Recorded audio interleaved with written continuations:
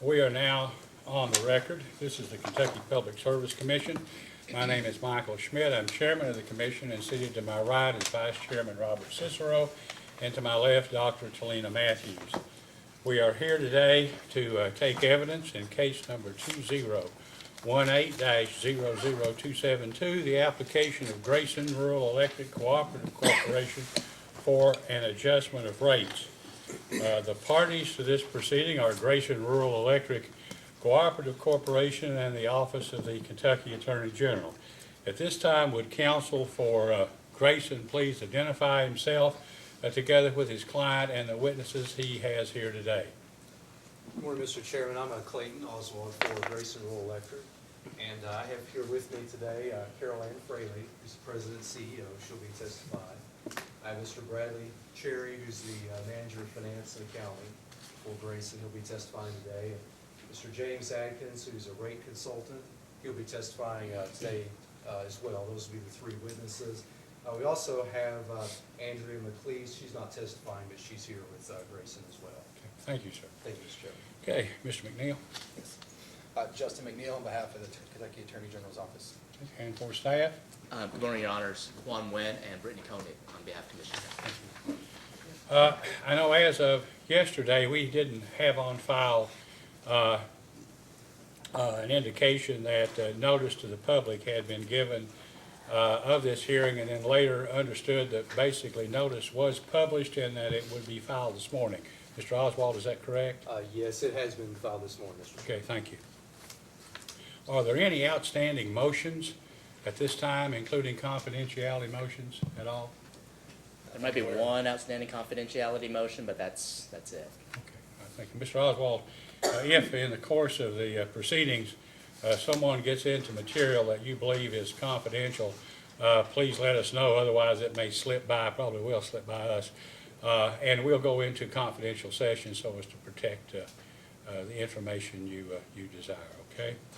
All right, at this time, is there any member of the public here, any ratepayer or customer of Grayson who would like to come forward and make a public comment to the commission, either orally or in writing? No one having come forward, is there anything that we need to take up before we proceed with the presentation of evidence? Mr. Oswald? I don't believe so, Mr. Chairman. Mr. McNeil? Nothing, Your Honor. Mr. Nguyen? Nothing else. All right, at this time, Mr. Oswald, you may call your first witness. Mr. Chairman, Grayson calls CEO Carol Ann Fraley.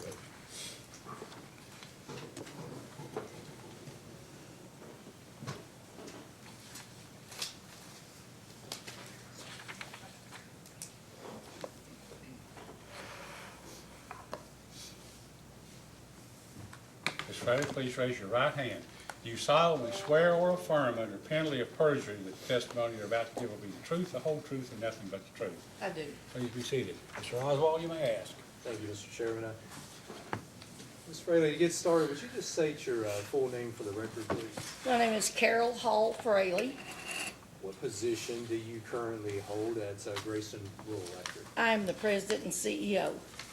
How long have you been the president and CEO of Grayson? 24 years. Can you tell us about your complete history of employment at Grayson Rural Electric? Well, I came to the co-op on Monday after I'd graduated high school on Sunday afternoon.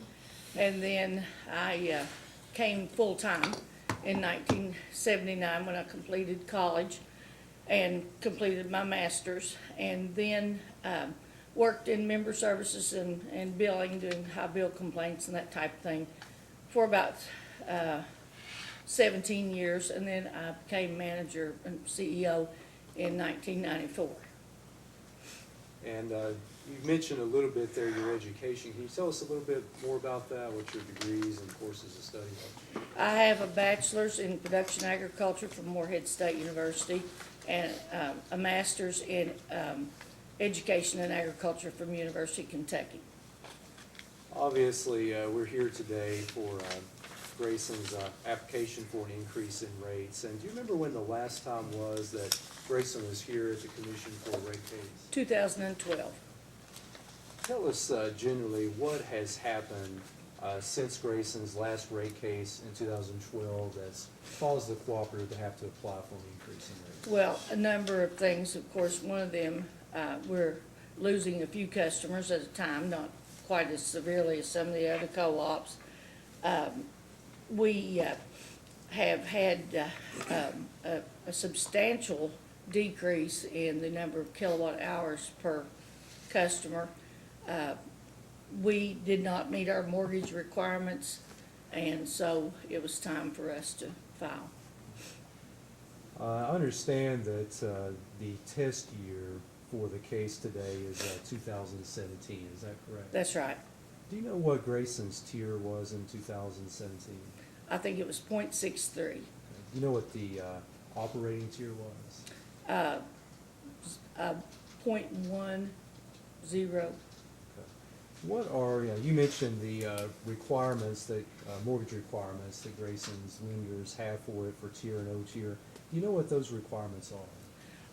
They are, let me make sure I'm telling you right, 1.25, 2 years out of 3 for tier, and I believe it's 1.5 for O tier, 2 out of 3 years. And what tier is Grayson? No, it's 1.1, I'm sorry. 1.10 Yes, for operating. for tier. O tier. Uh-huh. And what tier is Grayson seeking in this case? We'd like to have 2.0, and please excuse my, Oh, you're fine. I think, I have a code as well, so I understand that. please excuse that. How is the increase that Grayson is seeking in rates, how is it primarily being sought? In other words, are you asking for the increase primarily in the customer charge or in the energy charge? Just tell us generally speaking about that. Looking at our situation and our customer base, we're heavily residential. And of that group, a lot are at or below the state and federal poverty levels. And we took a look at the customer charge, and while that won't quite meet what it costs to actually serve a customer, it levels things for those customers who traditionally live in substandard housing. They use a high number of kilowatt hours. They don't own the property, so they don't make any effort to do any conservation steps. They, and this seemed to spread it across the board. They will know exactly month to month what to count on and the customer charge. And it also takes out a lot of the weather volatility. These people could be paying a $250 bill, and we have a cold snap, and the next thing you know, they're up to $500. And so we wanted to make things as level as we could, and we wanted to take as much of the volatility as we could out of that situation. And you talked a little bit about how that seeking an increase in the customer charge, how that would affect your members and consumers. How would that affect the financial situation of the cooperative itself by increasing the customer charge versus the energy charge? Well, it would meet our goals, but it would make it more across the board and more level for all of our customer base. Is the financial condition of the cooperative fairly dependent on the weather? It is. It is very dependent on the weather. How would increasing the customer charge affect the weather dependency of Well, Grayson? with the customer charge, that revenue would be there every month regardless of the heat or cool. And our members would also know what to count on. I figured a bill yesterday on a customer that I know struggles every month and has a high bill. If we did the increase through the customer charge, it would be a $7.50 increase that she would know about. But if we based it on a kilowatt hour charge, the equivalent increase, it would have made her bill go up $21 on just 1 month. And, she's not in a position to be able to handle those ups and downs in her bill. She does well even with assistance. and it would make a big difference in her bill. Are there any steps that the cooperative has taken to control or to lower its costs and expenses?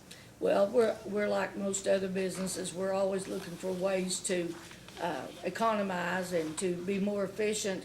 We have not rehired one retiree. We don't plan on adding any employees. We have one director less right now, and I believe our board will approve going to 6 members instead of 7. We buy through blanket purchases, we bid everything out. You know, just any way that we can to keep our costs as close as we can. You know, we bid our insurance, we bid out everything to make sure we're in the ballpark. And so we just, we have put iPads in our trucks, which I believe is a big improvement. It has helped us with routing instead of running all over territory that serviceman is assigned to. He can plan his day, you know, for a circuit route. You know, just a number of things that we're doing. We're utilizing programs available to us through our software, through our, you know, just anything that's offered to us that we can do that might help us keep our charges down without making a big investment in the program. We're trying to take advantage of that. You mentioned an employee that wasn't going to be replaced. Are some of Grayson's employees unionized? Yes. And which ones are? My outside, my construction, metering, and all of my outside folks are union.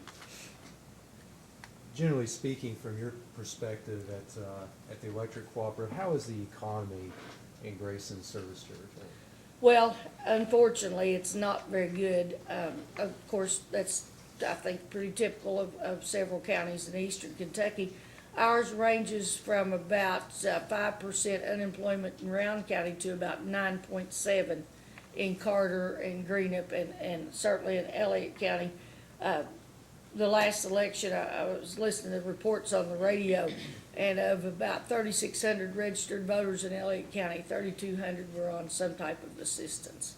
So, you know, it is, we have no new industry. We don't have anybody coming in to offer jobs that provide a living wage, and so we're pretty dependent on what we have right now. Since its last rate case in 2012, has Grayson added members or has it lost members? Or? We are slowly losing members. There for a little while, we've stayed pretty even, but we're slowly losing members. Mrs. Fraley, I know that in the documents for the rate case that you submitted some prepared testimony in this matter, and you sponsored or signed off on some responses to data requests. Would you like to adopt those as part of your testimony today? Yes, please. Mr. Chairman, that's all the questions I had. I'll pass the witness. Mr. McNeil, cross-examination. Yes, thank you. Morning, Ms. Fraley. Good morning. I want to start with capital credits. Yes. I believe in a response to Attorney General data requests, you indicated you have no current problem paying capital credits. Is that still No. the same?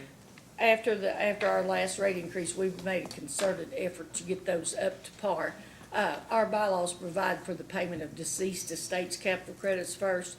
Those are current. That was a goal we worked really hard to achieve, and usually they're paid within 30 days. Okay. And so going forward in the future, you don't foresee any problems paying those going forward? I would hope not. That would be a priority with us to keep those current. Can I ask one question? Sure.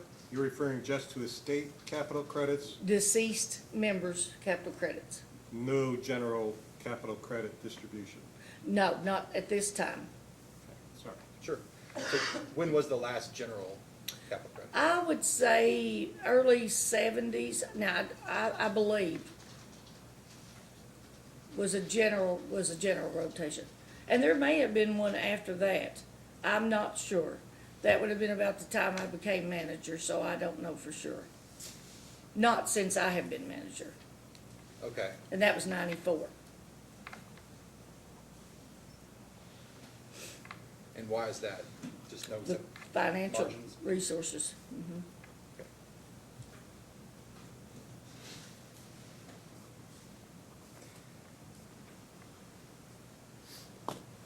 I'm curious about, I want to move to director's fees.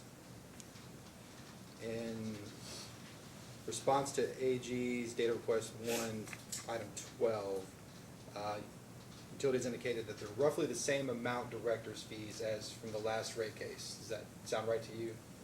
Up until this year. Mhm. So it wouldn't have been in the test year. Okay. Are you familiar or aware with the commission's concern from the prior rate case on that level of director's fees? Yes. What have you done to address that concern? Well, most of the majority of our board now has their credentials offered through NRECA, and there is not, well, and one director decided to retire for health reasons, and the board took a hard look at that and the costs per director, and I don't believe that they intend to fill that seat. Matter of fact, they're looking at some bylaw changes right now that would allow them to reduce the board to between 5 and 7. But at this point, they have no plans to add anybody to the board. If anything, it would be a reduction more or less through attrition. But we recognize the fact that that is an expense that we can handle as well with 5 as well as 7. So, yeah, I want to be clear on that. So, are you saying that co-op sort of took in the opportunity to not fill the seat of the retiring board member as a way Yes. to cut expenses? Yes, at this point. Now, I don't believe that they will, but then I'm not a board member. So there's been no board action on No. that policy yet? No, Okay. sir. And I think in an answer you had said there was one retiring, but I want to be clear, were you also thinking that you might remove another board seat from a county that had 2 directors? That's very possible. We have 2 counties that have 600 and 350 members. And with Greenup County and Lewis County, that has 300 members, we combined, it can be and/or. A director could be elected from Greenup or Lewis. So we're looking at a possibility of doing the same thing with Lawrence County, who has, about 600 and some members, and combining them with Elliott, which right now has 2 directors. So if we could do that, and especially if there was an opportunity to do it through attrition, when somebody retires, I think that that is a very distinct possibility for our board. So it could possibly go to 5 seats, that's a very real It could. possibility. Do you know if that will have the sort of estimated savings that you thought? I think the number was $40,000. Do you I have any believe idea? so. Mhm. Okay. And you also mentioned that most of the directors now have their RECA credentials? Yes. Are there a few that do not? I think we have one, Okay. and he is a businessman and younger than the others, and sometimes the opportunities just don't present themselves for him to finish everything. So in terms of then the expenses that they have going to the meetings or trainings, have you thought, tell me how the reasonableness of those expenses are looked at? Well, our board recognized this, quite some time ago and began to take action to address this. For instance, they can go to the national meeting and, of course, the East Kentucky annual meeting and the statewide annual meeting. Then they have a choice of a number of days of other meetings that they can attend. So, it's not just, I want to go to every meeting. It is pretty deliberate on the selection of the meetings that they attend. And that's capped, I believe, about 10 days. Have you looked at sort of a rotational policy, so the ones that have their certification go to a certain training, come back and tell the other board members what they learned, something like that? Unless a class is for, you have to take it Right. yourself for credentials, they pretty well don't repeat classes, like they wouldn't take the 900 series classes twice. Now, if there's new information or if circumstances have changed, then they might repeat a class after, say, 10 years or what have you.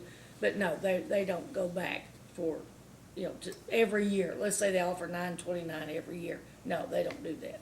Is there a formal policy that sort of recommends that, or? Yes, there is a board policy that, it pretty well keeps track of the number of days that they are allowed, the meetings that we encourage them to attend, and the number of days that additional. So is that the policy that says you have 10 optional days? Yes. Okay, but there's no direction on whether they can use those days however they want, is that right? They can, but we keep a list in front of them all the time of the classes that they have taken and the dates that they took them. And so we know and they know if they have been to those meetings recently, or if there's something new coming from NRECA or one of the other organizations that says, this, you need an update on this. This is pretty crucial to what you're doing. Then they might go back for a second time, but it would not certainly be within, just a few years. It would be a complete update of that whatever they're working on at that particular point in time. Did the utility or the board consider reducing those 10 optional days to 9 or 8? We have not. I think they certainly would, especially if we lower the number of directors to 5. Okay, so that's something that I would think so. Do you know how many of those optional days go unused every year? No, I don't. I don't know. I'd have to count them up and see. I know they get a report every month. It's in the board material. But as far as me sitting there looking at it and saying, well, now you've been 30 days and you've been 2, no, I do not know.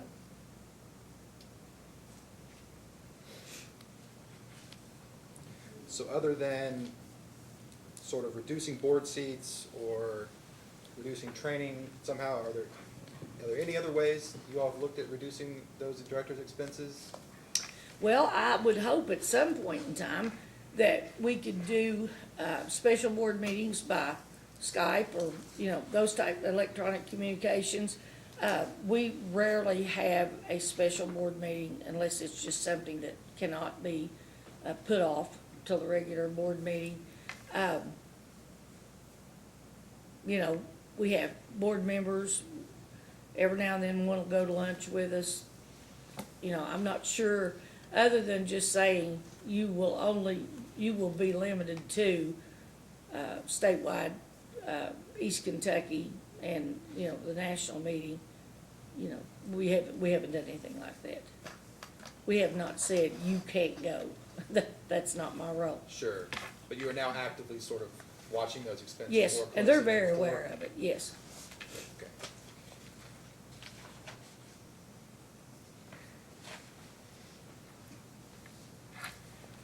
So, then, are you also familiar with the commission's concern regarding wage and salary increases from the last rate case? Yes.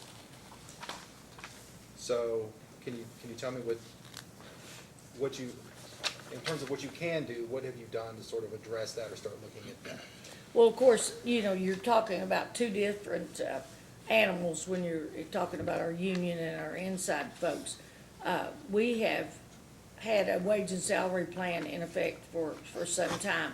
And we recently, as a matter of fact, I think in 2017, we just redid that and brought it up to today's levels.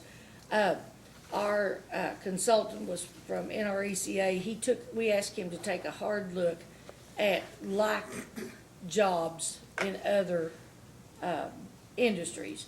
At home, probably one of our biggest employers, of course, is Marathon. Then we have small plants up and down the river, the Ohio River and the Big Sandy. The biggest employers other than that are probably our school boards, state highway departments, that type of thing. So we asked them to look at the skilled labor and we asked them to look at the clerical and that type of labor. And for the tri-state area, which includes Huntington, West Virginia, we're about 40 miles from Huntington, just across the river from Ironton, Ohio, southern Ohio, Portsmouth, And then, all around us to look at the job trends and the wages for like jobs. And then we asked him to look at the co-op jobs and what similar jobs paid. Most of ours were just real close. There were a few that we had, to make adjustments on. But, I think that ours is as good as, maybe not any better than, but the surrounding area. So you've done a lot of work to incorporate more than just other co-op utility Yes, sir. pay scales? Yes, indeed. Because, there's not always a co-op. And Right. so we have to compare, just like with us, our linemen, we compare that with our skilled laborers, like our welders and those types of things. And is that wage and salary plan is updated every 5 years, is that right? Right now, yes.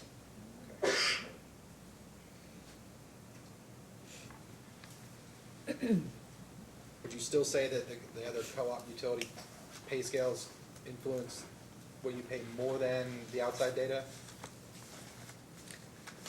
Pardon me? So when you look at setting your pay, do you think the other co-op utilities influence your pay more than outside employment, outside jobs? Well, considering the labor market, I don't know how much you know about it, I'm sure our commissioners do. There is a very high market for linemen, first-class linemen. If I don't pay these people enough to make them want to stay at Grayson, and if you'll look at our retirement and our turnover rate, which is practically nothing, you will see that I have to pay these people to keep good people and not have any more than I have to. If you have good labor sources and they know your system and they stay with you 25, 30 years, they save you money in the long run. And they also contribute to your safety record because they know how we work. So we are aware, let's say that, we're aware of what the other co-ops pay.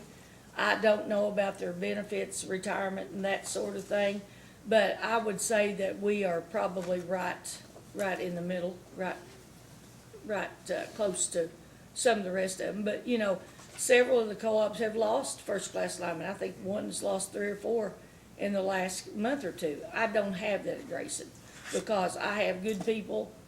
They stay with me. We take good care of them. We depend on them, and our members depend on them.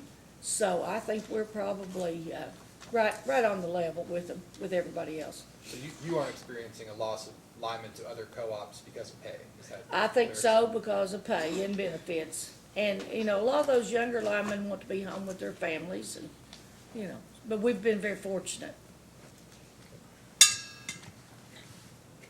When you look at the difference between the union and the non-union employee pay, is it fair to say that the non-union employees are usually or almost always receive the same incremental increase that the union employees have based on the union contract? Yes, Is that a policy of Grayson to No. always, it is not.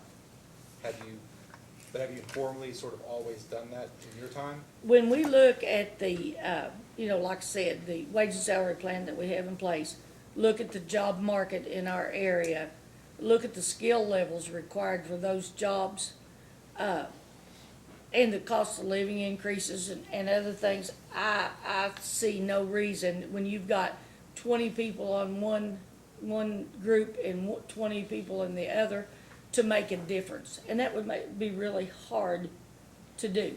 It would be very unpopular, first of all, but it would be, I think that's a bad business practice to say that you are safe because you work inside and you've got people, running into schools with guns and everything else. I see no reason, and my board does not see any reason to make a difference in those folks. Would you say then that when you negotiate the union contract, which is it every 5 or 6 years? Is that Right about now, we're on a 6-year contract. Mhm. So that essentially that contract sets the pay scale for your entire utility for that term, that's 6 No, years? no, I would not say that. Our union contract is usually negotiated in the fall of the year that the contract is up. It goes into effect January 1. My wage and salary adjustments go into effect in September. They're handled completely separately by the board. But yes, probably they have an influence on it. But, well, at the end of the day, you're gonna give the non-union employees the same incremental wage raise as is in the union contract, right? That is the way it has normally happened, but that's two separate ballgames, you know. We don't do that we don't say, oh, well, we've got the inside taken care of because we've already done the union contract. So I guess what I'm getting at is it seems like the utility is sort of inflexible in how it can change what it wants to pay employees. If for 6 years they're paying the union these wages and on a raise, schedule raising, and also matching non-union employees to that same raise. Have you thought about negotiating on a shorter term? We did. For many years, we had like a 3-year contract. But, you know, we just don't have turnover, we don't have controversy. And so we're able to do that for a given period of years. Like this year, it's a 6-year contract, and it was not to their advantage. And it will serve us well until we get through our financial issues and come out on the other end. So, you know, and sometimes it's more, I can't pay them if I don't have money, right? They understand that. They'll work with me. The same way with my inside folks. So you know, my board and I, none of us see any reason to make a differential in those employees. Sure. So it took, from the commission having concerns about the wage and salary increases from 2012 to 2013, it took until fall of 2018 to implement that into the union contract. Would you say that's fair? Well, the contract wasn't open. Right. So I couldn't do that. Right. But certainly when we saw that we were gonna have to go in for an increase, then our negotiations were severely curtailed. They were cut way back. So yes, we did not, we just said, look, you know, we're going in for a rate increase, we don't have it. And they said, okay, we'll work with you. And so we did foresee this, and we did negotiate a contract that would support it. And would that run until 2023? Is that right? I believe that's right. Mhm. Going forward, will you maybe look at shorter union contracts if possible? If everything is on par, I think we would stay with the 6-year contract. If it isn't, then I think certainly that you tailor your contract to the needs of the co-op. So what do you mean by if everything's on par? You know, if everything's good, we're not looking at any rate increases. We're trying to keep all of our expenses down. We're making a concerted effort to do that. And if the cost of living considered and what the other co-ops are making and the job market in our territory, then I think that if that is all stable, then I think that we would probably do another 6-year contract. Of course, I won't be there. I'll probably be retired by that time. But if things are volatile like they are right now, I think certainly a shorter contract would be in order. Fortunately, this contract was in my favor, and it was to our benefit, the co-op's benefit, to negotiate a 6-year contract. Just because you had leverage, I guess, to say we need lower rate. They know what the situation is. I don't have anything to hide from them, and I wouldn't. So they knew that we were going in for a rate increase. They know what the circumstances are, and therefore I was able to negotiate with them to that end. But unless the co-op has a very bad year the year before the negotiation, you might not know whether you're gonna.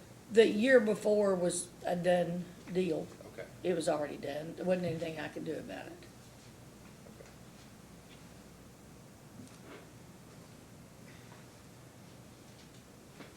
Would you agree that the utility considered the overall health of the utility's finances when it made those wage and salary determinations?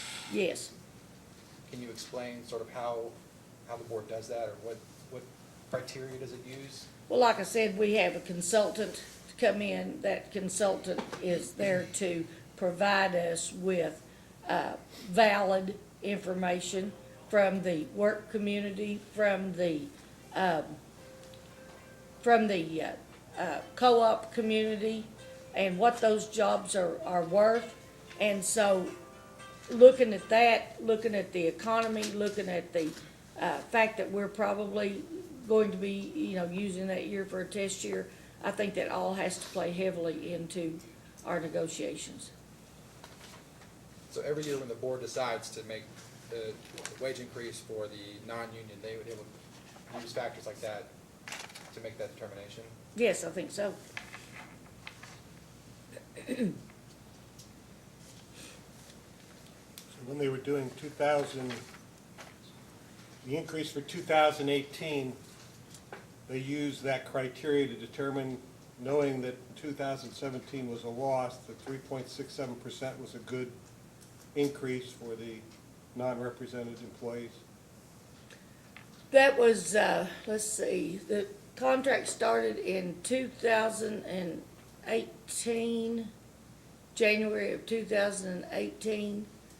And how much did you say the percentage increase was? For non-represented employees, 3.67%. I think the Attorney General was asking the question, how the board went about determining what amount of money should be budgeted for non-represented employees, because you indicated that since the union employees were under contract, that was a done deal. Mm-hmm. So he followed up with a question regarding how the board determined what percentage or how much money to budget for non-represented employees, and whether the current financial condition of the company played into that. And I'm asking if the 3.67% that was allocated was something that the board did in consideration of the dire financial conditions of Grayson.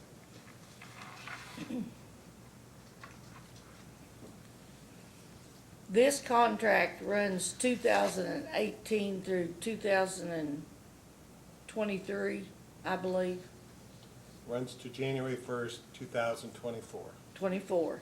Okay, so 2018 was the last year of the First former- year of the new contract. first year of the new contract. Well, I hate to say this, but the amount of increase that those folks got was quite a bit less than 3.6. Now, if you base an increase on what the inside folks make, it may have come up to be more, but short of just saying how much of a raise my union got, No, I'm talking about non-represented. I'm talking about non-representatives, okay, I'm talking but- about non-union people. okay. So if my union people got a certain amount and my inside people got a certain amount, and that is not, well, the last contract was negotiated up through the end of the year 6 years ago, or 6 years ago. All right, now the new contract is gonna run 6 more years, all right? So the last year of that contract, I couldn't have done anything about without opening the contract. Now, if we looked at the wage and salaries of surrounding areas, the jobs in our areas, the plants, the banks, the school boards, that type of thing. We looked at surrounding co-ops, then, and the cost of living. I don't believe there was any reason for a difference in the two. So, your 6-year contract basically provides from anywhere from 1.5% to 1.9% increases through the 6-year life for union members, Yes, okay? I don't know Your what those. non-represented employees, it runs 3.67% to 3.67% in 2017. I will be asking a question on what it is for the coming years, but 3.67% was what it was in 2017. So your office employees, starting at 2013, it was 3.29, 2014, 4.12, 2015, 3.96, 2016, 3.81, and 2017, 3.67. All of those are well above what the cost of living is for the area or for the nation as a whole. So I'm wondering, given Grayson's current financial condition, they're not within their tier, they're in violation of their covenants, they have a financial crisis, why are those type of increases continued to be given to the office employees or your administrative staff? What is the board, what's the board using for the basis? Well, like I said, I think they're using the basis of like jobs in the region, in the territory. I think they're looking at like jobs in the other co-ops. I think they're looking at cost of living. I think they're looking at skill level. I think they're looking at the distance that these people have to come to work. I think that, I would say at least a third of my inside people are staff. They don't get overtime and all these other things that go along with it.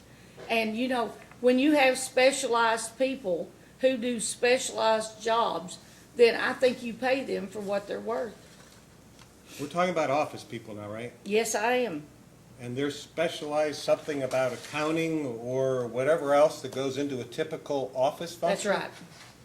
And you think that they should be paid above what the area is? No, I think that they should be paid what they're worth. I have a whole line of questioning. I'm gonna let you continue with That's yours. fine. We're gonna have more I better get me discussion. some water, hadn't I?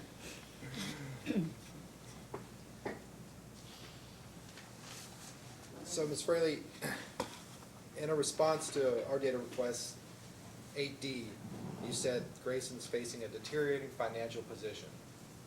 How long would you say that's been the case? Well, based on the weather, at least the last 2 or 3 years, we thought we were going to have a really good year this year, and we got down to about June, and it just completely rolled off the page. We are losing a few members. I don't believe that's a big issue right at this point. I think it could be, but I think that the fact that we've gone from about probably 1,400 or 1,500 kilowatts usage a month to about 1,150 has had a lot to do with it. I think our demand side management and our energy conservation efforts have exceeded themselves, and so I think a number of things have contributed to that. So you say it's been about 2 or 3 years, you think it's been deteriorating? The first couple of years after our last rate increase went So- very well. When did you start seriously considering another rate increase? Probably the beginning of 2000, probably about midway through 2016 or going into 2017, we began to look seriously at it. Again, the weather plays such a big part that if the weather had been normal, then I think that it would not have been such an abrupt situation. Just like last month, there was 159 degree days difference from one month to the other. It's just so volatile, and that plays a big part with our financial condition. So if you were finding that a position was deteriorating and beginning in 2016, what made you wait till mid-2018 to file? Well, for one thing, we were looking at, not refilling jobs, those types of things.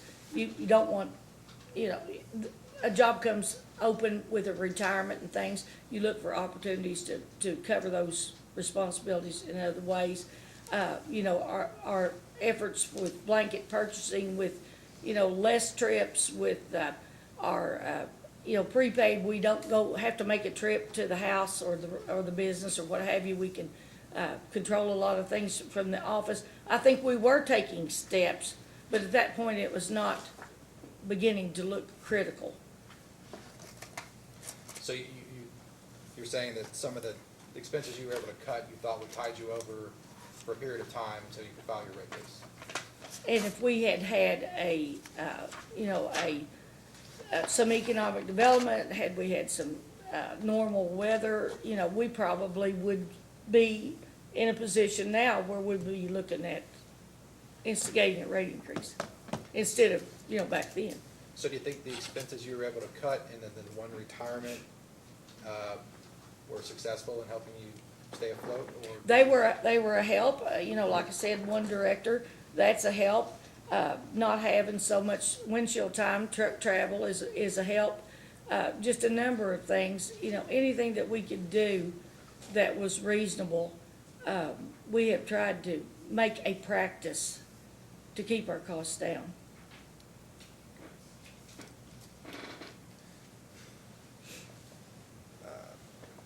Grayson does not require employees to contribute to health insurance premiums, is that correct? That's right.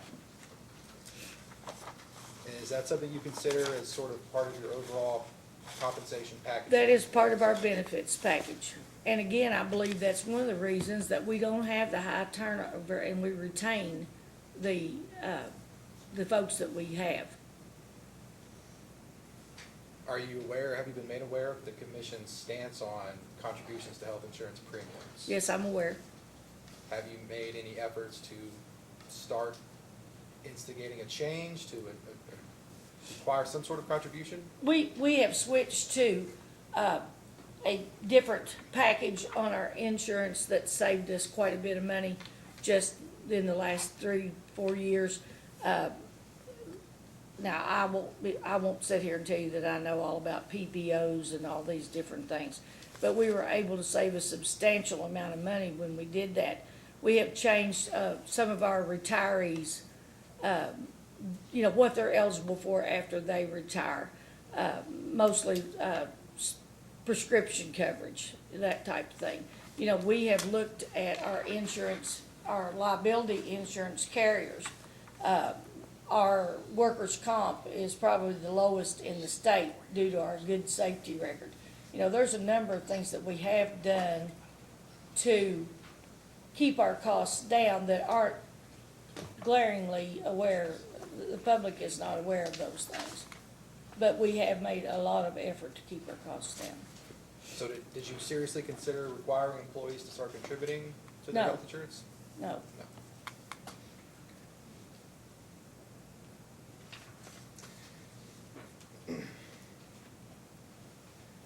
Now, isn't it correct that Grayson has retained a different attorney during the pendency of this rate case? Yes, we have.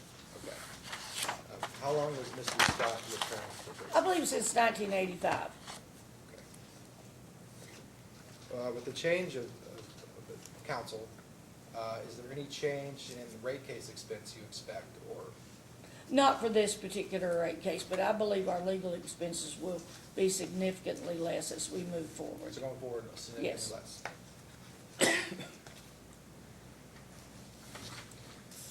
Do you know if Grayson owes any back pay, outstanding invoices, residual fees to Mr. Scott for services rendered? No. We got a bill this week, I think it was $300 some dollars for things that he did there, before he, chose to leave us. And, but we may get one more. Is there anything contractual that the utility is bound to keep, any kind of compensation you're bound to pay to Mr. Scott going forward? I believe so. Can you explain what that is? I believe that he will receive medical insurance. Is that for him, his family? It's for him and his wife. Okay. Is that, how long is the term on that? Oh, gosh, that, of course, our insurance is year to year, but that's been in effect since probably early 90s. That was a negotiated point in his contract at that time. So would that last for his life? Is that what Yes. is expected? Yes, would. In his employment contract or in his consulting contract as a lawyer? Well, he was not an employee, so I guess it was his contract as legal services. You were paying his health insurance? Yes. Go ahead. The last thing I have is in the Attorney General's first data request, item 16, we had asked for board meeting minutes up Yes. until the date we filed, and we would just like, as a post-hearing data request, to have any board meeting minutes from then, about November 30th to present, November 30th of, 2018 to present. Okay, And we'll all put right, this yeah. in writing for you. we afterwards. can provide those. You want November, December, January, and February? Whatever has been, whatever has happened since then. So, Okay, yes, we'll thank you. we'll do that. That's all the questions I have for now. Mr. Noyens? Yes. Questions? Good morning, Ms. Fraley. Good morning. Just a couple of questions. When you were on, I guess it was direct examination by your counsel. Yes. You mentioned that the increase in customer charge would have a benefit to those residential customers that are lower fixed income. Is that correct? Yes. Okay, and you mentioned that they would see less volatility in their bills? Is Yes. that correct? Okay. And why do you say that they would see less volatility in their bills? Well, the charges from the co-op, as far as the fixed charges, like the customer service charge, would be a certain amount that they would know every month. The volatility would be in their usage, and so many of those people live in substandard housing, and like I said, they don't own it, they're not gonna make any conservation efforts. They're basically going to run up a big bill and move, Okay, if you catch my so, drift. so you're saying that on average, low and fixed income customers consume more energy on a monthly basis than, say, your typical residential customer? Unfortunately, many of them do. Okay, so do you know what the average residential customer usage is? I think about 1,150. So if you look at Exhibit I to Grayson's application, Let me see.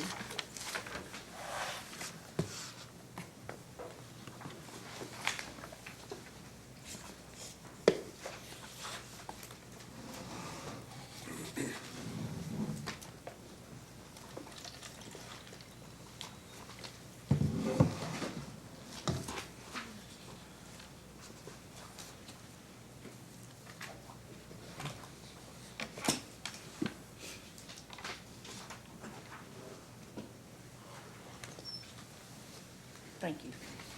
Okay, okay. So this schedule is the average bill for residential rate class, for Schedule 1 domestic, farm, and home service, is that correct?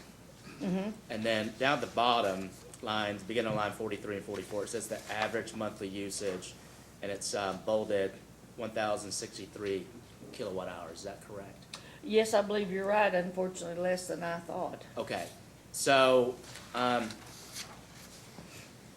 has Grayson conducted any studies or analysis to determine exactly what, how you would characterize what a lower fixed income customer would be, for one? And No, we then- have not done any formal examination of that. We've kept a close eye on the revenue from LIHEAP and the number of people who are participating in that. That's the Low Energy Assistance Program. We've looked at those bills. Typically, the folks who qualify for LIHEAP are the high-end users, simply due to substandard housing. Okay, so those would be well in excess of 1,063 kWhs per month? Pardon me? So they would consume more than Oh, 1,063 yes, kilowatt yes. hours a month? Okay. So when you say you keep an eye on it, do you have a report or something that's done monthly that lets you know what that is? We have a report done monthly, the number of the names and the members, and we look at their usage, and it is invariably quite a bit higher. Now, we've not done anything formal on that, but, you know, we are aware of that, because mainly, those are the people that we deal with year-round. It's not just a high bill in the wintertime, it's a high bill in the summertime. So, you know, we're very painfully aware of their usage histories. So your response was, yes, there's a report, but not yes, that you analyzed? You just No. have a report of LIHEAP? There is a report of the number of members and who they are and what monies they receive, but no analysis on the kilowatt hour usage. Sorry. No problem. And you also mentioned that Grayson's heavily residential with lots of low-income customers, is that correct? Yes. Do you know what the percentage of the residential customers would fall into the low-income category? I would say, I'm guessing. Sure. I would say at least 25%, Okay. and maybe more.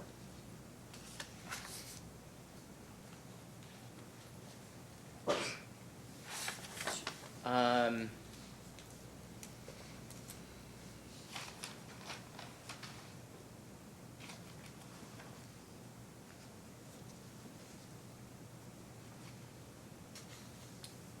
So going back to your testimony, at, I think it's on page 2. In your question response to the reasons for Grayson's need for an increase in revenue from rates, and you mentioned that Grayson needs a level of margins that provides for, 1, its operating needs, 2, to maintain its mortgage agreements, and then 3, to pay capital credits. You've already discussed the capital credit portion with the Attorney General's questions. To the extent that Grayson needs a rate increase to maintain certain financial metrics for Grayson's lender, do you know what the year-end 2018 tier is for Grayson? It looks like it's gonna be about, 0.63. It's gonna be low.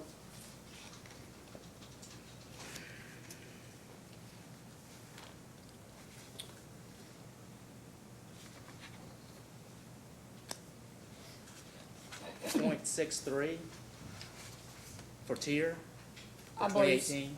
Now, we just got our financials yesterday, so I'm not going to, I believe that is the number that I remember, Who would know that for sure? Mr.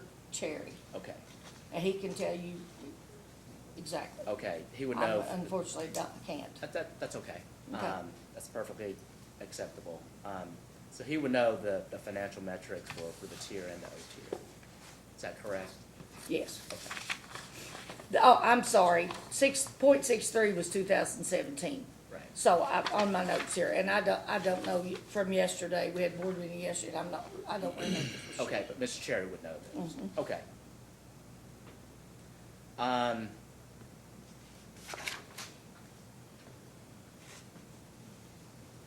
So you wouldn't know what Grayson's operating tier would have been for the 5 prior years before 2017? No, I do not. Okay, Mr. Cherry would know that as well? Probably, I'm sure he could find it, I don't know if If he not, has we it can ask that as a- memorized for the last 5 Okay. years. Fair enough. And has Grayson been contacted by any of its lenders regarding its failure to meet any debt covenant requirements? Has not? No, Does Grayson report that to its lenders? That I is- would think that we are obligated to do that. You would think. I know we are obligated to report that. Okay. And besides, they get our Form 7s and all of our other financial reports, they would know that. Okay.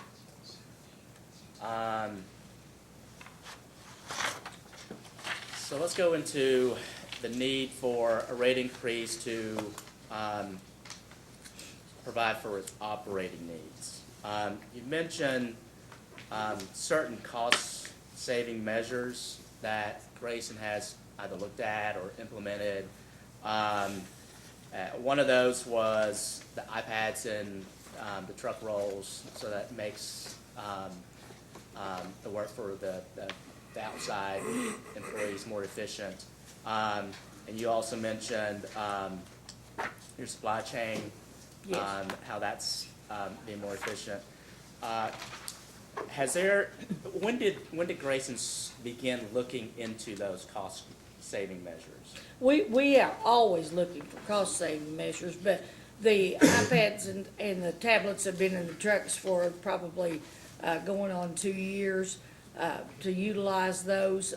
And that has changed a lot of the work actions in our billing department, getting the information to that maintenance employee and the completed information back, a lot less paperwork, those types of things. We've been utilizing the purchasing arrangements, the practices for a number of years. We don't just buy from a vendor. We bid out and look at the costs. We buy in bulk when we possibly can, that type of thing to keep our costs down. So that isn't something that's new? No, that's something not, no. always been a practice for Grayson. Even before the last rate case in 2012? Yes, and another reason that we look at a multitude of vendors is because we are on the northeast corner of the state. We're not a big co-op, and so if we have a storm or something, we're not always a top priority for some of those vendors.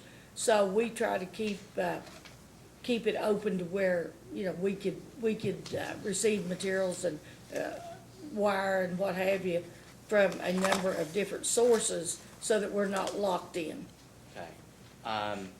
Has Grayson quantified how much cost savings these measures have resulted? No, not at this point, but, I don't think either you can measure customer satisfaction. We had not been using the tablets very long, and the gentleman called in, I think, about a nightlight. And we said, we'll send him the information, through electronically. And he laughed and he said, he just pulled in my driveway. He was in that area and was able to get that, where, he may have been who knows where and had to come back. But, or waited till he came in the office that evening to pick up paperwork for the next day. So it has definitely had an impact on our expenses as mileage and truck time and work time, those sorts of things. But you've not kept track to see how much It's reduction very in those difficult. mileage and, It's difficult to quantify. No, we have not. We've not been that active, that long to get a good test for it, and we have not. I guess the baseline could have been before you implemented it, and then what Before, would those yes. reductions been the years after you've implemented? Well, and a number of things contribute to the savings too, like the prepaid. We can turn the service on or off in the office. You don't have any mileage for that. You don't have any labor for that. There's just a number of things. It would be hard to just make it specific to the tablets or the iPads in the trucks. But I think if you look year to year at the decrease in mileage and that type of thing, you could see the difference. Okay. So I guess my last question on this would be, what precipitated Grayson to take a look at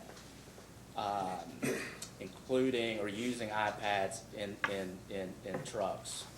And what was the factors to, I guess, for you all to sign off on using that? What were the criterias that were used to determine, one, the measures using an iPad would be, result in more efficient work, and then what were the factors that you all considered in signing off on it? Well, I think that has a number of different elements to it. 3 of our maintenance men do not report into the office. They go straight to the field because of the distance over our service territory. From Lawrence County to Lewis County, on the Ohio River, you could be in Lexington from Grayson before you could be across our system. And of course, our terrain is rough. And so if we can send an electronic communication to them that they get immediately, that day that the application comes in, then a lot of times those are much quicker response time, and, it doesn't have to wait a day or two to get to it. I think too that they the response time back so we can actually finish up, that paperwork and the completion of whatever transpired out there has a big part of it. Of course, like I said, we had one retire during the test year. We had another employee leave during 2018. We were able not to replace her. And so that left us with a reduction in our clerical staff, which was pretty difficult. And the electronics communications has helped us save replacing that employee. So I think also you don't have a lot of paperwork in the folder in the front seat of the truck.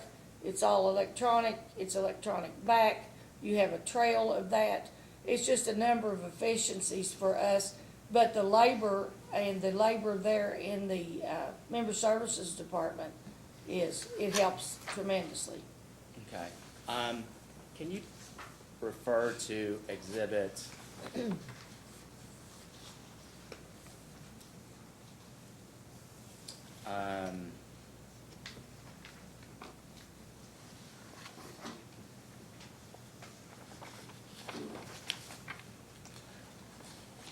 let's go to exhibit 18 of the application, please.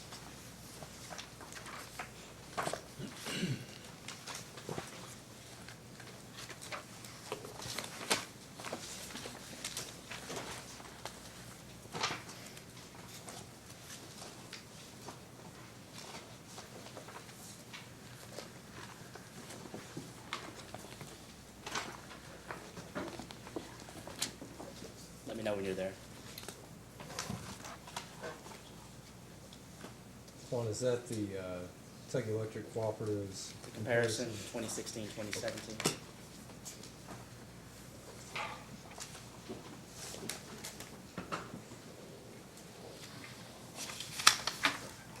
Okay? Okay, so this exhibit shows the statistical comparisons for operating expenses, average annual basis for all of the distribution cooperatives in Kentucky. So the first group, it's broken into three groups: EKPC, Big Rivers, and TVA group. If you just focus on the EKPC group, and it's the 8th column over from the left, where it says total expense per consumer. Do you see that column?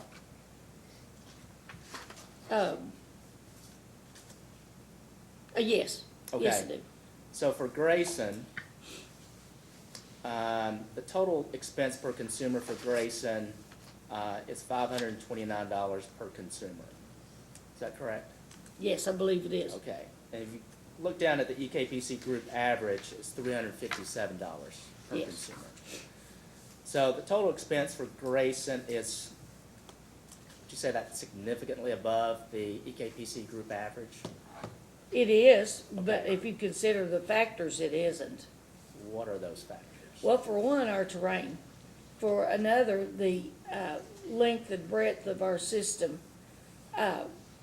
For another, our density.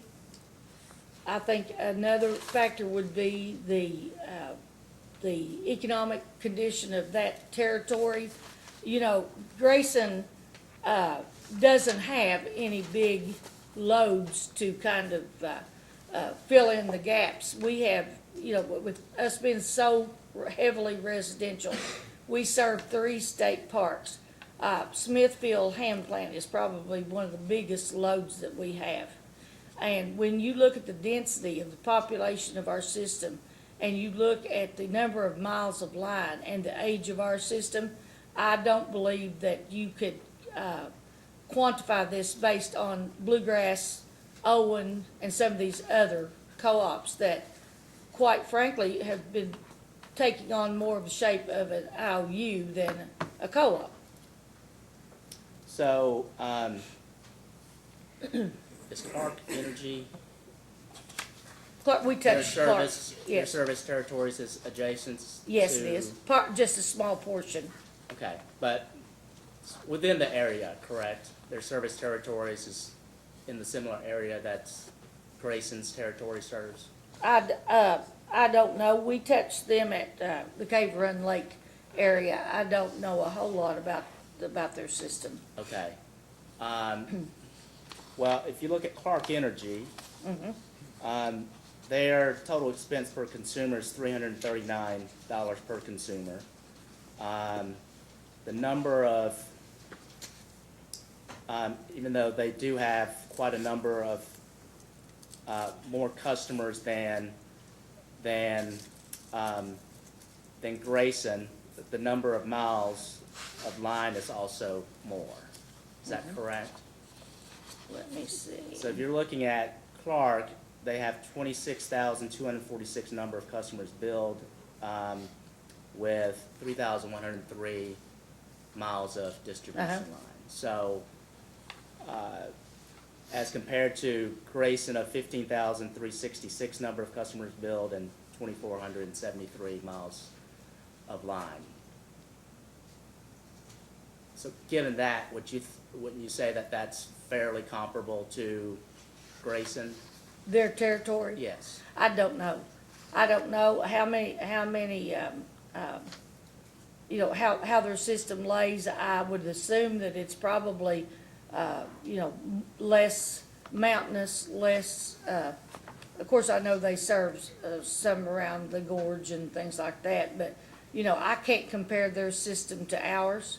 I can't compare their work habits to ours. I don't know. Okay. So, any of these other distribution cooperatives in EKPC, you wouldn't have any familiar knowledge with their terrain, their customer density? Big Sandy, Licking Valley, those that are closest to us, I Okay. would, yes. So, if you take it Licking Valley, the total expense per consumer is $382. Okay. Similar number of miles of line, 2,070 versus 2,473 for Grayson. And then similar number of consumers billed, 17,339 to 15,366 for Grayson. But yet, their total expense per consumer is almost around the EKPC group average and well below that of Grayson's. Is that correct? Let's see. Theirs is 382 and ours is 529. So if you take a look across each of these categories of distribution costs per consumer, you've got distribution operation per consumer, distribution maintenance per consumer, total operation and maintenance per consumer, consumer accounting per consumer, consumer information per consumer, administration and general expense per consumer, all except for distribution operation per consumer for Grayson exceeds the EKPC group average. Is that correct? For Grayson? Yes. All exceeds? All exceeds the EKPC group I average. have not looked at this, but I would think that you're probably right. So let's go down distribution maintenance per consumer. Okay, Grayson's is $228. EKPC group average is $128. Is that Okay. correct? For total operation maintenance per consumer, EKPC's group average is $210. Grayson's is $310. Consumer accounting per consumer, Grayson is $70. EKPC group average is $57. Consumer information per consumer, $18 for Grayson, $9 for the group average. Administration and general expense per consumer, $131 versus EKPC group average of $81. So overall, each of those categories, Grayson's per consumer expense is greater than the EKPC group average. Is that what it shows for 2016? that Grayson's is higher, yes. Okay. And then if you flip over to the second page, this is for 2017. Okay, Total expense per consumer for Grayson's 568. So the expense per consumer has increased for Grayson from 2016. Is that correct? From 2016. 2016, let me see. Grayson 2016 was 529. Okay, this is 2016, and this is Grayson, 529, and 2017 is 568, yes. So there's been an increase in, Yes. okay, total expense per consumer. While the EKPC group average has gone down. So the EKPC group average in 2016 was 357, in 2017 was 351. So do you think that the cost-cutting measures that Grayson had implemented within the last several years has reduced Grayson's expenses? I think that the cost-saving measures that we have implemented have kept our costs from escalating even more. We don't get the weather patterns and things that the rest of the state gets. We base our degree days and our heating and cooling information and our heating and cooling analysis on Huntington, West Virginia, information. Many times, I think, well, you probably weren't here, 2003, we got a devastating storm that none of the rest of the state was touched. Our terrain is so difficult and so treacherous, I can't compare them to some of the other co-ops. I don't have the businesses, the large powers, those types of businesses to kind of spread some of that over. I don't have the industrial accounts. I don't have that. And so Grayson's costs are higher, yes, but I think they're justifiable. Are you saying that extreme weather events caused? I think that a lot of it, we've not had a lot of storms in the last 2 years, but we have had significant instances that maybe cost, $50,000 or $70,000, and the other co-ops didn't get those. And I think that the way that our terrain lays and the distance across the system matters. I think that our collections and of course, our write-offs have come down significantly with prepaid. But yes, I think there's a whole different set of circumstances for Grayson that are different from the majority of the co-ops in Kentucky. So we looked at Licking Valley, Yes. correct? And Licking Valley's, the 2016 total expense per consumer is $382 versus Grayson at $529. Right. Are you saying that an extreme weather event caused That much? expenses to increase for Grayson and not for? No, that's not what I'm saying. I'm saying that I don't know about Licking Valley's expenses. I don't know what they pay their directors. I don't know what they pay their employees. I don't know about their truck rotations, how they purchase their trucks. I don't know about their purchasing practices. I know nothing about those types of things. I know what happens at Grayson, and I know that we reuse transformers, we reuse meters. We've had, I don't know about Licking Valley's turnover, but I do know what happens at Grayson. And I think a lot of ours is simply based on weather, terrain, and the territory that we serve. And that's the only explanation that I could give you. Do you have, or does Grayson have, communications with other distribution cooperatives? We on do, a of course we regular do, basis? yes. Do you share best practices amongst each Yes, other? we do. Considering that Licking Valley's total expense per consumer is about $140 less than Grayson's, would you think that it would be wise to reach out to them to see what We they're do. doing that's different than Grayson, and perhaps maybe learn from them and then learn from you? We do. We share with them quite often. We share information on our metering programs. We share information on our safety programs. We share information on our procurement programs. I don't think there's a co-op in the state that I couldn't call right now, and do often call and ask for their, information or how they're doing something. But, you know, like I said, each co-op is different.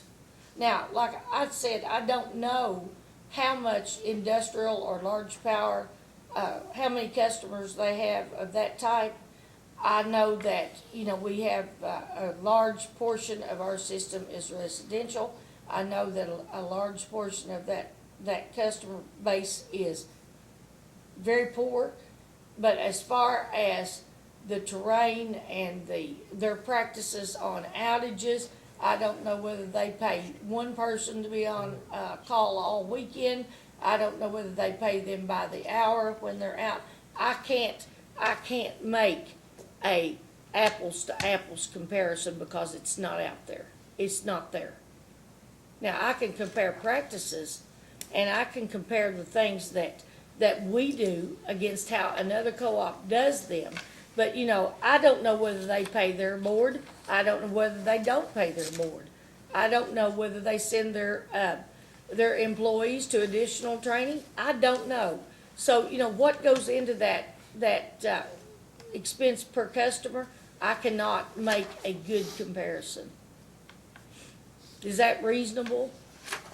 The only thing that this shows is that Grayson's total expense for distribution operations is significantly higher than the EKPC group average, and that Grayson's is the highest out of the 16 distribution member cooperative.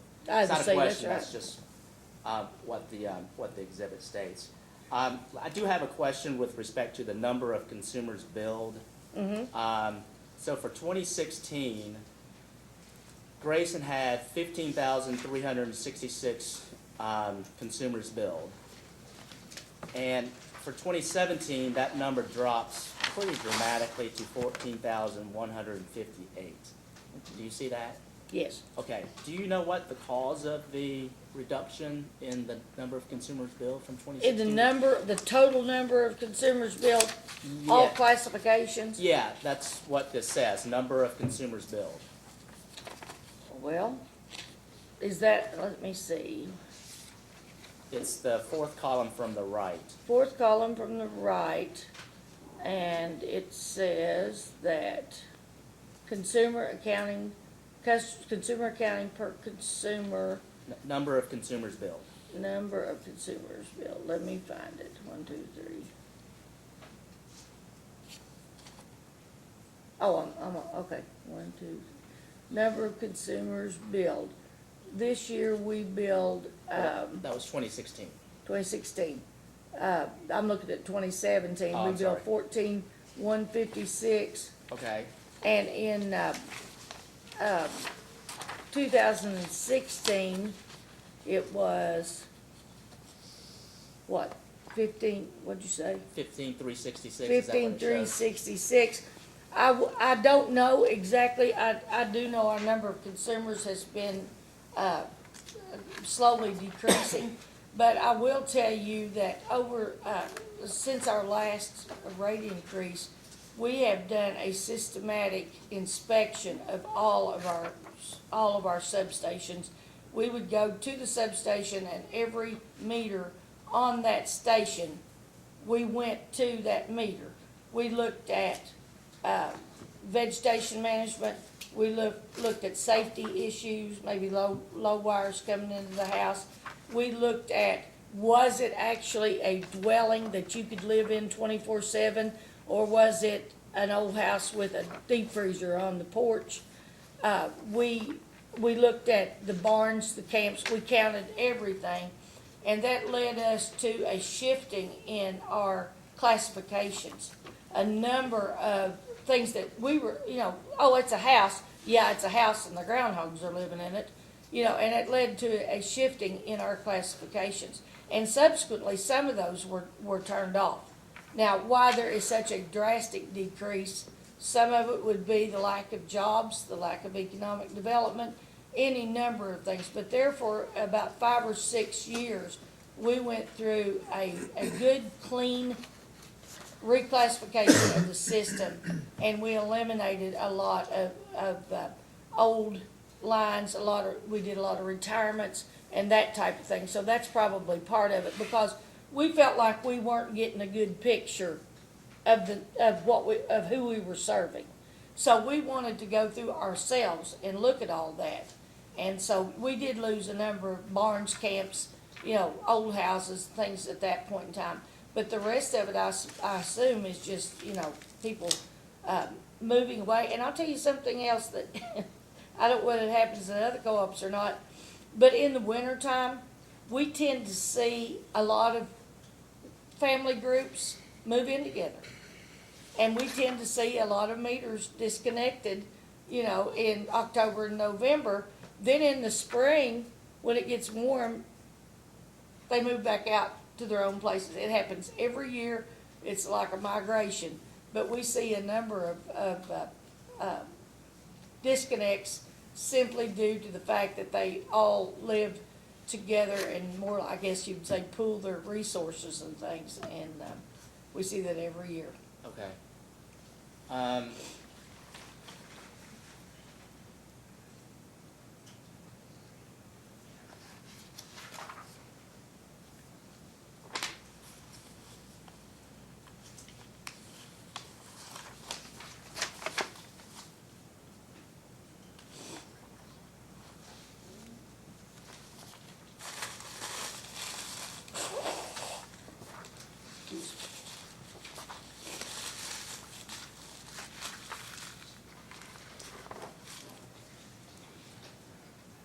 So can we go back to the Oh, thank you. director's, board of director expenses? Yes, sir. You mentioned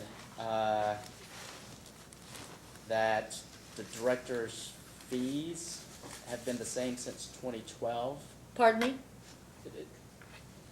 I think I have it written down right, but did you mention that the board of directors' fees have been the same since 2012, except for the last year in 2018?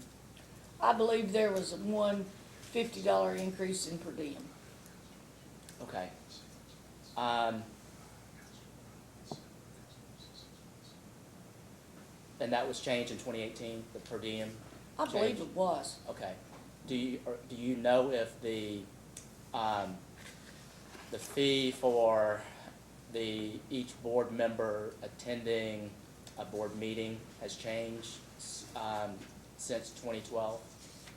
That would be the per diem when they come into a regular board meeting. I think it's Okay. like $50. Do you know what the meeting per diem was in 2012? No, I don't. I would think it was $250. Okay. I believe it was. Now, I'm not sure. Okay. But it's not raised just until just recently, and it's 300 now. Fair to say it would have been 200 in 2012? It may have been. Okay. Why was it increased then from 200 in 2012 to 300 in 2018? Well, I think that that was a board decision. I'm not really sure why that was increased, but it was done, and that is not The board, my prerogative. the board was aware of the rate order issued by the commission in 2012, Yes, and the board was made aware that the commission expressed concerns over Grayson's management of the costs that it could control, including not so much whether it could control it directly, but including board of director expenses. yes. Okay. But yet, the board still increased the per diem from 200 to 300. Over that period of time, yes.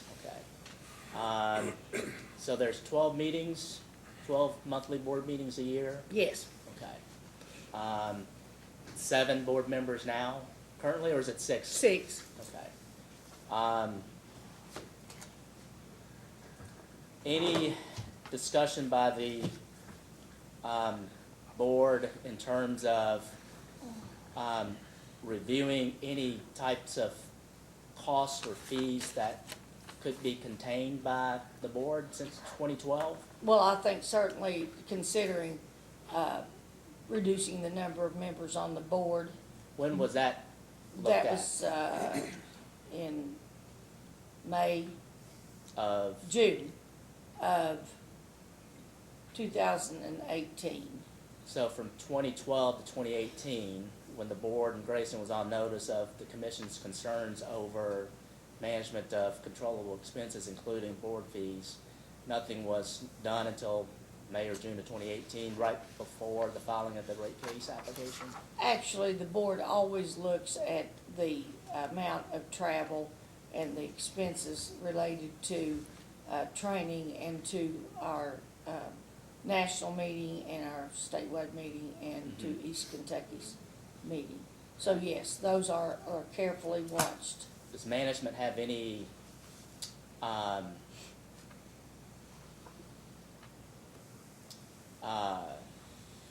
comments, so to speak, to provide guidance and advice to the board when it makes these type of decisions on its fees? On certain things, What about the per diem, no, and why not? because that is not my role, frankly. Okay. Well, what areas does Grayson's management have a voice in certain expenses by? They get a report every month of directors' expenses. They get a year-end report of the total directors, and they get them individually. Each director gets a report every month, and at the end of the year, if they have taken a class or if they've taken something recently, we will say, you know, you've already taken this, probably shouldn't take it again. We have, we have made every effort to see to it that they are credentialed through NRECA, but not to the point of taking classes over and over and over again. Okay. I believe the age of my board will prohibit more and more travel. They will go when necessary, but I don't believe that that's something they're going to go to just to take the class or to attend Okay. that meeting. So there's been one retirement, one board member retired. Was that 2018 or 2017? 2018, no, Right. yeah, 2018, I'm sorry, Okay. So now the board is comprised of only 6 members? yes. Okay. And you had mentioned that the board is considering consolidating one county to just one board member representing that county, is that correct? We are looking at our counties that have less than 1,000, which we have 2. Lawrence County has about 600 and Lewis County has about 300. So a year or two ago, we had an opportunity to combine Greenup and Lewis counties. Greenup has closer to the 4,000 mark. And then this year, we have an opportunity to combine Lawrence with Elliott. And so a director could be elected from either or, but you wouldn't Not have, both. yeah. mhm. Okay. What's the status of that? Let me ask this, is there a need to be a change in the corporate bylaws? with respect- There would need to be a change in the bylaws, and then there would be subsequent board policies that would need to be changed to match. They had the first reading of that this month. We had some illness on the board. One director was not able to be present, so they won't take any action, I don't think, until the full board is present. So, March? Next month. March? Mhm. Okay. How long are the board members' terms? They are 4 years.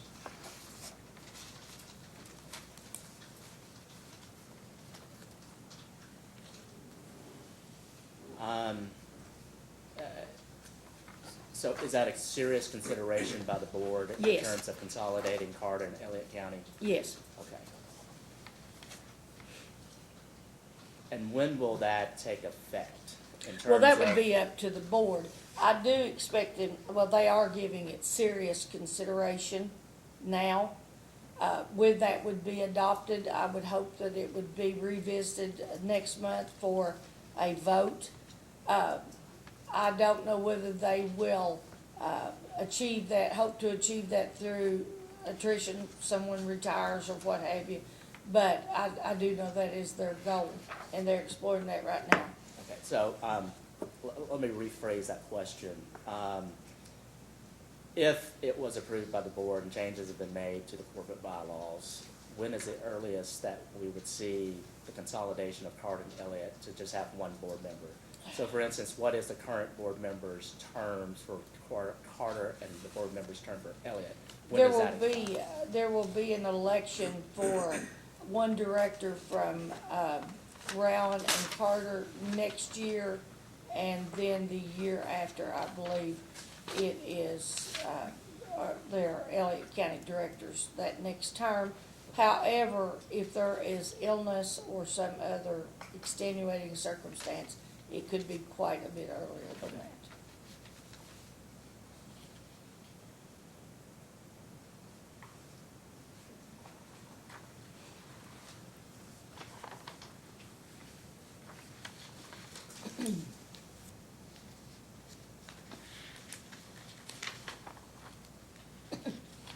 Um,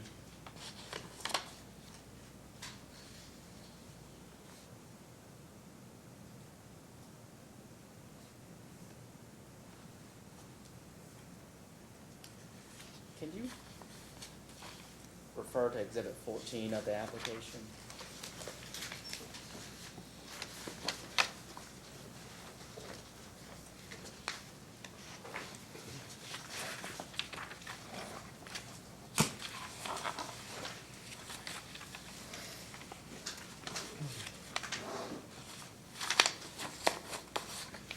Give you those back.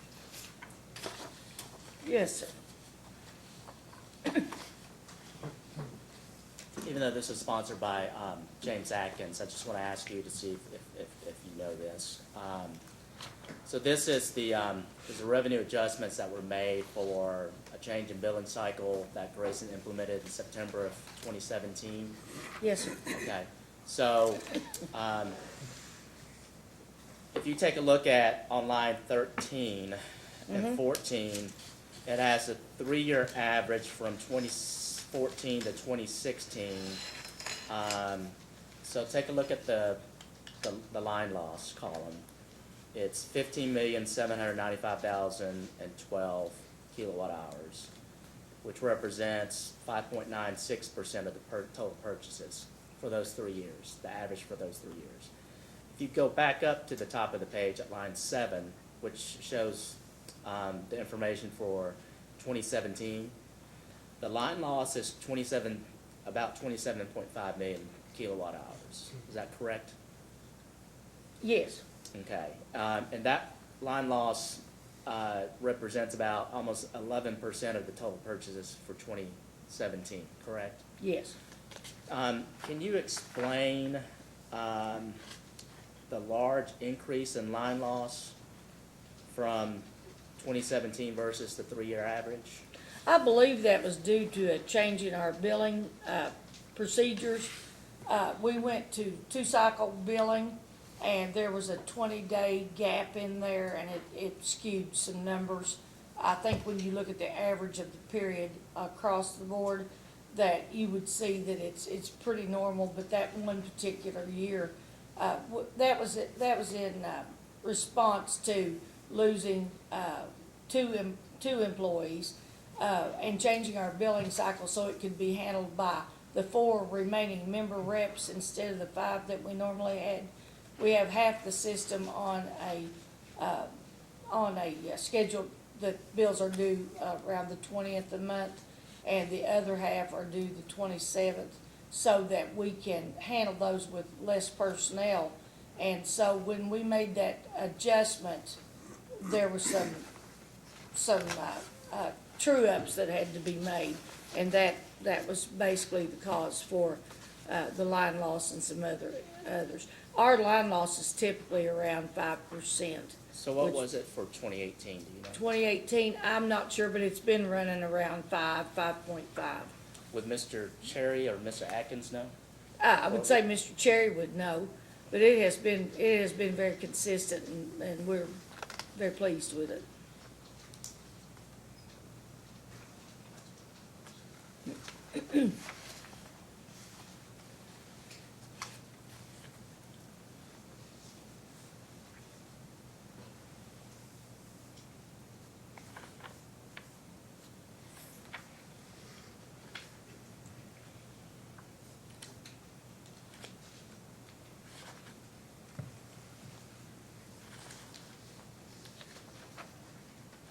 Okay, sorry to jump back and forth, but,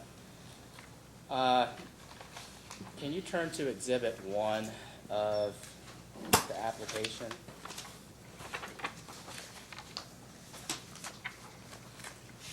It will be on page 2 of 9.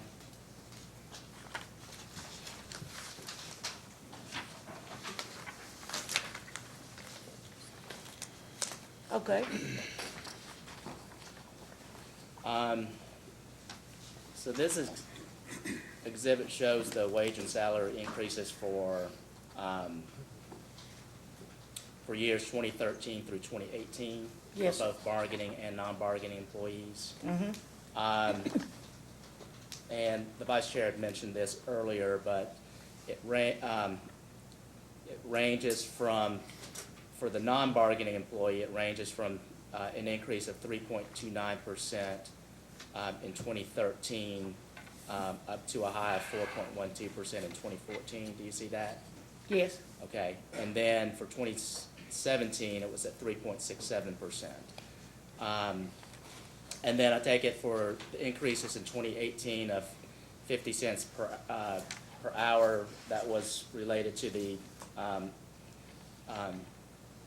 change in the labor contract. that was the new labor contract, yes. Okay. So for the bargaining employees, the $1.25 an hour increase,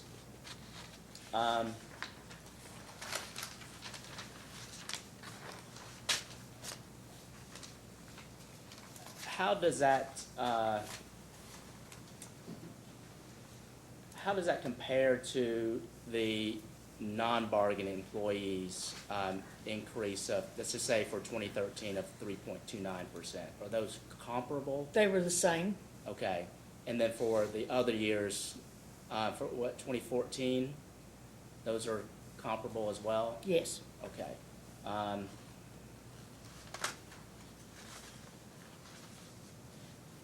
And can you turn now to your response to the Attorney General's data request? It's a second data request.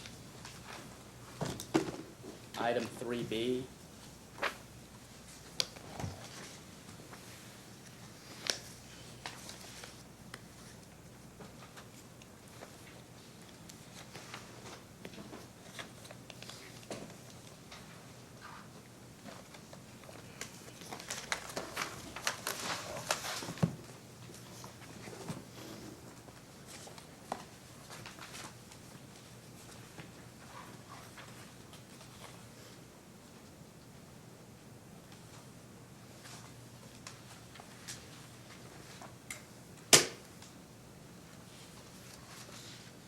Question 3B, so. Yes.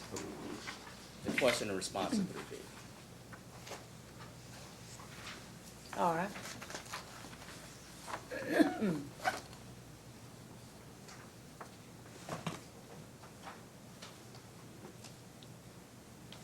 Okay, Okay. So essentially, the question from the Attorney General was, does the board normally always adopt an increase for the non-bargaining employees that's equivalent to the bargaining employees? And Grayson's response is that the increases were in line with the cost of living index for those years, and those costs were the same for all employees. Do you see that in the Yes. response? Mhm. Okay. So, is the cost of living index, is that the primary factor that Grayson measures wage increases for its? Non-bargaining? That would be one factor. The others would be what, the, region is paying for similar jobs and what the other co-ops are paying for similar jobs, plus the cost of living all together. We looked at the union's wages with our wage and salary survey just to see where they were based on the job market in the tri-state area, and just to see where they were. It did not affect them because that was, done by contract. But we looked at those just to see if we were, in the right ballpark with those numbers. And so that, the cost of living along with a number of other issues Okay. determines our increase. So although the response only mentions cost of living, now you're saying that there are other factors that Grayson considers in determining the level of increase in wages to its non-bargaining employees. Well,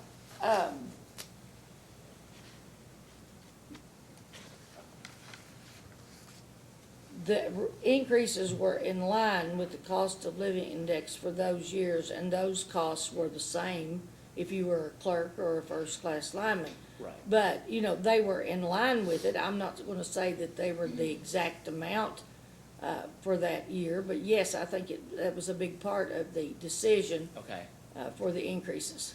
So when you say they were in line, does that mean that they were comparable to, or maybe a little less, but just right at I would cost say of living? comparable too. Okay. And of course, you have to take into consideration, the territory. We were talking this morning coming down. I would think that probably rent and things in Frankfurt is significantly higher than it is in Grayson, in our territory, and you have to take those things into consideration. Okay. I'm sorry. Well, before we keep going, we've been almost 2 hours and we want to take a lunch break at noon, so let's take a break at this time until 11 o'clock and Okay. then come back and we'll go to noon. Okay. We'll be in recess until 11 a.m. All right, we're now back on the record and we'll continue with Ms. Fraley up till noon. We'll take a lunch break at noon, 12 to 1, and come back and try to complete. Do you have additional cross-examination? I do, Your Honor, but may we approach the witness? Yes, you may. Ms. Fraley, just right before we left for break, we had mentioned that in Grayson's response with respect to the wage increases for the non-bargaining, as well as, well, primarily for the non-bargaining units, was that one of the factors that Grayson takes a look at was cost of living, and that Grayson wanted to be kept in line, the wage increases with the cost of living index. Is that correct? No, I don't think so. We didn't want to be kept in line with. We wanted to be close or comparable to. Okay, okay. So what I handed out to you is the measure of inflation rates in the U.S. from 2008, 2018, published by the United States Labor Department. So if you take a look at page 2 of 3, there's a table that shows from very top, there's the column shows the year, and then a breakdown into the months, and then the last column is the average for that year. The note at the top says that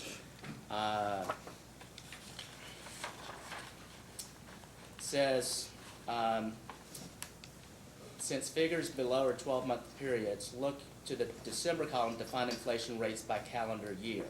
So for example, the rate of inflation in 2018 was 1.9%, which was the the, shown in the December column. Do you see that? Mm-hmm. Okay, so,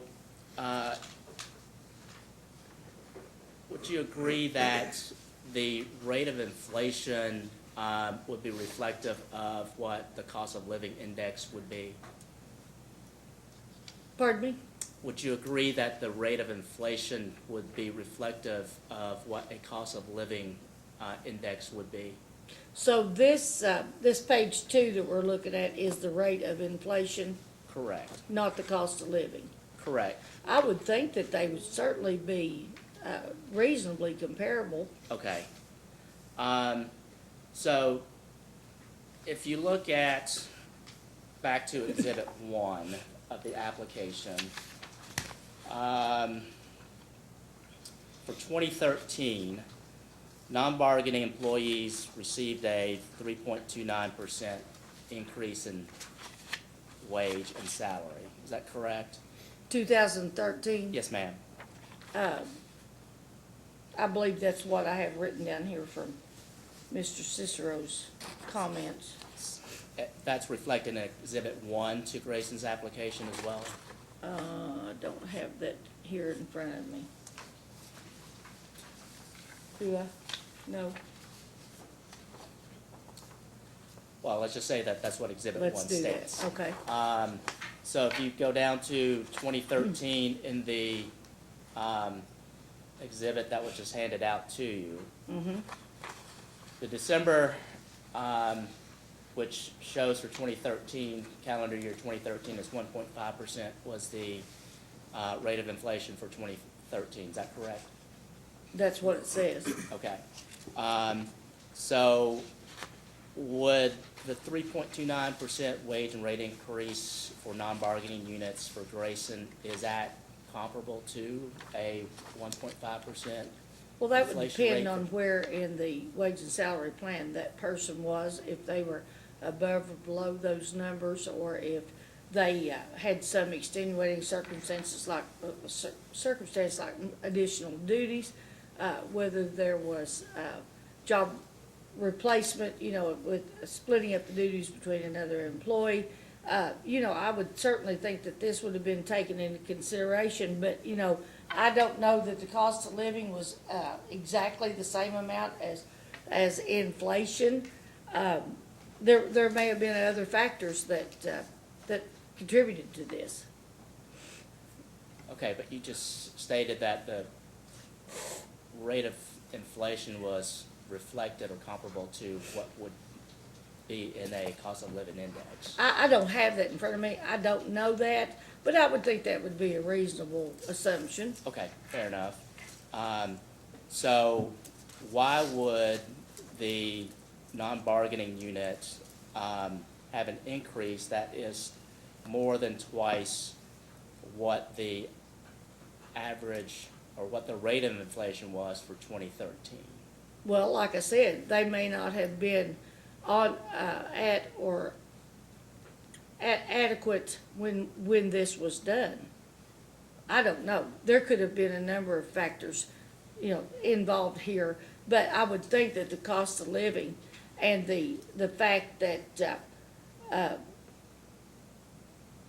what is being paid for similar positions in our job market would have had a big influence on this. Are you involved in the decision to have a certain amount of percentage increase for wage and rates, wage and salaries for the non-bargaining units for Grayson? Am each I year? involved in that? Yes. Normally, we prepare a percentage increase chart for 1, 2, 3, 4%. We do that for each individual, and then we also do a total at the at the bottom, so they can see what it would cost for that year. But we prepare those and we give them to the board. The final decision is theirs. Right, but you're involved in that process, correct? Yes, I am Okay. involved in preparing that information. So you're involved in recommending to the board whatever the amount of increase is for that particular year I'm for the in- non-bargaining employees. I am involved in providing the board choices. So they would know, you know, they don't get a list of names per se. They get a list of job responsibilities, job titles, and they get, you know, they look at inflation. We look at cost of living. I don't know whether there's a difference there or not. You know, like I said, I would think this is reasonable. But then again, what if we were not on par with, right on the edge of the cost of living to begin with? You see what I'm saying? Maybe you're making up a little bit for the year before, or maybe the year before was a little bit more. I don't make those decisions. I don't know, I'm not involved in the day-to-day operations of Grayson. You're the president and CEO, I would think that you would be intimately knowledgeable of those information in making a recommendation to the board itself and not just presenting them with a If they range ask of me choices for a them recommendation, to- I will make one. So you're saying that you don't make a recommendation, you just present them with the various options and then they make the No. decision itself without any input from Grayson management? No, we look closely at the positions that we have. We look closely at the needs that we have. We look closely to see where we need help the most and where it would do us most good overall. What employees could possibly fill 2 or 3 different needs. I can recommend to the board, I can give them a range, but that decision is ultimately theirs. And they do put a lot of time in on this. We start early, we have a committee that looks at these things. They make a recommendation, they do a presentation and a recommendation to the full board from that committee. And, you know, I will answer any questions. If they ask me, I will make a recommendation, but it is not incumbent upon me to set the raise for, if any, for that particular year. Do they typically ask you? Will they typically ask me? Sometimes, But not always. not always, no. So you have a board that could make a decision on affecting payroll for the company that you are responsible for in terms of operating, but not ask for your recommendation. Well, I would think that, you know, any decisions made, especially sizable and financial decisions, would be based on input from all of us.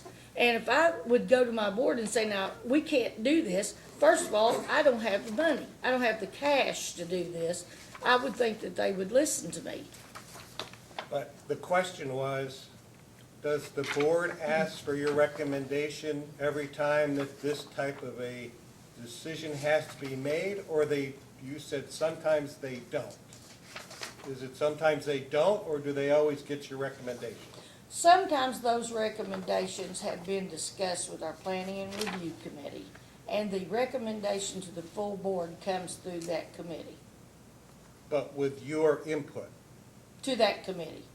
and you make a recommendation and the committee takes that to the board. That's right. So they do it with your recommendation. Well, I would think that they would do it with my, that I would assure them that that is what I believe is reasonable and customary, and that we can afford to do, So you do have a recommendation, and that's what's given to in a the, roundabout way. well, it's given to the committee who presents to the board. Your Right. compensation committee presents it. Right. Go ahead. Is that what you want, is that what you're asking me? Yes. Okay. Yeah. So, just in general, we're not talking about any specific positions or any, just in general. For 2013, non-bargaining units, non-bargaining employees received a wage and salary increase 3.29%, which was more than twice the rate of inflation was for that particular year. Is that correct? Okay. So for 2014, if you look at the exhibit that was passed out to you, rate of inflation for 2014 was even lower than 2013. It was at 0.8%. Is that correct? And for 2014, going back to Exhibit 1 of Grayson's application, non-bargaining unit received a 4.12% wage and salary increase. Is that correct? Okay. That's an average. A year. So for 2015, inflation rate was 0.7%. Is that correct?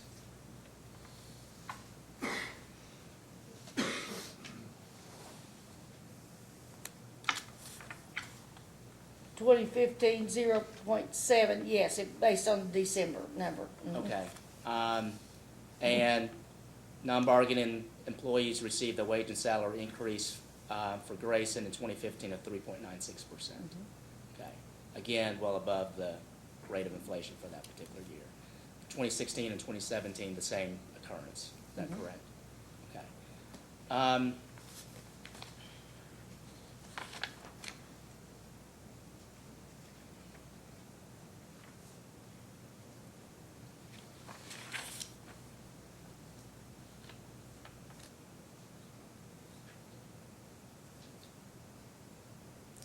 Did Grayson ever consider not giving such higher wage and salary increases and keep the positive margin cushion for when sales are not as strong and margin starts deteriorating? If you will remember, our rate increase was in 2012. And up until that time, we had been very conservative with a lot of our raises. I think that, the cost of living certainly would be a big factor. You use inflation. But, I think too that a lot of this could be attributed to the fact that we had held things down as closely as we could up until 2012, and when our revenue began to increase, that I don't want to say we were making up for lost time, but I will say that we may have been able to bring things up to a level that we weren't able to do before our rate increase. Just like this year, 50 cents, you've seen it on the documents, because we knew that we were getting ready to face a financial crunch. I would think the same thing applied here in 2012 when we were going in, we knew we were going in for another rate increase. So it stands to reason that we would have been very cautious in our adjustments up until that point. And then as our revenue began to increase and things got a little better, that we could have adjusted as we went along. I'm not so sure it was just, let's give them all, 4% or whatever, but it was because that up until that point, we've been conservative with our increases and had maybe added a little to these costs of living and the number of employees that we have and that sort of thing, to make up for some that we had not been able to take care of.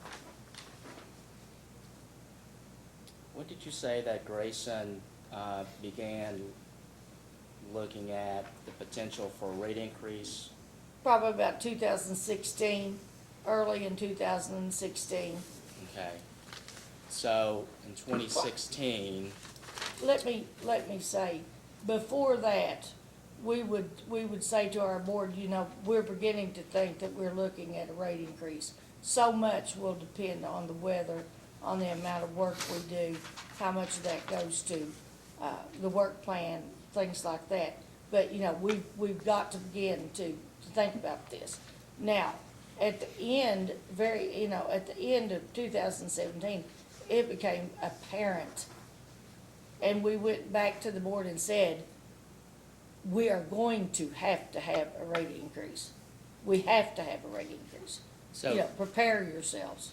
so beginning in 2016 then, Grayson's financial condition was beginning to show signs of deterioration.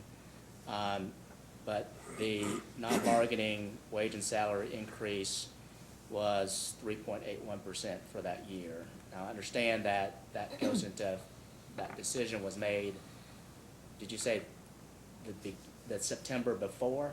Well, the contract was made about 4 years in advance. I believe the last contract was 4 years. Now, when is the decision to have the increase in wage and salaries for the non-bargaining employees? September. In September.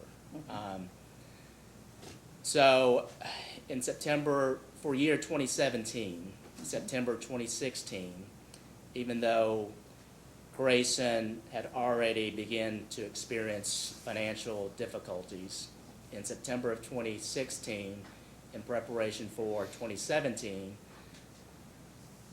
wage and salary increased for the non-bargaining units by 3.67%, which was only a reduction of 0.14% from 2016 in light of known financial stress to Grayson.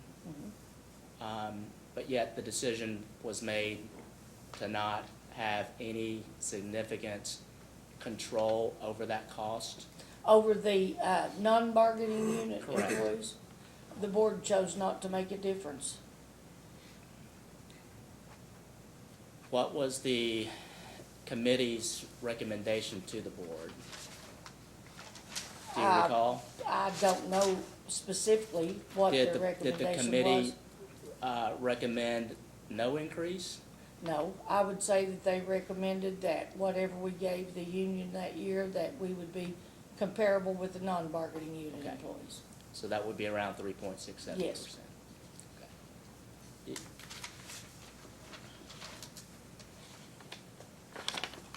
Even though that 3 point whatever would result in quite a bit less based on what the inside employees make, so.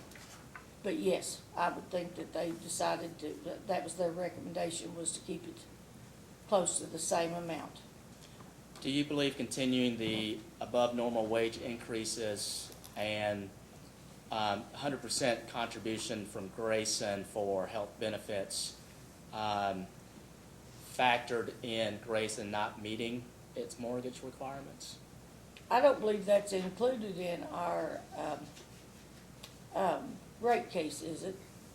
What do you mean that's not I included? don't think that our insurance costs and things were those not taken out of the consideration for the rate case? Grayson contributes 100% to employees' health insurance, correct? Yes.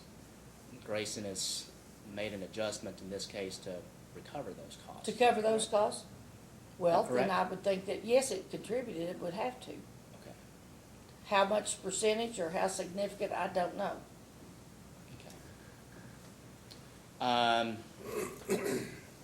Going back to the board of directors, are there any currently are there any non-active board of directors that are still receiving health insurance? No.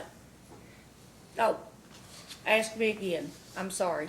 Currently, are there any non-active board member that Receiving health that are still insurance? receiving medical coverage? No. Okay.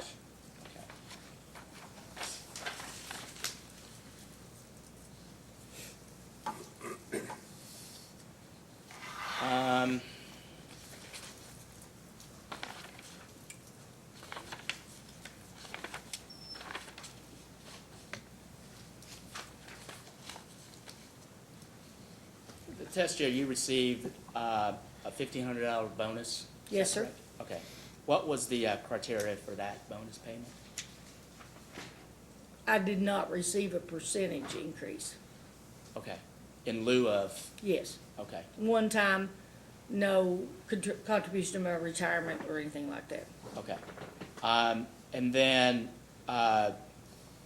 Grayson has also vacation payouts for its employees? Yes. Vacation payouts? What's the policy with respect to those? After a certain period of time, they can sell back 1 week. After a number of years, they could sell back 2 weeks. It would be very difficult for me or a lineman or one of my key staff to be off for a month or 6 weeks just because they had accumulated that much vacation, and so we try to keep that down to within about 30 days. Okay.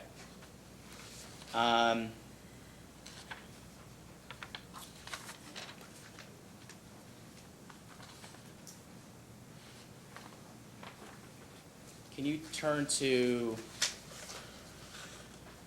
Grayson's response to Commissioner Staff's first request, item 53?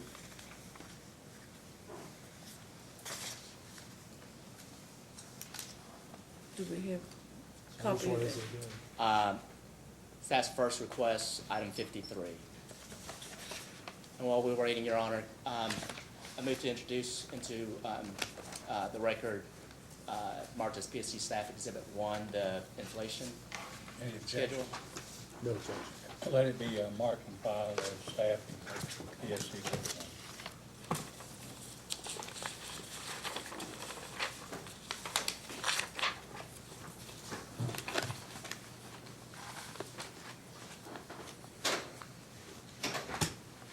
You said, question 53, and which, insert in subpart. 53, it will be the very last page, page 11 of 11.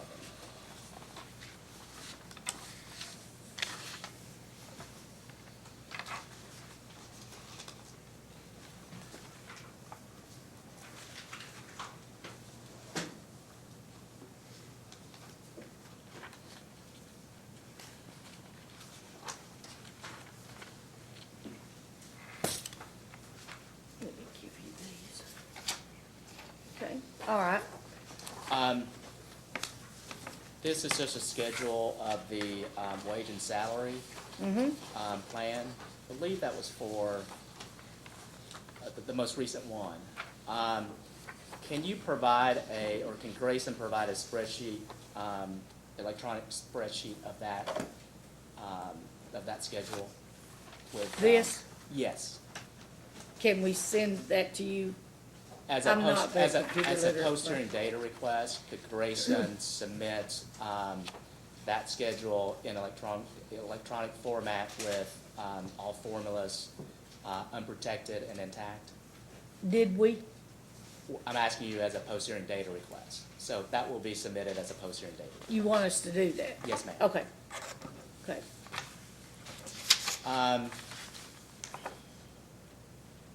How would you describe Grayson's current financial condition? How would I describe Grayson's? Well,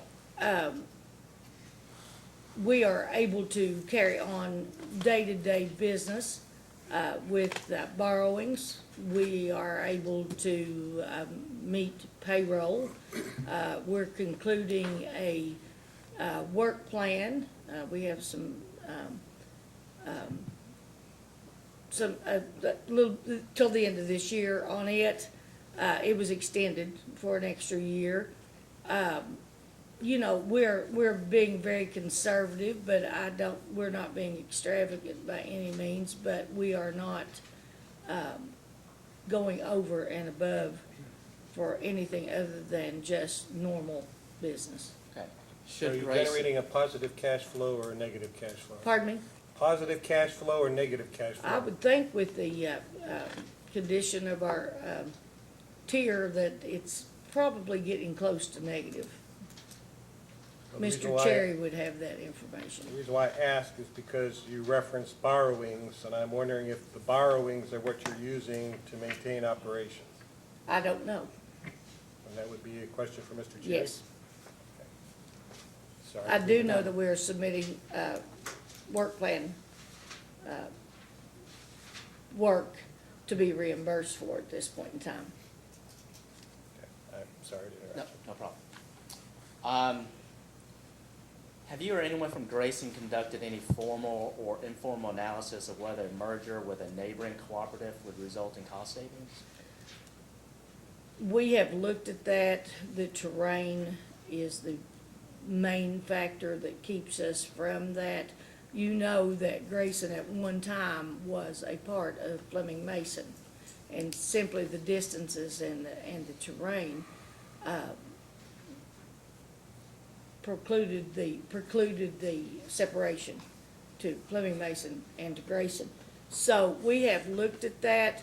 We're pretty well surrounded by Kentucky Power, and the Round County area we touch, I believe it's like, there's 6 utilities that come together over there. It has never been what you would call a good fit physically, and the distance would be, prohibitive too.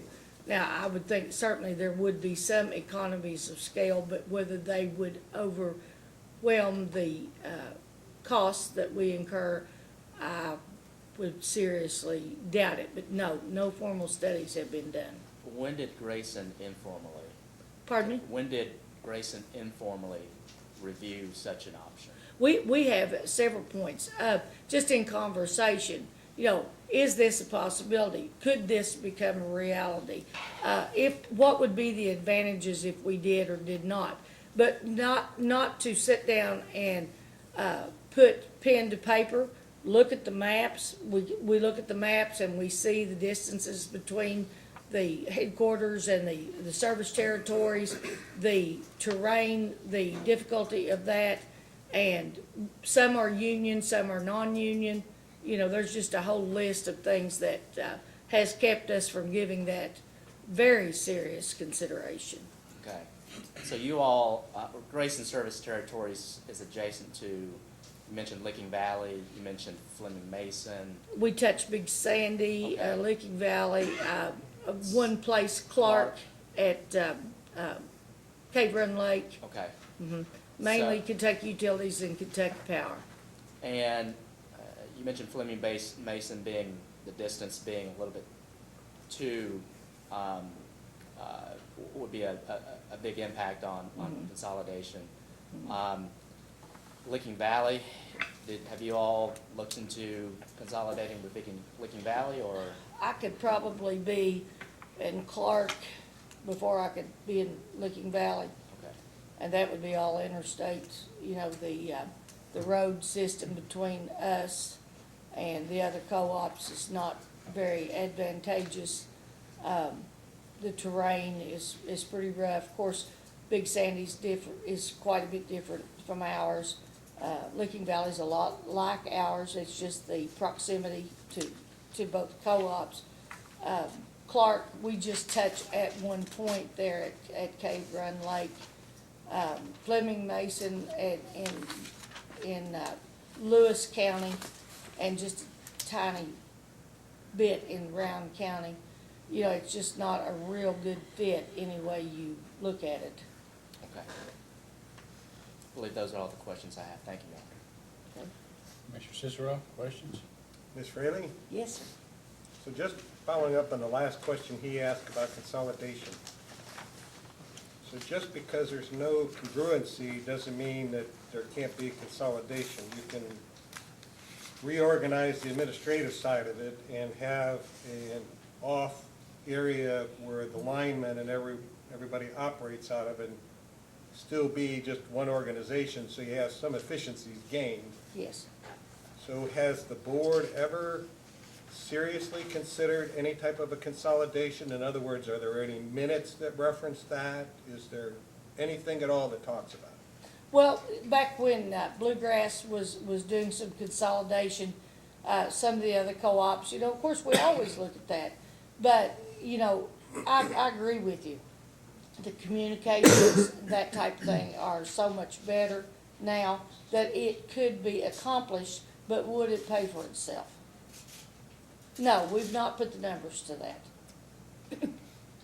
So probably somewhere in the order, we are going to ask for a study to be done to see if there's enough efficiencies to be gained for consolidation. So that's going to require your staff to make an analysis of potential consolidation partners, and you'll probably have to work with your sister co-ops to make a determination of who's interested or who's not. But I'll tell you now that that's going to be something that comes out of the order. All right, and I will tell you now that y'all have made very clear And the numbers have made very clear that we would not be the most popular choice in the state, but we'll do what we can, we'll do what the commission tells us to do. But if you all think our numbers are so high, and our customer service numbers are so high, what it costs to serve, these individual members, and all these other things that go along with us, quite frankly, I don't know who'd want us. Well, let me start out by, you referenced earlier in your testimony IOUs and co-ops, Yes. correct? And you said some co-ops are acting like IOUs. So when you made that reference, for our benefit and the benefit of this commission, what's the difference between an IOU and a co-op? And if you can identify what an IOU is. An investor-owned utility is owned, the way I understand it, by individual shareholders, and they're looking to make a profit.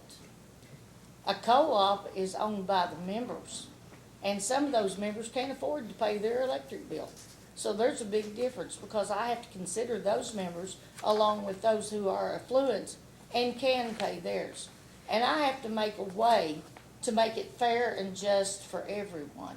I'm not worried about a stockholder. And I doubt if there's too many stockholders that worry if there's a family out there and it's 30 degrees and they don't have any electric. So there's a big difference. So when it comes to the statute, can you reference for me where in the statute it says that you take into consider economic conditions of the populace of who you're serving? Does this commission not take into consideration the populace of who we're serving? We can't, on a statutory basis, it's not permitted. Well, let me put it to you this way.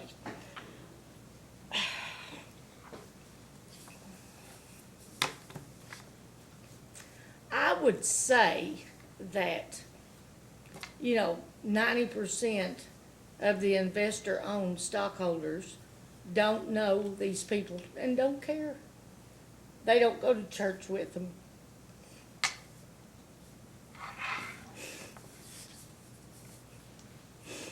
I have to take into consideration the people that we serve, and I have to do the best job I can do for them, regardless of who makes any money.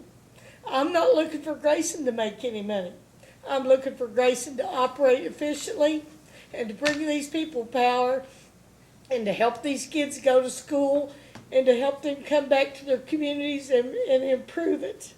So I think there's a big difference. And if this commission, I would be very disappointed if this commission did not consider those, the people that we serve. I thought that's what you were here for. We're here to make sure that rates are fair, just, and That's reasonable, exactly right. okay? You're right. So let me continue down Please my do. path before you think Go we're right all ogres, okay? A IOU or an IOU is there to make money for their shareholders, as you described, right? That's right. I assume. They may or may not have a connection with the local community. There are many that live in their local communities and may go to church with them. Sure. I don't know. But one thing is for sure, when there's an investor, he expects some kind of return. That's right. In a co-op is permitted to take their expenses and reduce their revenues by that amount, and whatever is left over is supposedly available for capital distributions. Is that not right? That's right. And when was the last time a capital distribution was made by Grayson? When was the last time we've been financially able to do that? Obviously not for a number of years. Well, my only comment is the commission doesn't manage Grayson. That's right. Grayson has its own administrative staff. That's right. And so they're the ones that have to make a determination if the expenses being charged are reasonable to the revenues being generated. Would that not be an accurate statement? Repeat it, please. Grayson's management has to make a determination if the expenses that are being charged are reasonable for the revenues being generated. Yes, Yes. You would agree with that? yes, I would. Okay.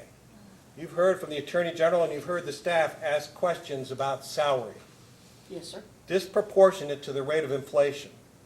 Disproportionate to a company that is suffering right now from a financial perspective on meeting their covenants and their loan agreements. That's a management decision. That's a tough management decision that only Grayson executives can make. And at this point, I don't see Grayson making those decisions that impact their employees in a way that says, we're in a difficult situation with our neighbors, the ones we go to church with, the ones that are economically distressed. We're still giving out those type of increases. And I look at the union contract, that's now a 6-year agreement. And I look in the agreement and I look at benefits, and I see that those qualifying for 100% are employees, eligible dependents, attorneys and dependents, retirees and eligible dependents. I'm trying to figure out who in Grayson does not qualify for free health care. Because I even heard that your outside consultant is qualified for free health care. What outside consultant? Your attorney, Our your attorney, former yes, attorney. and that was done before my time. He was there before you became Yeah, I'm not that old. you know. CEO. I didn't. He was there in 85, and I came there full-time in 79, but I was not part of management at that point in time. Well, let me take that one step Okay, further. that's good. Is that an evergreen contract that it could, the clauses in it could not be adjusted to impact that benefit that that attorney received? That attorney wrote it. Well, My doesn't board has Grayson's not seen management fit. have some impact on the renewal or termination of that agreement? Let me explain this to you. We have new legal counsel now. They will not receive medical benefits. Okay, but you understand where I'm coming.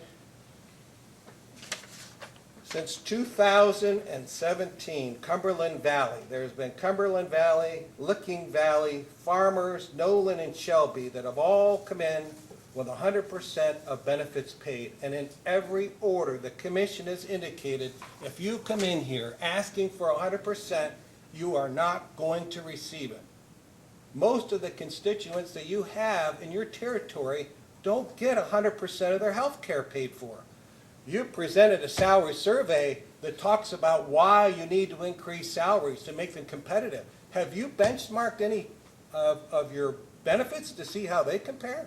You just sat here and heard me say we've had wage and salary surveys. We have heard the tri-state. We have heard the local co-ops. Is that not benchmarking? It's salary only. Have you done Oh. anything on benefits? Do you not think those would have included benefits? They're not, if they are, then you're way over the top, because I'm looking at the paper that staff provided you, and it shows that all of your represented employees are over what you consider the midpoint comp ratio, some by 161%.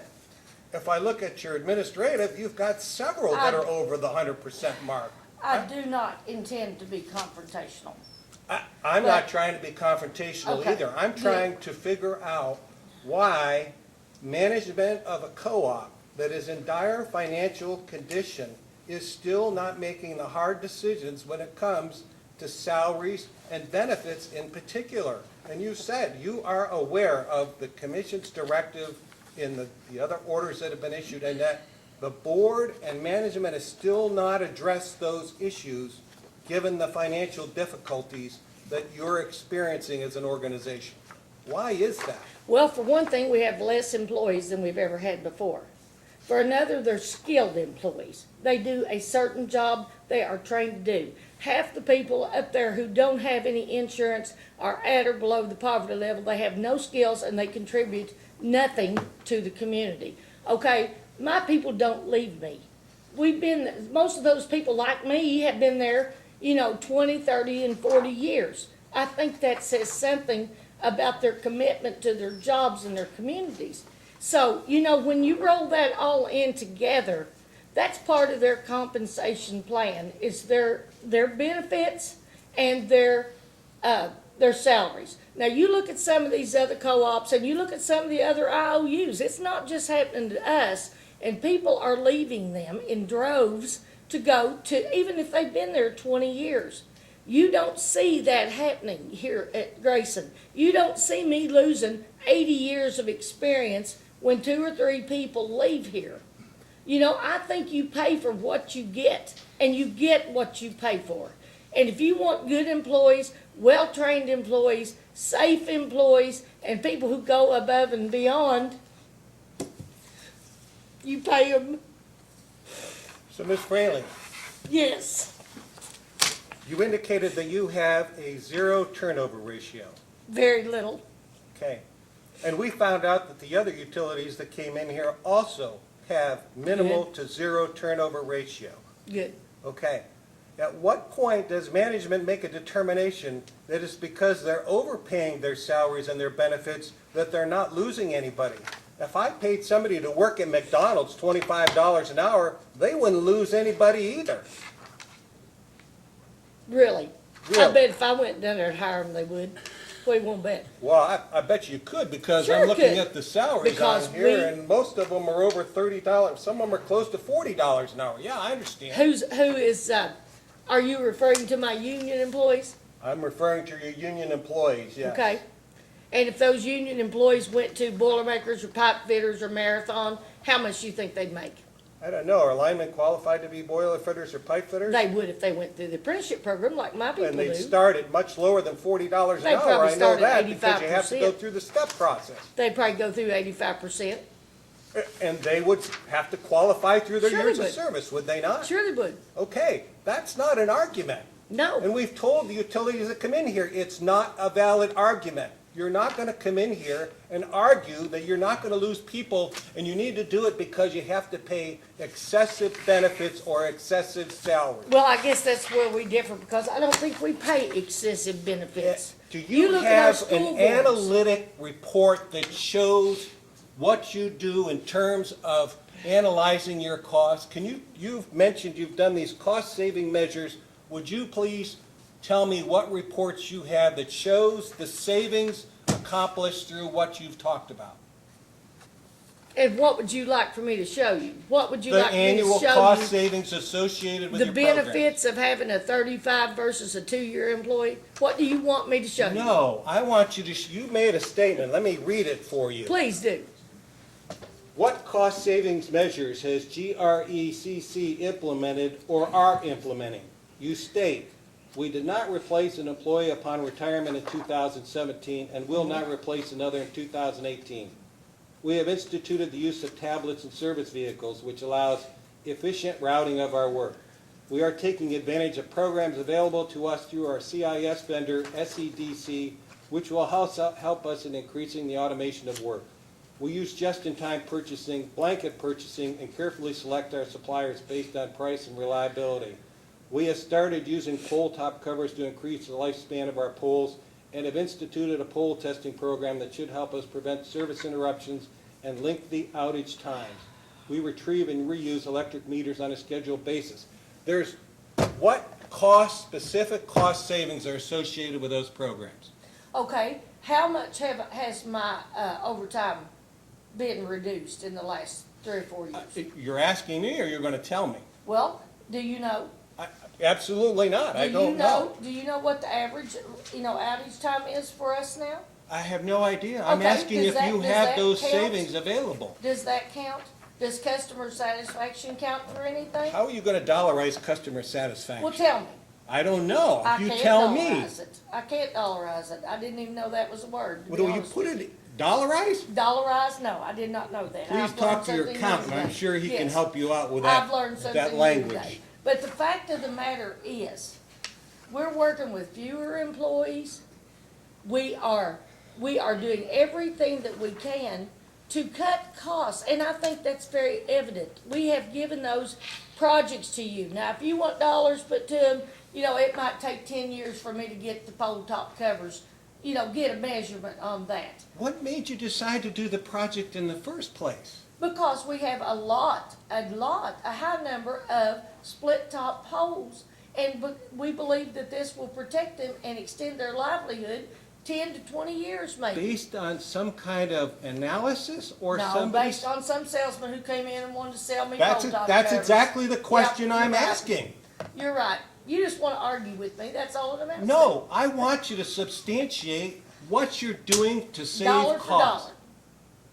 I'd like to have, Did I'd Cumberland like to Valley and the rest believe of them do that? that you're actually making decisions based on some kind of an analysis that's done. I haven't heard anything in all the testimony so far that indicates you have reports talking about your cost savings and how you decided to do the programs, and afterwards, whether they actually returned the cost savings you thought they would. I And haven't some of heard them anything about are that. too new to do that. It takes what? Some of them are too recent to have that data. Do you do an estimate of the results when you decide to do something? Yes, I think we do. If we can increase the livelihood of a poll from 10 years to 20 years, we should be able to put a dollar figure on that. I'll get it for you. That'd be I can do great. that.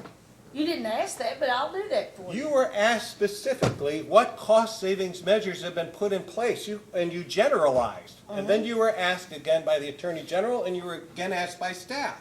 I haven't heard a dollar number thrown around yet that talks about actual savings. Nothing. Well, when you look at, the length of time it has taken us to get to this point, I think that says something, especially with decreasing usage and decreasing members. That has to say something. Now, you can do the math, but it has to say something. When you're losing members and they're not using as many kilowatt hours as they normally do, when we revamp our system for our classifications to be more accurate, I think that has to say something. It may not have a dollar value to you, it does to me, because I know more about what I'm dealing with. If you look at the efficiencies of being able to send a maintenance person a service order that he would normally have not picked up until that evening for the next day, and he accomplishes that while he's out on his route, and it is finished and the paperwork is complete. Can you really put a dollar on those things? Can you really come up with a cost? You can estimate and come up with a cost savings on any project that's put out there. It's possible. Okay, and I can put a cost on how much it costs to flip a hamburger at McDonald's, which you have referenced. You can do Yes, that. I could. And I'm- You're right. I'm sure You're exactly your cost right. accountant or your manager of accounting can He cost probably can. You're dollarize right. many of the programs if he's asked to do it. So let me ask a question. Go ahead. Staff referenced several averages, including customer service dollars per customer, line cost per customer, and in every case, Grayson was higher than the EKPC average. Do you know where Grayson is? It doesn't matter, you haven't let me finish my question yet, okay? Okay, doesn't matter. It doesn't, my question is, and it Yes, sir. doesn't have anything to do with territory, is you're a member of a 16-member co-op group, is that Right. correct? Okay. When was the last time somebody looked at those numbers and said, wow, we're way above what they are? Can we call them and find out why they have these numbers that are so much lower than ours? Is that We occurred? have always been the highest. That's not an answer. Has somebody contacted the other co-ops? What do you want me to ask a co-op like Fleming Mason that has two of the largest loads in the United States? What did you ask Licking Valley? Okay, what do you want to ask Licking Valley? Why are your Do numbers you lower want to than ask mine? Licking Valley what kind of metering program do they have? Do you want to ask Licking Valley if they have meter readers? Do you want to ask Licking Valley about their day-to-day operations? I want to ask them whatever it is that lets their number be Well, lower good. than my number. Good. And I talk to Mr. Howard all the time. We compare notes all the time. Have you ever asked the question Do you about... want me to go up there and spend the week with him? Why are you being rhetorical with me? I'm asking you questions that I'm expecting an answer. Well, go not right for you ahead. to come back with some smart aleck response. I'm not being smart aleck, I'm just telling you what I know. Well, you haven't told me a I'm lot very about what sorry. your relationship is with Licking Valley and whether you're actually comparing cost numbers or not. Yes. You do. So you look at that average, that chart that was I am referenced aware. by staff. Yes, So you've done that. I am aware. Have you corresponded with him and him? Has there been any communication with regard to those numbers on why they're different? No, do I go to him and say, Kerry, how come you're so much cheaper than us? No, I have not. You don't need to, but your staff could do that. Have they done that? But you know, I'm very involved. I usually do that myself. Well, it takes a lot to run an Sure it does. organization, and you probably don't have time for that. But your staff might. Okay, I'll see to it. Well, you're talking about how you have this skilled organization, let them do their work. Would you not agree? They're probably not earning theirs either.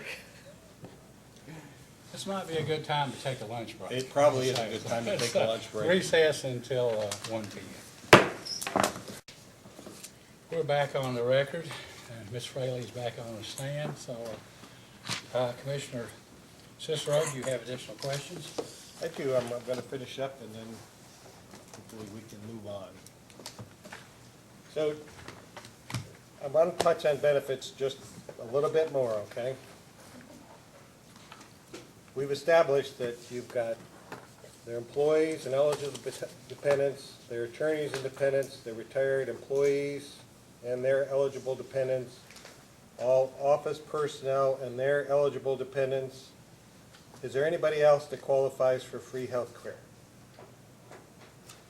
Do we know anybody else? No, I'm sorry, I don't believe so. So, one of the issues that is probably going to be directed in the order is that the board, we're going to ask for minutes of a board meeting that talks about discussing how to address this employee benefit situation and going forward, how the board, at least that there was discussed and the implications of it, okay? As far as the director's costs, they're another one, I guess, that gets free health care benefits, so they would be impacted by this as well, correct? They don't take the insurance. They don't take the insurance? No.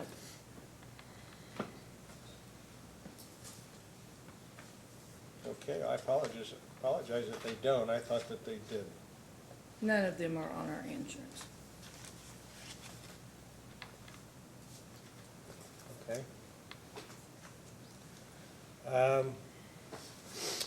Let's see what else I might have. You offer a couple of different kinds of health care plans. One is a PPO. Is that offered to all employees? The PPO is offered to employees who have dependents or are on Medicare or a medical card. For instance, my son has severe epilepsy and my husband has Huntington's. So they are both on the PPO by law. By law, that's what our insurance carrier tells us. Everybody else that does not have anybody that qualifies under the law is on the regular health savings plan. But the ones of us who have dependents, and there are a few who have dependents that do not qualify for the regular insurance. So I saw 4 people, like, one was the HR person, one was something to do with operations.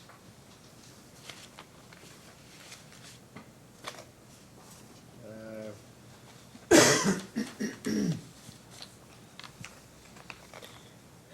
see if I can find it here.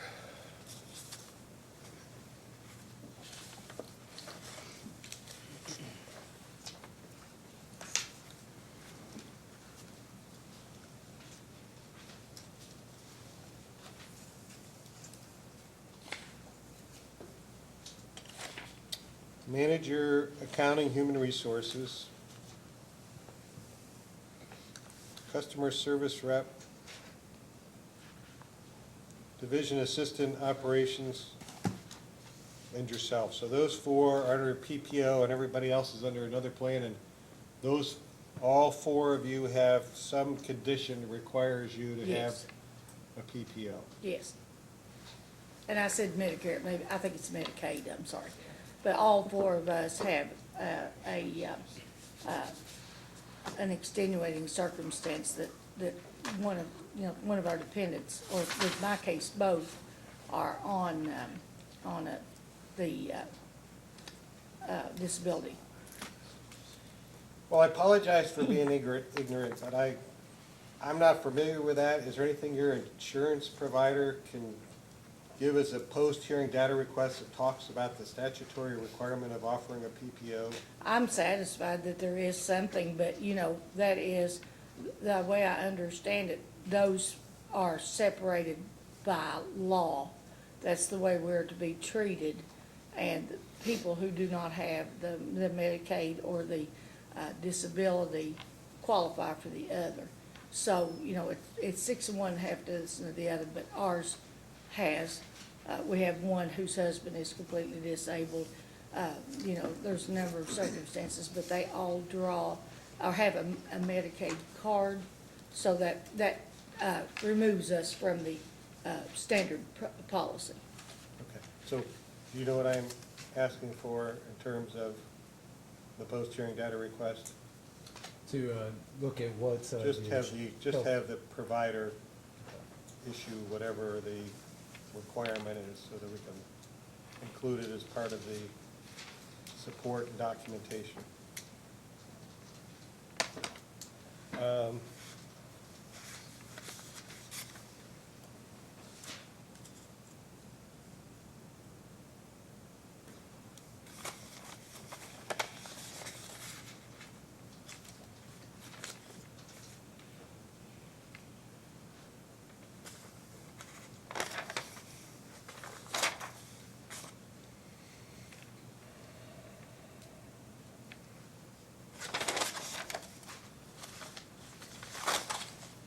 I guess I'm gonna let it go with that. And thank you for your comments and your testimony.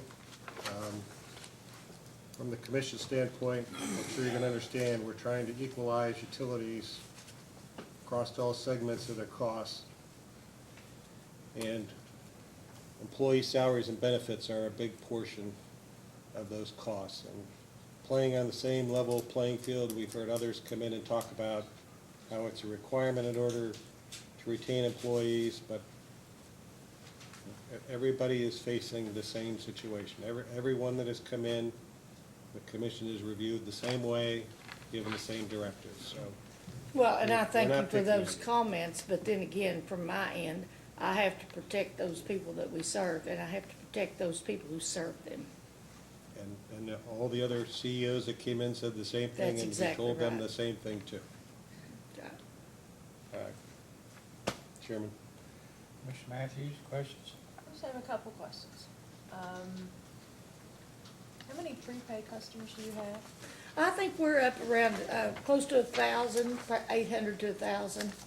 That has been a good Out of program. 15,000? Yeah. 14,000, Yeah, that's mhm.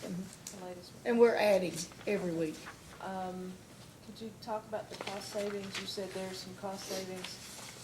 It's truck rolls, you don't have to. A lot remote of that. connect and disconnect. We think there probably is some loss of revenue simply by the fact that they're more aware of it.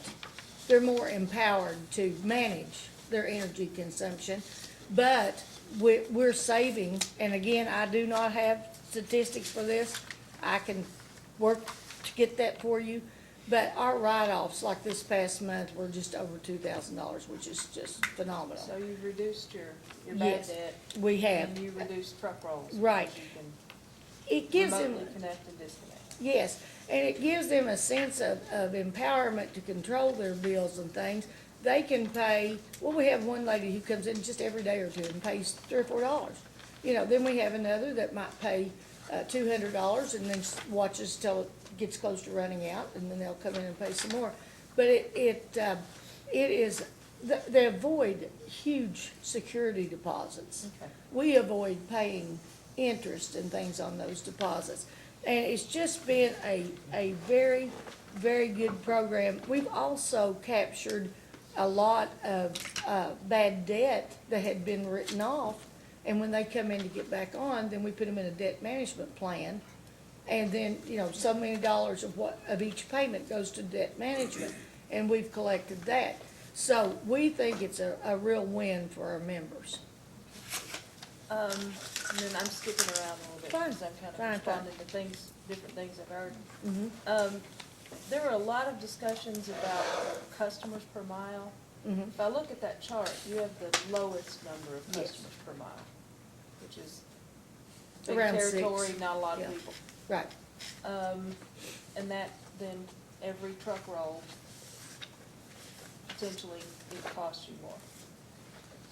So that would help with that prepaid benefit. I'm trying to help you put some numbers to Sure. things. I understand. And then I just had one question, and this is, I don't always make editorial comments, but I might after this one. There were lots of questions about board compensation Yes, ma'am. and how that may differ from others. Who makes the decision on board compensation? Each board sets their own, yes. So that inherently is maybe if I could give myself a raise, I probably would. I think our board's been very conscientious, but, it would be hard for me to look at them as my employer. I'm a And so contract you need employee. We need to reduce your per diem. Yeah, it is, it's rather So it's difficult. uncomfortable. It is, that's a good way to put it, it's very uncomfortable. But they, I'm aware of the situation, I'm aware of what I hear some of the others pay, and, they talk among themselves, and they attend meetings, and they check to see what others are being paid, and so, it's pretty much their decision. Not in your control. No, Are you a voting member of the board? no, And the board, the former attorney insurance for him and his wife for life, that decision was made in 85 and it was continued forever? I don't know if it was, I don't think it was in the initial contract in 1985 when Mr. Thielman left as legal counsel, but I think it was done sometime after that, certainly before I became president and CEO. And so I really was not part of that decision. And I believe you mentioned that Mr. Oswald did not have such a clause in his contract. Mr. Oswald has been very gracious to help us out, but no, he has nothing of that kind.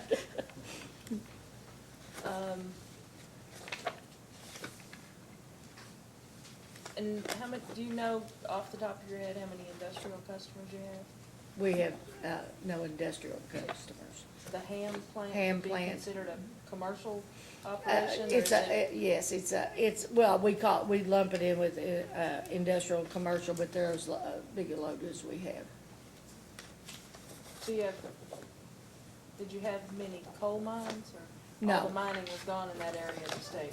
The most we had in coal mining was surface mining and, maybe a waste scale, a job trailer or something along that line. We have more gravel quarries than we did coal mines. I think that's all I have. Thank you. Okay, thank you. Ms. Fraley, the contract with, I guess the attorney, Mr. Scott, the one that was filed here, I guess it has on it Exhibit A8, is dated April 27, 2018 for a term of 1 year. Yes, sir. And the reason that I ask about it is because it has several provisions that refer to the terms of some other contract. And I was just trying to understand where that there was a contractual obligation some way to continue health insurance payments beyond the term of this last contract. For instance, it says the attorney-client number 1, attorney-client relationship established by the agreement of September 25th, 2009 shall remain in effect in accordance with the terms thereof through January 31st, 2019. Number 2, the terms of compensation and work to be provided through the terms of this contract, i.e. January 31st, 2019, shall be the same as that set forth in the agreement executed between the parties on April 29th, 2014. That's still another agreement. And then it says, third, the client shall pay to attorney for work in accordance with the previous April 29th, 2014 contract. I guess the question is, this, as I read this contract, then it goes through and says that the board will pay a monthly retainer of $1,250, pay at the rate of $200 per hour, perform all other terms and conditions of the previous contract shall remain in force except as modified. Then a $200 per diem when attending Kentucky Association of Electric co-op meetings, payment of health insurance and so forth. I guess what I'd like to see at some point is what document there is that provides for the payment of health insurance beyond the term of Mr. Scott, who was an independent contractor. All right. Correct? I don't know how easy that'd be to find. I can get that for you. Actually, those contracts after 1985 are just kind of a labyrinth. I mean, they're all, you have to read one to understand what the next one says. But those can be provided for you. As a matter of fact, I had to sit down in 1985 at the top and then through a certain period of time, but we have all of those and we can provide Kind of like those. when you're in English in grade school and you have to diagram a sentence. Sentences, yes, sir. But we do have those. We sure do. And you will request those? Yes. All right, yes. that'll be fine. Thank you.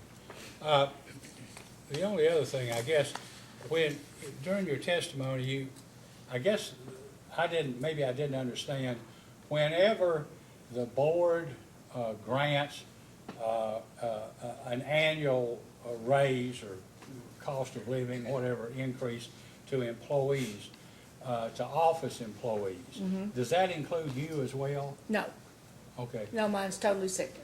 Right. Do you have a written employment contract? Well, I did until January, and I think we forgot it at the board meeting, and it's not been extended, so I'm currently unemployed.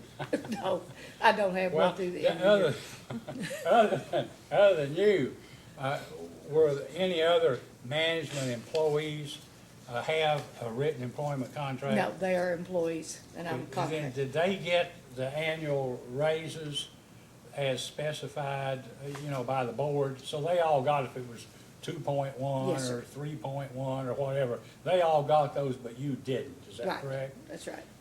Now, I guess it was hard for me to understand on the paper we had here, but as I understand it, correct me if I'm wrong, your annual salary is $146,193, is that correct, or? I don't know, to be honest with you, but I would say that's correct. Okay. If that's what Bradley and our helpers turned in, I'm sure that's right. Thank you, I have no further Okay. questions. Mr. Oswald, anything else? Just very briefly, Mr. Chairman, I'm gonna hand back to you, Ms. Fraley. I think it's exhibit 18, the statistical comparison of operating expenses. This was mentioned to you just briefly, but if you will look at the last column on the right, how many consumers per mile of line does Grayson have? The one for 2017 shows 5.7. Okay. And that is the fewest of any electric cooperatives in Kentucky, is that correct? Yes, it is. And does that show that the East Kentucky group average is 9.4, is that correct? Yes. Okay. And you got some here that go all the way up to 13 and a half, it looks like. How does that affect you financially? Why does that, how does the number of consumers per line affect your cost per consumer? Well, of course, the density is a direct reflection on the revenue, but I think that this does not begin to describe the territory between those homes. You may have a small community, and maybe there'll be a little store, maybe there'll be, 4 or 5 houses, maybe even a church, or, let's say we serve a couple of schools, maybe there'll be a cluster of homes around those, or maybe a subdivision or what have you. But, there are places, and, I'm sure, Mr. Chairman, you understand this, considering where you're from, that there's nothing for a significant distance. And you take places like around Cave Run Lakes and those types of things, Carter Caves, Grayson Lake, Greenbow, those are transit, that, we feed to a primary metering point. But there could be, there could be canyons, and there could be rock and all kinds of different things between those 5.7 structures that we're receiving revenue from. But it takes a lot of money and a tremendous amount of money on our right-of-way and things to keep those lines clear to get through to those people. Yes, we are the highest, we always have been, as far as I know. But then again, I think that you would almost have to see our terrain and see our system to understand the level of difficulty that we're dealing with. So if we look at this in just a few different components on these costs, first of all, if we just look at, just for getting terrain, just look at the number of consumers per line. Just by way of example, let's say you've got 5 consumers per line. I know the Cooperative's got 10 consumers per line, per mile of line. But you both have to pay for a mile of line, is that true? That's right. You And we gotta both have to pay for transformers, right-of-way, meters, and all the other things, even as far as our coordination on our lines, our, the booster points and those types of things that we need to be able to serve these people. And years ago, a lot of the older people built on the farm homestead up at the end of the hollow and things, and that was bad enough. But now we're seeing people building, $300,000 homes out here on top of a mountain, and then they're saying, "Oh, you're kidding. All I get's 1,000 feet, and, I have to pay for the rest of it." There doesn't seem to, they don't think until it's already done. But, it is typically, a lot of it is around the lakes and things. People want to build summer homes, vacation homes. You don't get a full 12 months revenue from them because they're only there on the weekends. And then you throw the vegetation management and throw in the roughness and the distance and all the other things. You're not going to have the revenue, and you're certainly not going to have any surplus from those deliveries that you would, say, in a subdivision. So you have the same cost per mile, but you have fewer people to shoulder To pay the it. cost. Now, moving on to the terrain issue. So if I get in my car and I drive from here to Lexington, like I did this morning, I pass a lot of horse farms and flat land, not a lot of trees. But when I drove over to Grayson the other day, I drove up and down a lot of mountains and through a lot of trees. So when you talk about terrain, are you thinking about things like your right-of-way costs, where you have so many forests to go through and rough terrain to deal with? Yes. Is that a big part of what you're And the talking wear and tear on our vehicles and things, I'm thinking about the safety of our members in very remote areas. There's a number of things that go into that cost. And then finally, if you look back at the exhibit, if you look at the total number of consumers for Grayson for 2017, looks like a little over 14,000.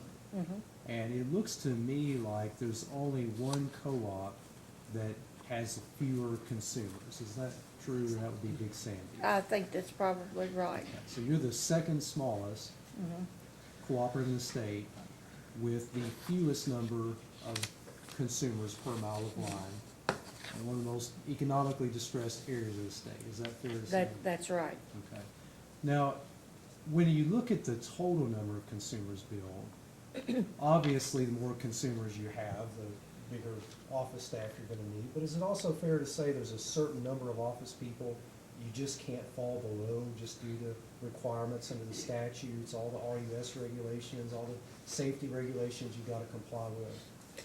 Well, even with the automation, like our members don't read their meters, they read directly into the office, and that goes directly into our billing. There has to be somebody constantly checking those numbers. There has to be somebody constantly looking for theft. We had 3 cases one week, just a couple of weeks ago. There has to be somebody sifting through the data to pull out the pertinent things that we need to know about. We're getting ready to do a meter change, and that will really stretch my staff, and my employees, especially if we can manage to do it in-house like we want to do to keep from having to hire a contractor. It's just, Monday morning, even I was in the billing department last week because they were standing out the door, and sometimes you don't just come in and do a member services job, or you don't just do an engineering job or a maintenance lineman's job. You have to fill in wherever you are needed and where you can be of the most help. Because, we are working, like I said, with less members, less employees than we've ever had since I've been there. And and a lot of our people, I don't know if y'all are aware of this, they come to the office. They want to talk to somebody that they know, somebody that they recognize. They want us to help them with whatever issue that they have, and nobody else will do. And it's just a little different situation, I think, we have probably higher foot traffic than any co-op in the state. Switching topics, you were asked a little bit about the prepaid program, and I was just curious, is Grayson involved in any other programs that help your members control or reduce their usage, DSM programs, stuff like that? We are, matter of fact, we are involved with the programs offered through East Kentucky, and quite frankly, the main reason that we pick and choose from those offerings is because East Kentucky helps us pay the button-up program, the savings, and those types of things. They help us pay those premiums because we quite frankly can't afford to go and give $1,000 for a All-Star Energy home, or so much for a button-up and things. We encourage our folks to do those. We identify them. We make sure that work is done. But if East Kentucky did not contribute to that, we could not do those on our own. Is it fair to say that while you're trying to help your consumers use less, you're also hurting your own financial condition? Is that true? I remember when I first came to work at the co-op, I asked my boss, it was Harold Haight at the time, I said, "What do you mean we don't sell our own product? What do you mean you don't want these people to use kilowatt? Isn't that what we do?" It was a different mindset. Yeah. All right, last topic, and I don't want to, I'll be done here in just a second. I don't want to, we've beat this one to death, so I'm not going to say much about it. But do you still have Exhibit 1 up there on the payroll? Let me see. I may have handed that back. No, I've got these. Okay. No, this. No, I don't. Exhibit 1 that has all the chart, all the numbers on it. Oh, here, yes, I do, right here. Yes. So I just want to make sure I understood about the union contract. Okay, The previous contract you were under guaranteed raises of $1.25 per hour for unionized employees. Is that correct? was that 4 years in a row? I can't remember exactly, probably, I know that was the last year for sure. Okay, I think that's the exhibit we looked at here. Okay, But then it looked like, last year it was way down to 50 cents. Is that the new contract? yes. Is it 50 cents per year? 50 cents for 4 years, and then I think it goes to 75 cents for 2 years. Okay. So the increase has been cut by less than half for the next several years for unionized workers. Is that right? We looked at that and we decided that after we had our wage and salary plan in place, and that we were finally on a level that was, as good as anybody else's, and that we knew we were going in for this rate increase, so we did not want to overburden ourselves and to be conservative on that. So, we cut it down. As I told my employees, I cannot give you money that I don't have. So they understand that, they work there, they're very conscious of our budget and these types of things. And so we were able to negotiate a contract that would keep our labor costs down for the next 6 years. Okay, so we've gone from $1.25 down to less than half to 50% in the next several years. And then to determine the increase for non-unionized people, it sounds like you took whatever that percentage would be for union, applied it to non-union. Is that fair? When September came up and they looked at the situation, they did the same thing for them. So the non-unionized employees' raises have gone down significantly and will be lower into the future since they're based on what the unionized Right. folks get, correct? Okay. And obviously, a percentage doesn't tell us the dollar amount, correct? No. We have to apply the percentage to the dollar amount. Okay. So I wanted to ask you were asked briefly about linemen salaries. It looks like here, well, I say linemen, but bargaining employees. Are most of those people that work outside? I think you said that. Yes. Okay. And it looks like their pays kind of cluster around roughly $35 an hour. Is that fair? Mainly, it works off of the first-class linemen's Okay. levels. Do you have any idea if you lost 2 or 3 linemen to Pike Electric or a competitor, what would be the cost to the cooperative to hire new linemen and train them up until they can be first class? Well, those, if I could hire someone with some experience, we could grandfather them through a year or so of our apprenticeship program. I don't like to do that because they don't know the territory. I don't want to put someone out in terrain as rough as ours that doesn't know exactly where the feeders are and where, the key points are. And so if I hired apprentices, it would take me 4 years probably to get them ready to go in a truck by themselves. So that if I would lose 3, that would be practically a whole crew. Well, that's bad enough on a regular day, because you could divide up some of your older employees with your new employees and keep things safe and keep things, moving.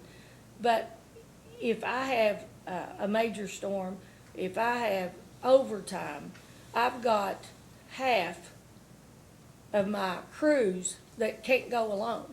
So I either call them out and send a first-class lineman with them, or I send a first-class lineman and they're not doing the work of 8 anymore. They're doing, the work of the whole bunch, because these 3 can't go.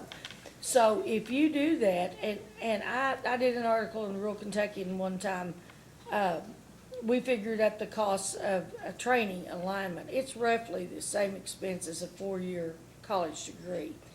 I hate to put that kind of money into an individual that's not gonna stay and be a benefit to us. Notwithstanding the fact that they can't go safely by themselves, they're not qualified to do certain levels of work.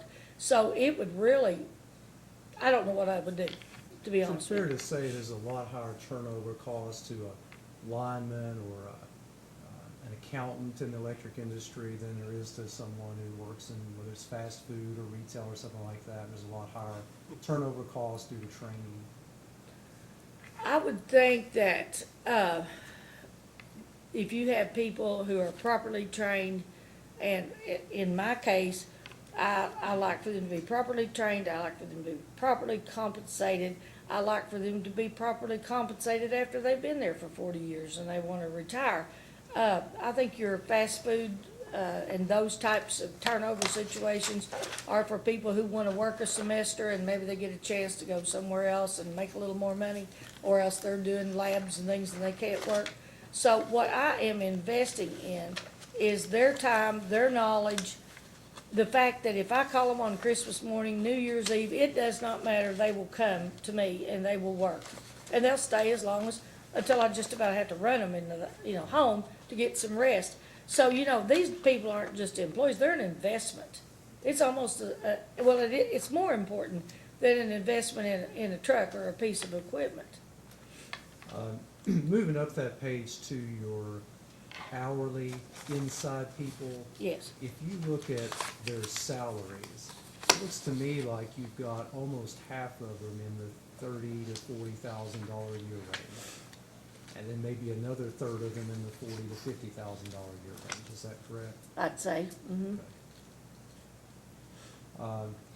Last couple of questions. Speaking of linemen earning approximately $35 an hour with the benefits that have been talked about, I think we all know being a lineman is not a 9-to-5 job, is it? Are they subject to being on call? 24/7. Do they miss events for their children, school functions? They miss a lot of things. Like I said, back in 2003, when we had the big ice storm, I think we were about the only one in Kentucky that was affected because it came out of Virginia, West Virginia. I was gone, I think it lasted 17 days. And when I finally got my power back on at home, and my children and my husband and everybody was back home, my little boy looked at his daddy and said, "Where's my mother? I need to see my mother." Because I would go in about 1 o'clock, sleep a couple hours, get a shower, and go back and be back in the office like by 4:30 or 5. So, you know, we miss a lot of things, not just our linemen, but we miss a lot of things. There have been times when there were not enough people to go around to have 2 people in the trucks, and I would be in a truck. Now, I'm telling you, standing up on a mountain with a hot stick that's 40 feet long and it's got a little finger on it, and you're trying to put it through something about as big as a quarter, and the snow's blowing in your face or the rain, is not an easy job. Especially when you're worried about what's happening at home, or you're missing Christmas or the school play or what have you. And, you know, I just don't think that there's often enough money to compensate for that. That's all the questions I have. Commissioner McNeil? 2 clarification questions, please. Thank you. You mentioned that directors don't take health coverage. Right, Is there any cash payment in lieu of taking that coverage? yes, for some. Do you know how much that is? No, I don't. Could you, in a posting data request, either provide it or just show It us would something? be different according to whether they are Medicaid or Okay. Medicare status, or whether they're, you know, younger. That would be fine if you could provide an estimate of what those would be To be honest with you, I don't know. afterwards, that'd be fine. Okay. Yeah, we can provide that for you. Thank you. Secondly, in response to a question from staff, you mentioned you didn't think there were any non-active directors taking health insurance. Yes, In response to Attorney General's second data request, question 1, you confirmed that there were 3 directors grandfathered in and that they were still taking coverage. Do you know whether I don't think that's- they're taking coverage. Okay, maybe the question, thought it was clear. Could you clarify on a post-hearing data request whether there are is anybody currently taking coverage? It's not active. They have gone through several revisions with this, and each time it gets better and we get a little closer to where I think we need to be. There were 3 directors who were grandfathered because they were there when the policy stated that you would have insurance coverage, and if you served a certain period of time, you would have continual coverage at retirement. That is not, in my opinion, really reasonable. So when they changed it, that you could only have coverage while you're on the board, those 3 were grandfathered. Okay, Now, none of ours are taking insurance coverage at this point, at this point. the active directors. Thank you, that's all, Chairman. Okay. Commissioner Nguyen, questions? I have other questions. Commissioner Siscoto? So just to follow up on the AG's question, so Exhibit 9, witness was Mr. Adkins, shows healthcare coverage for all the directors totaling about $53,000. So that coverage is going away in 2018? No, So what is that 53,000 represent? Is that healthcare coverage payments? that is payments. to strictly payments for them to pay for their health care? It is cash in lieu of insurance. Okay. It just identifies it on here as health insurance. Well, and that would be what they would have otherwise. So when we see that payment, it's really a cash payment to them, not a payment to an insurance Right. company to provide coverage. For directors, yes. And then that's included on their 1099 when they get their... Yes, sir. So I had one other question that I forgot to ask before, and that has to do with debt strategy. I noticed that you have 24 million in variable term loans and 7 million in, maybe it's 17 million, in fixed loans. And of course, there was an adjustment made in the pro forma talking about increasing the amount of insurance expense because of changes in interest rate costs associated with the variable loans.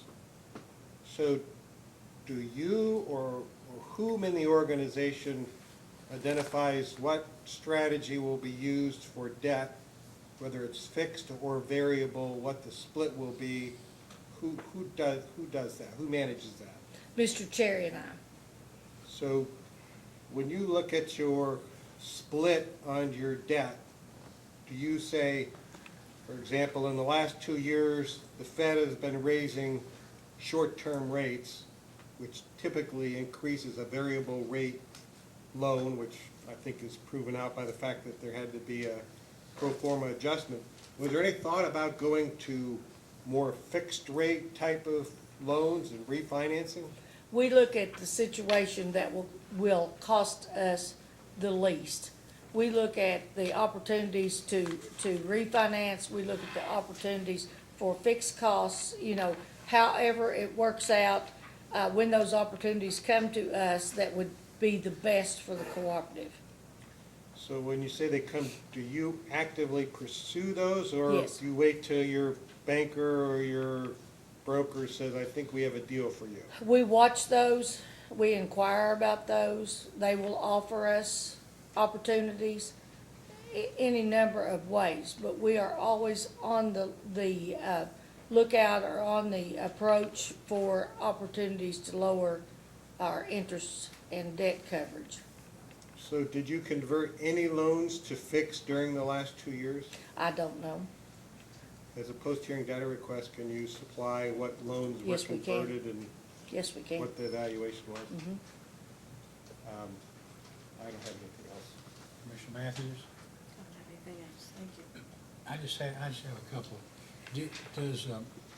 Do you supply electricity to the town of Grayson? No, we don't. Okay, who is that? Kentucky Power. What about Sandy Hook? Yes, we do. We serve Blaine? all of Elliott County. Do you supply Blaine? Yes. Well, I don't even know if Blaine's a town there's a anymore. split right in Blaine, yes. We serve, it's very rural. There's a store, a couple of churches. We serve part of it. Used to be a yes. bank. Yes, used to be the bank. We served the bank. Yatesville Lake changed a lot of that territory. Are there any, other than Sandy Hook, which is, I guess, small, are there any other municipalities that you provide electricity to? No. No further questions. I have nothing, Mr. Chairman. May Ms. Fraley be excused? Yes, Your Honor. You may step down. All right, thank you. Mr. Oswald, you may call your next witness. Yes, Mr. Chairman, we call Mr. Bradley Cherry.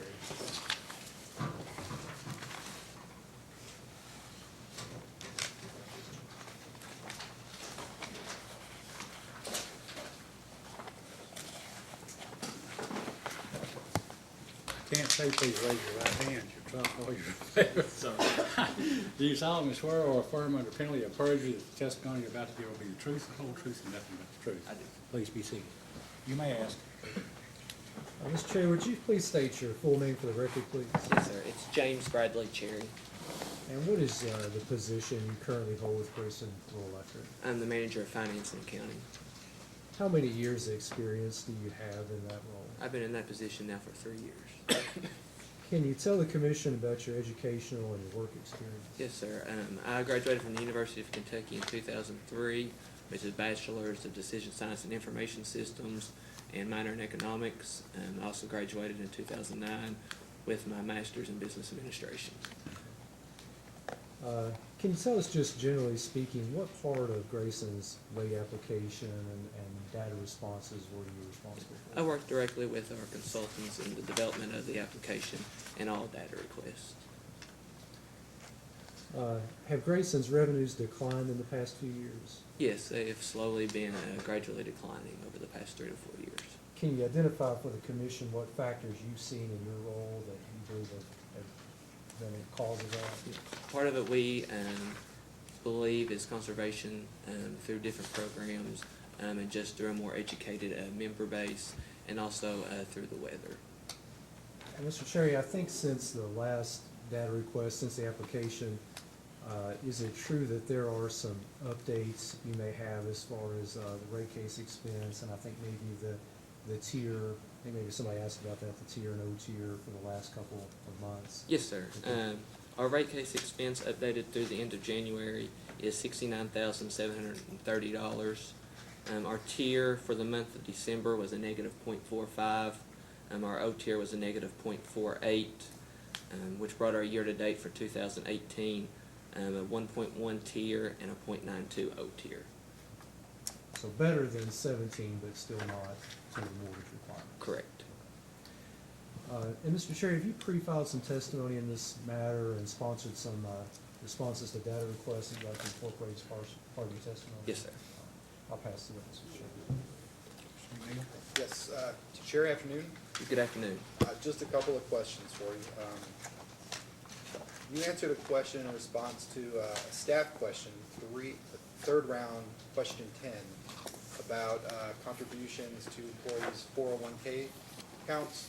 Yes, sir. Can I just ask you, so you make this payment to a 401k in lieu of paying each employee's long-term disability, is that right? Correct.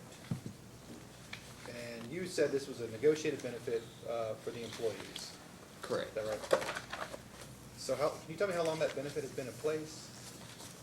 I do not know the exact term. It was before that I was employed there in 2011. Okay. It came through negotiations through a union contract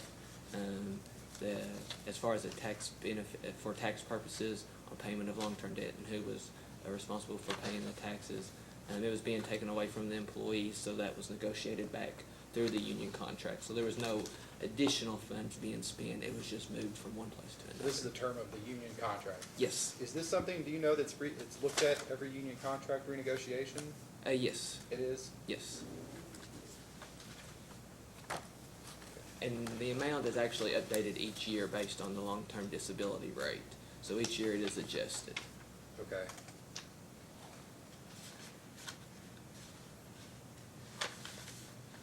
Okay.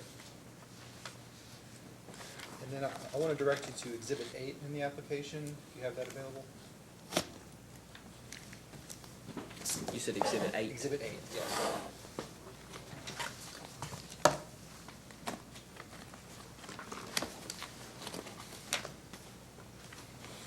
Yes, sir. Page 2. And this is sponsored by Mr. Atkins, but I thought I'd ask you, I think you may know the answer. Line 31, I'm looking at, it says health insurance premiums. I'll preface this with saying, were you present when I asked Ms. Fraley about health insurance premiums paid for Mr. Scott after his employment and possibly to 3 non-active directors? Correct. Yes. Okay. I'm curious, do you know, this health insurance premium is on line 31, then it has on the columns for date and number of VAR. I would ask if that means variable, or do you know? I do not know. Okay. A post data following. I'm just curious if you could make a breakdown of this 34,161, 63. Yes, Just sir. who's that paid to? What are these funds? Who are they going towards? Yes, sir. These premiums? That would be perfect. That's all I have, Chairman. Mr. Nguyen, Yes, Your Honor, I do. Thank you. Good afternoon, Mr. Cherry. Good afternoon. I guess we can stay on Exhibit 8. So this account at the top, it's account number 923, and it's labeled outside services, is that correct? Yes. Okay, are you familiar with the RUS account 923? Yes. You are? Yes. Okay, and what does RUS's characterization of account 923? It is mostly used for legal services and any outside services that we utilize. Okay, so there are some amounts in here that, and I'm assuming that they're professionally related. So there's Christmas gift, you see line 8, Yes. okay. And then line 27 is another Christmas gift. Yes. And then, of course, the health insurance premiums. And then there are certain one-time expenses, such as meetings. You see those? Attendance at meetings? Yes. Okay.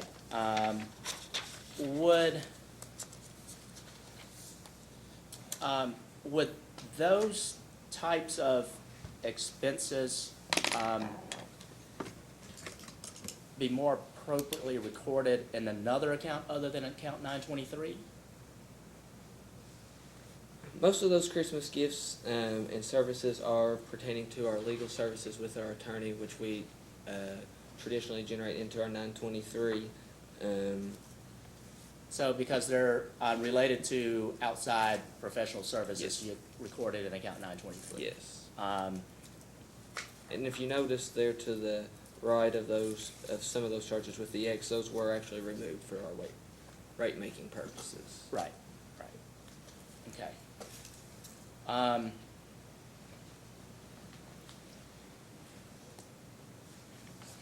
Let's change pace a little bit. Grayson is proposing to discontinue a couple of rate schedules, is that correct?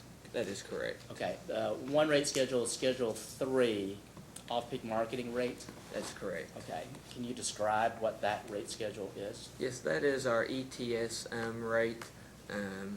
It has, I believe we have 88 members that are on that rate. Okay. It has been difficult to manage for us. We do not have anybody that can currently work on those ETS units, so it makes it difficult for any type of repairs, as well as coming into any parts for the replacement. We have very difficult trouble finding any type of parts to repair those. Do you know how long that rate schedule's been in effect at Grayson? I believe sometime in the 80s or 90s, but I could be wrong. I'm not sure. Okay, so at least 2-3 decades? Yes. Okay. And is there just one outside entity that does the maintenance and repair for the We ETS had units? one individual who did service them. I believe some of the other co-ops had some individuals that were able to assist us, and they too are no longer available to us. They no longer work on them for us. Okay. And so there's no internal, there's no one internal to Grayson that would be capable of doing No, that sir. type of maintenance, okay. Do you know how the metering for these ETS units are handled? Is it by a separate meter or? I do believe they have a separate meter. I'm not completely familiar with it, but I do recall them talking about a separate meter for them. Okay. And you also note that Grayson's not receiving the same discount from EKBC due to the change in rate structure? Yes, that's correct. I believe when the program first started, we received a 40% discount on kilowatt hours used by the ETS units. That is no longer passed down to us. What is the current discount? There is not, with their different rate structure, there's an on-peak and off-peak rate that we pay, so there is no discount from Okay. East Kentucky for us.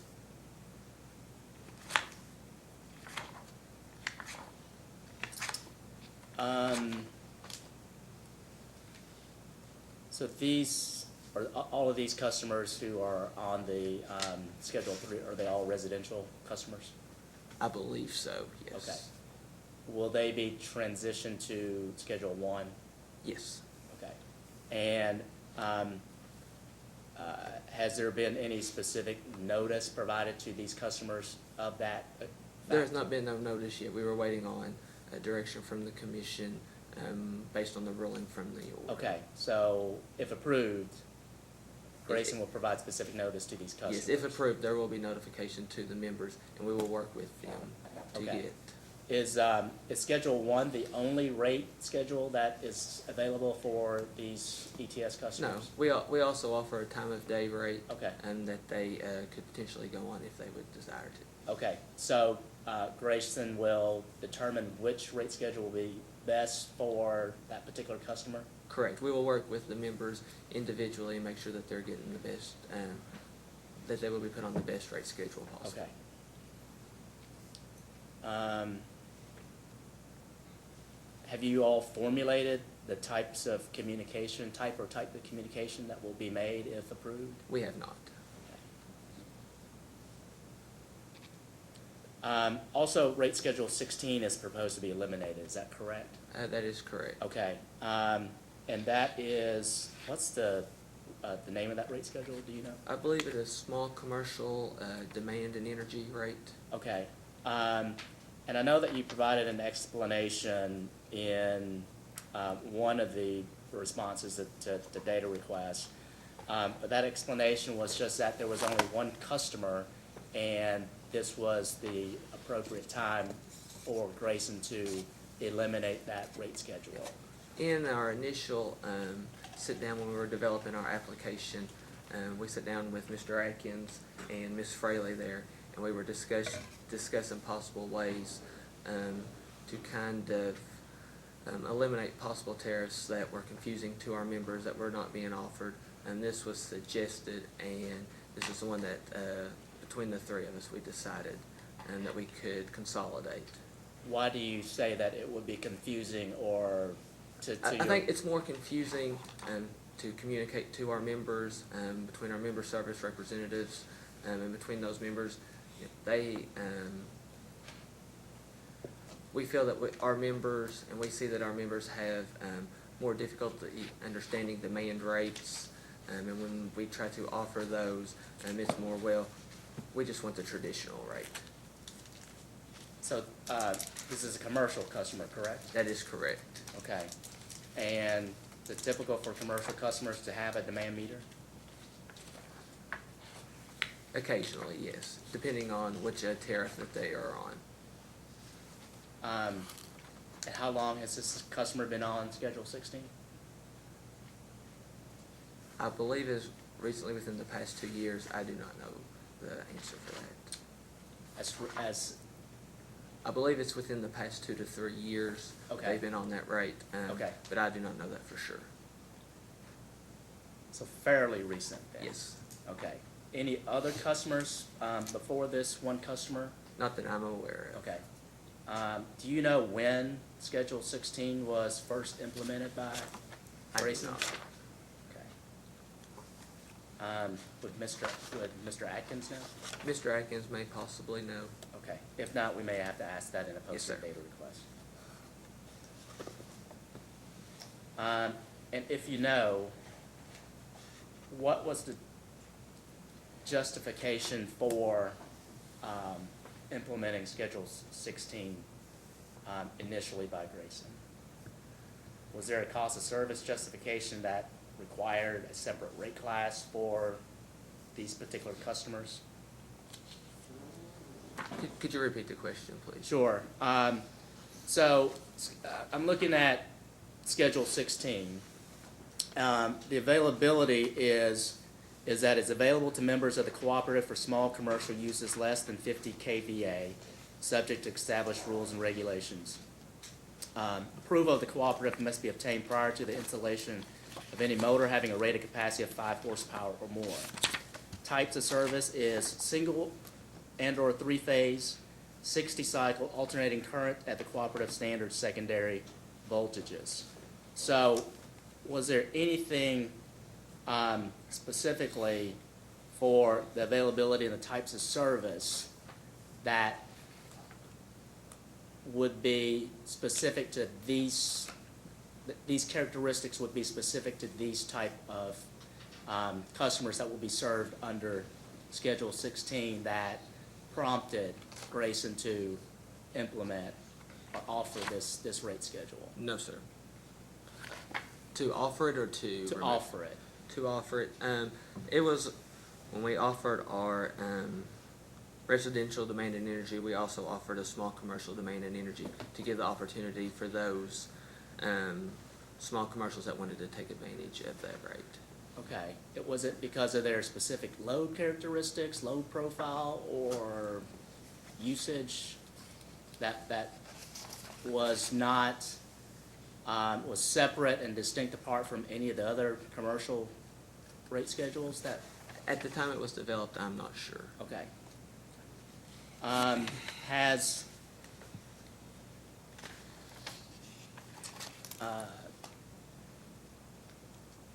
this one customer been contacted of the potential change in their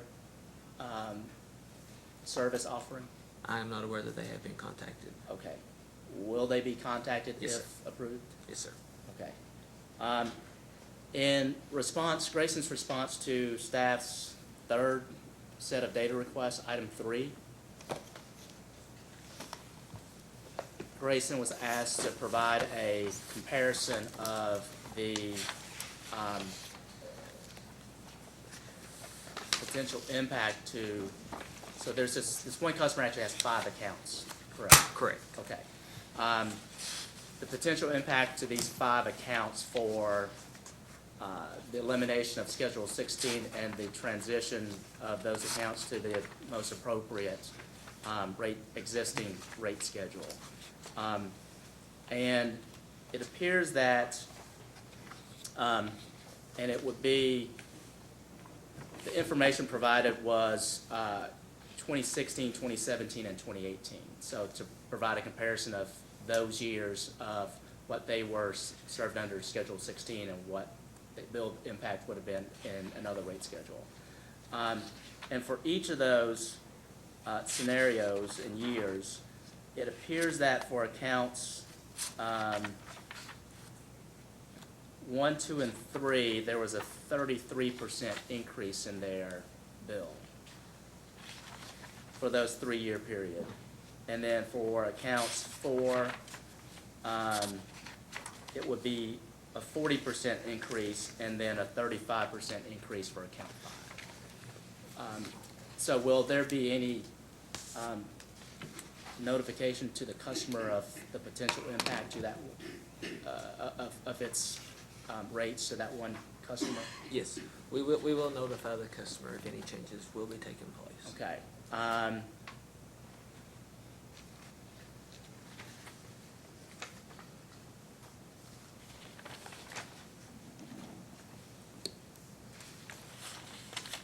So do you believe that an increase that amounts to around 35% of the total account is reasonable? When we first looked at it, yes, but as we have looked more into it, that number has been concerning. We've had some internal talks with that, and it is kind of unreasonable for that.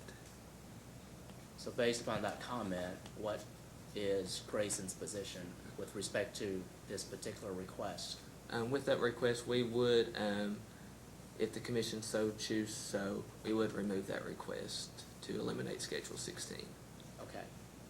So Grayson would be willing to withdraw that proposal to Correct. eliminate Schedule 16? Correct.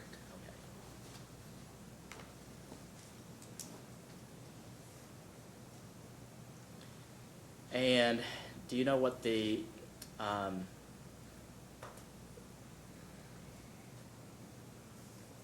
guess that there would be a corresponding decrease in the revenue requirement that's being sought by Grayson as a result, correct? Correct. Okay. And how would Grayson propose to allocate that reduction in? That would be a question for Mr. Atkins. Okay.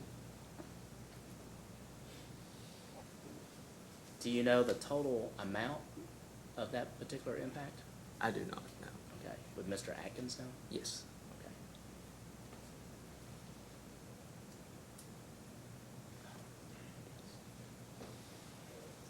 Okay.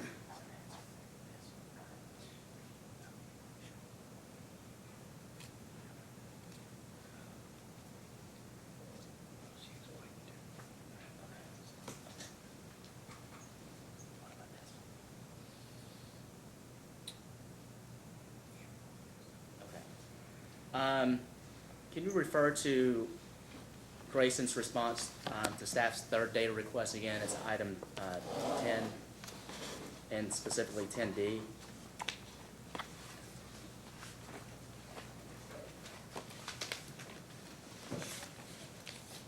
Okay. So the Attorney General touched upon this a little earlier, but in the response to 10D, Grayson stated that Grayson does not pay for long-term disability insurance, and that amount equal to that premium is put into a 401k account for that employee.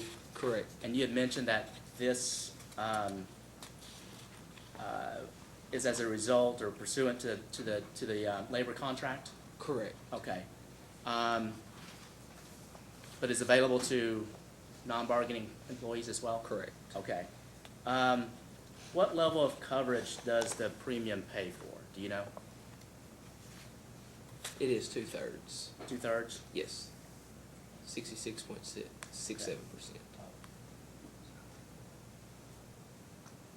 And that's 2/3 of the employees, each employee's salary? Yes. Okay.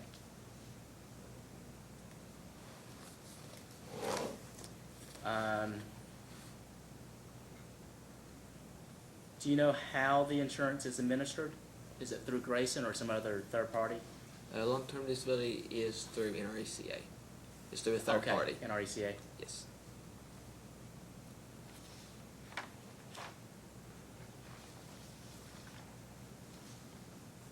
Okay. With respect to life insurance premiums for employees, Grayson pays for those premiums, is that correct? Correct. Okay. At what level of coverage?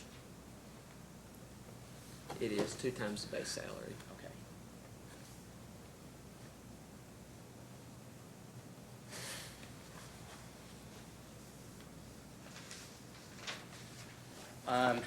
And I try to write down as quick as possible, but can you go over the tier for December was 0.45? The tier for December was a negative 0.45. Sorry, negative 0.45. And then for the tier for 2018 was 1.1. Correct. Okay. And then the operating tier for December was negative 0.48. Correct. And what was the O tier for 2018? 0.92.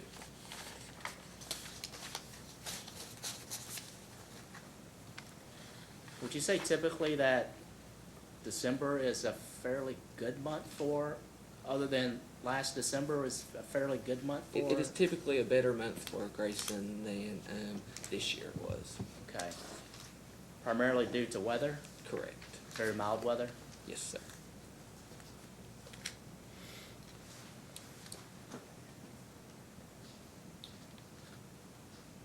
Those are all the questions I have. Thank you, Your Honor. Commissioner Cicero, questions? Mr. Cherry, how long did you say you worked for Grayson? I've worked for Grayson for 8 years now. 8 years. Did you start with him? No, after college, I worked at the University of Kentucky Chandler Medical Center. So what qualified you to move from Chandler Medical Center into Grayson Electric? My qualifications, through my work experience, I was a manager there at the hospital. When I was hired on at Grayson, it was to train with the previous manager of accounting and finance, Mr. Don Combs. I worked with him for 5 years before I took this position now. So would you say your professional skills transferred pretty easily? Yes, for the most part. Which is pretty much typical for administrative personnel, is it not? Correct. Okay. I just want to make that point that in terms of administrative personnel, it's not that hard to bring in someone into the electrical industry that can do financial and administrative functions. You adapt pretty easily. With some training. Yeah, I agree. With some training, I think every job takes training. So, Ms. Fraley indicated that you two determine long-term debt strategy. Is that correct? That is correct. How often do you meet? informally about every week. Formally, I mean, we sit down and we'll talk about different issues throughout the co-op, especially, you know, that deal financially. As far as our debt goes, you know, we'll sit down and we'll meet with our lenders, with CFC, we'll talk with RUS, and when information is presented to us, we will sit down and discuss those issues. Monthly, quarterly, I would say quarterly. quarterly? Do you ever keep, it's never in a formal setting where anybody keeps track of the minutes or writes up the meeting or discusses what the strategy is, or is there a formal strategy? No, sir. We do not sit down and take minutes of our sit down. And there's no formal strategy at Grayson in terms of how they're gonna manage their debt? What is best for the co-op is our strategy. What? What is best for the co-op and our members. But is our nothing in strategy. writing that's specifically? No, sir. In the depreciation, general plant accounts, the cost of service study uses different depreciation than what was permitted in the case 2008-00254. Are you still recording your depreciation according to what was in that case, or have you modified your depreciation and that's what's being used by Mr. Atkins? Our system allows us, in those accounts, to charge different depreciation rates for different items, and we have utilized that with certain items that may not last as long, specifically our computer equipment and stuff like that. It was Grayson's depreciation study that the last case was approved in terms of the asset lives and whatever else went into that study, is that right? To my understanding. But you've modified from what was approved computers only, or I'm trying to get an idea of why there's an $88,000 difference between what's recommended for depreciation with Mr. Atkins' cost of service and what staff has. Can you specifically point to that for me so I can look? I'm just aware that it's certain general plant accounts.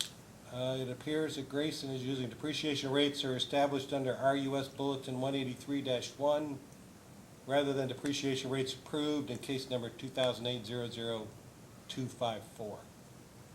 So, well, Grayson is proposing an increase of $83,100. Staff is adjusting it downward by almost $5,000. It would be an $88,000 adjustment. Is there something that Grayson is doing that's being utilized according to the RUS bulletin that's in conflict with the last with the last depreciation study, or what's the difference here?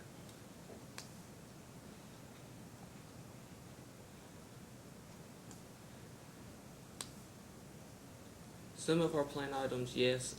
Mr. Atkins may be able to discuss that better than I can on what he used there.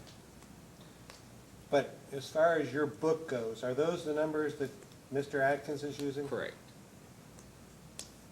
Mr. Atkins, are you going to be able to answer the question? Well, if it doesn't, we'll just do it in a post-hearing data Yes. request to find out what's going on. That's fine. I don't have any other questions. Commissioner Matthews? I don't know. I have no questions. Mr. Oswald, Matthews? Just a couple. Mr. Cherry, I just want to make sure we were clear here about what happened with the company offering the 401K and contributing to that versus long-term disability. So prior to having the 401K in existence, is it true that the cooperative paid the premiums for a long-term disability plan for the employees? That is correct. Okay. Now, I'm no tax lawyer, but is it true that if the employer pays the premiums and the employee then receives long-term disability, that it's taxable to the employee? That is our understanding, correct. Okay. Whereas if the employee pays the premium and they go on disability, it's not taxable because they paid premium. Is that correct? That is, to our understanding, correct.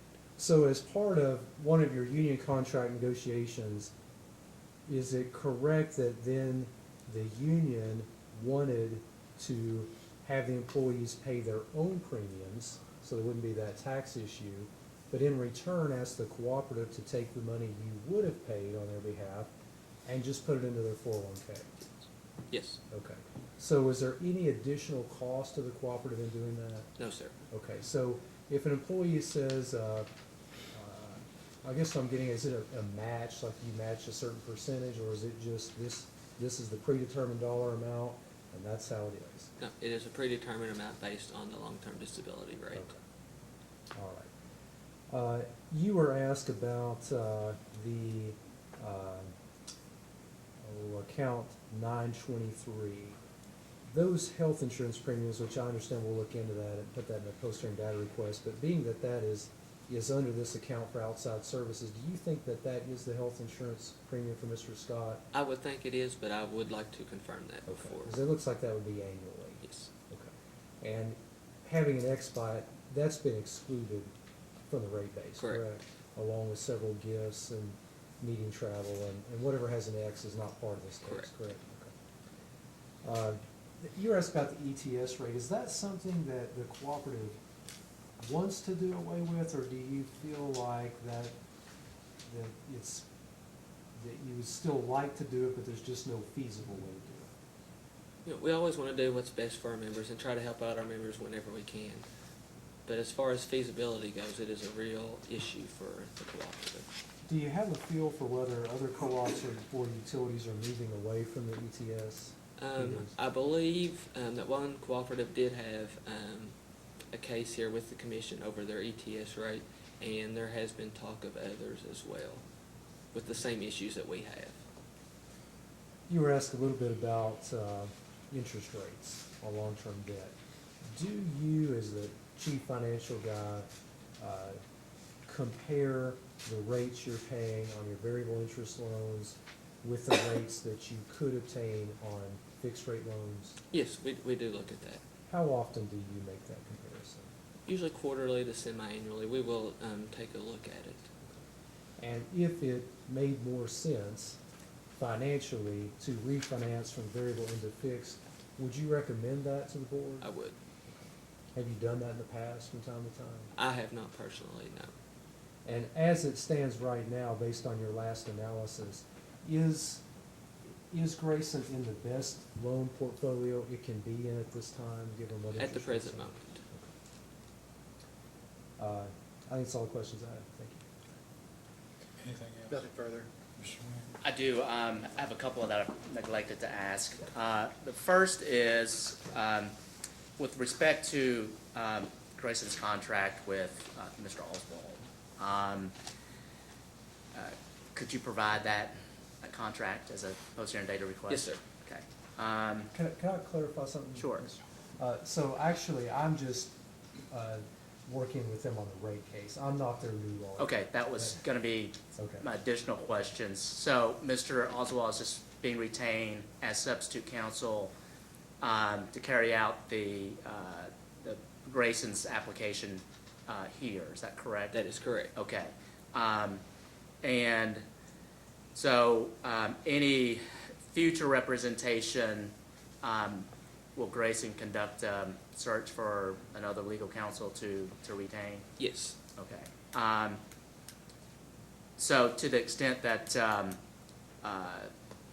the contract for Mr. Oswald with respect to representation of Grayson for this rate proceeding, could you provide that as a Yes, sir. post-hearing data request?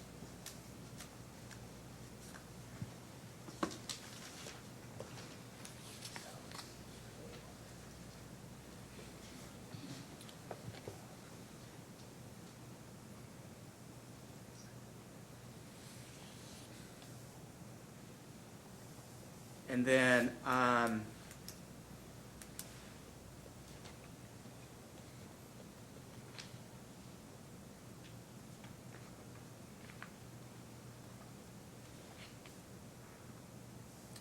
just as a general question, you mentioned that, so for instance, Exhibit 8, account 923, there were excess marks for some expenses where it was adjusted or removed for rate-making purposes. How does Grayson absorb those costs that are not included for rate-making purposes? Those would be expensed. Okay. And it will impact Grayson's bottom line? Correct. Okay. And Grayson is a distribution cooperative that are owned by its member customers, is that correct? That is correct. Okay. And there are no shareholders to shoulder any other financial obligations that Grayson may have? No, sir. Okay. So even though those expenses are removed for rate-making purposes, it would still have an impact on the customers ultimately, correct? Ultimately, it would, yes. Okay. Those are all the questions I have. Thank you. Mr. Cicero? I'm just curious, on the long-term debt rate that's used to fund the 401K, or the long-term disability rate, I'm sorry. So long-term disability, does that rate ever change, or is that just a fixed amount that was established and that's what goes into an employee's account? It changes every year. So you're doing an analysis and you, Yes, yes, and we adjust that every year. okay, I think your counsel asked you if you were in the best position in terms of your rate portfolio that you could be in, and you answered yes. To our knowledge, yes. Can you provide whatever the comparison is of rates that you do to make that determination as opposed to hearing data requests? Sure. Thank you. Mr. Matthews? Do you have an attorney, a new attorney, local attorney as of this date? To my knowledge, no. No further questions. Last bite at the apple. May this witness be excused? Yes, Your Honor. Thank you. You may step down. Thank you. Let's take a break until 25 until 3, at which time we'll take Mr. Atkins. Ready? We're now back on the record. Mr. Atkins, will you please raise your right hand? Do you solemnly swear or affirm under penalty of perjury that the testimony you're about to give will be the truth, the whole truth, and nothing but the truth? Yes, sir. Please be seated. Mr. Oswald? Thank you, Mr. Chairman. Mr. Atkins, would you please tell us your full name for the record? My name is James R. Atkins. And what is your occupation? I'm a utility rate consultant. Can you tell the commission just about your educational and your work experience and what qualifies you to give your opinions and for the work you've done in this matter? I have an undergraduate degree in finance and a master's degree in accounting, both from the University of Kentucky. I spent 25 years with East Kentucky in the rates as head of the rates department. And since then, 17 years, I've been providing consulting services to cooperatives in the state of Kentucky. What parts of Grayson's application for an increase in rates were you responsible for? I was assist in the preparation of revenue requirements, cost of service study, rate design, and other items. You did perform a full cost of service study. Yes, sir, I did. That's been filed in this matter. Yes, sir, it has. I understand that part of the application, or that the application itself seems to put most of the increase in the customer charge versus the energy charge. Is that a fair statement? Yes, sir. Okay. Can you tell us what are the advantages of that to both the cooperative and to its members? The advantage of the customer charge is, number one, it raises the floor on the amount of revenue they can expect. Is one of them. And also, closer aligns the charge with the cost to serve for a customer charge. Be fair to say it gets the revenue closer to what the fixed costs are. It gets closer to the fixed cost. In the short term, just about all the distribution costs are fixed, and the only variable cost would be wholesale power.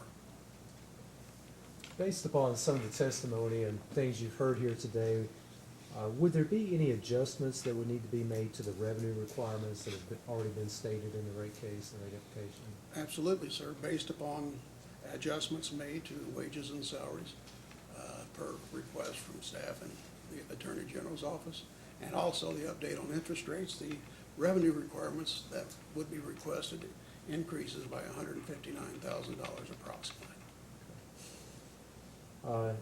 As part of the case, have you pre-filed some testimony and responses to data requests that you'd like to incorporate today as part of your testimony? Yes, sir, I do. That's all the questions I have. Mr. McNeil? No questions at this time, Chairman. Mr. Nguyen, questions? Ms. Koenig's taking Ms. Koenig? Hi, good afternoon. Good afternoon, ma'am. I would like to just clear up something. I think you were in the room whenever Mr. Cherry testified that Grayson was going to withdraw their proposal to eliminate Schedule 16. Yes, ma'am. And do you know the corresponding reduction in the revenue requirement that Would not be a reduction, would be an increase in the revenue requirements. Because we've modeled them in there as the rates, or the revenue from that customer base being increased. If we do away with that request and keep the rate schedules, then they're not gonna change and their rates are gonna be that much less. Okay. Do you know what that is? It's approximately $35,000 has been testified. Approximately $35,000. Yes. Okay. And could you, in a post-hearing data request, give us a specific amount and also the updated total revenue requirement? Absolutely. Okay? Yes, ma'am, will do. Okay. Can I jump in on that? Sure.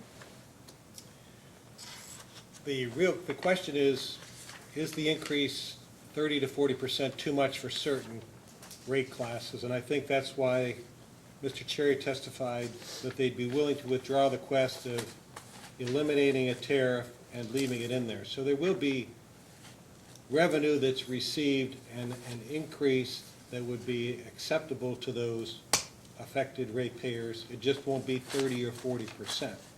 So therefore, it's not a total pass-through to the other classes of the 30 to 40%. It's whatever the reduction from the 30 to 40% is. Would that be an accurate statement? It's an accurate statement, but I thought the $35,000 was the amount between. Is that the difference between, well, whatever the Between actual the amount is? actual and the proposed. And what is the proposed?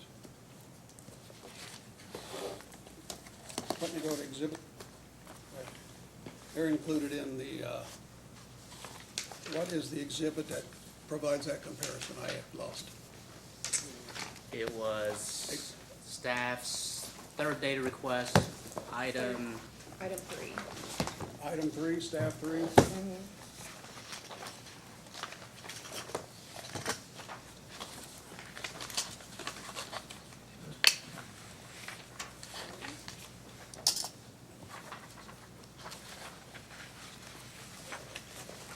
Last page.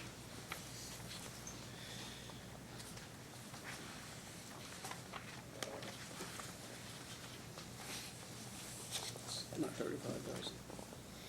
About 3,500, right?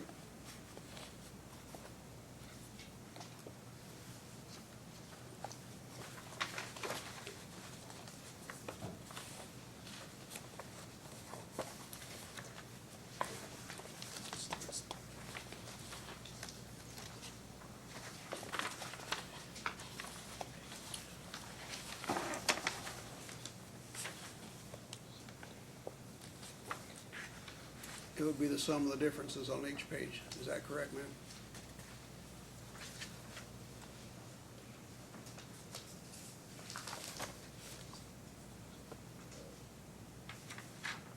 As the difference in not eliminating the schedule? If we did not eliminate the schedule, we would go to the fourth column. Okay. And we've modeled it, part of the request, as the fifth column. So we would have a reduction in revenue of whatever the amount is for those 5 pages. Okay. And the difference would be an increase in revenue requirements. Among the other classes? Sir? Among the other classes? Among the other classes, yes. Right. And we will give you details on the post-data updated request with the others that I spoke of earlier. Okay. That's okay.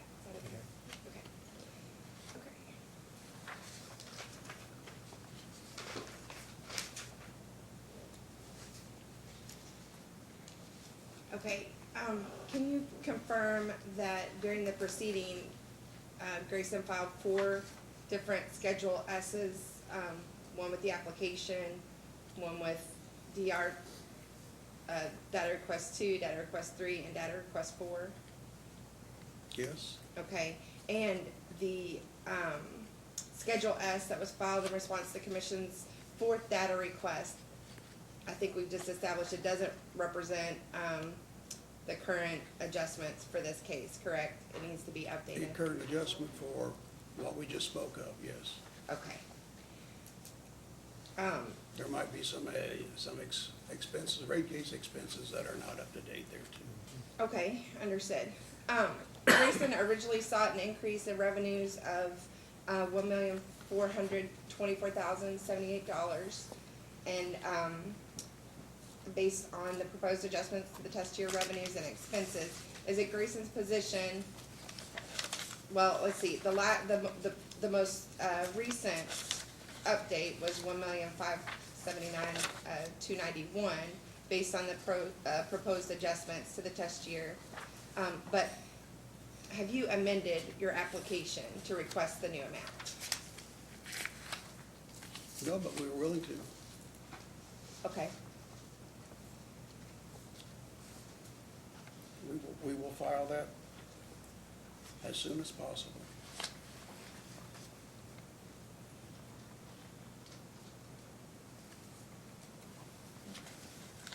Okay, and so, the vice chair was questioning Mr. Cherry about, depreciation Yes, ma'am. issues. And I have, a couple of handouts. Please. Okay. May we approach the witness? Yes, you may.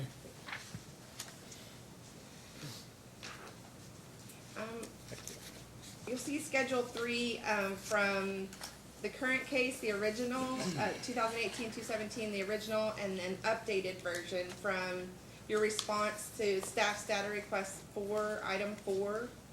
And then you'll also see Schedule 3 from case number 2012-426, and Schedule 3 from case number 2008-254.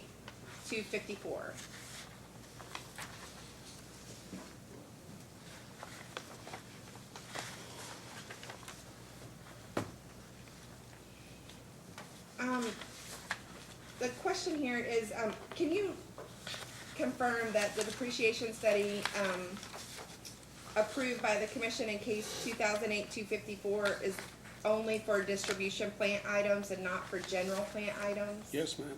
Okay. And in, your response to staff's data request 4, item 4,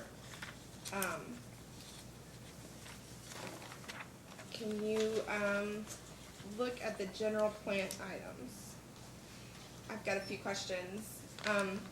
What is the criteria for determining the depreciation rates for general plant items?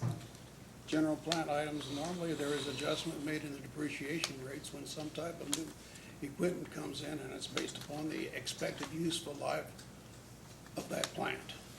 Okay. Why, is the actual depreciation accrual for the 12 months ended November 2018, or was it used in developing the historical test year revenue requirement? For depreciation, why were the year-end rates applied to the, The actual, to the actual plant at the end of the year? That is a normal procedure, has been utilized by this commission for determining the revenue requirements associated with depreciation expense. okay. That's been the history that I've known in my 40 years of testifying before this commission. Okay.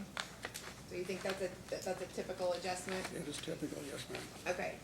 I think the main question here is, in 2008, the study was, approved, depreciation study was approved, and, it didn't cover the general plant items. I'm sorry, yeah, it was only for distribution plant items. But then in 2012, certain rates, were approved for the general plant items that are different than the rates that you've used in this case, in 2018, 272. where did you get your basis for using the different depreciation rates for,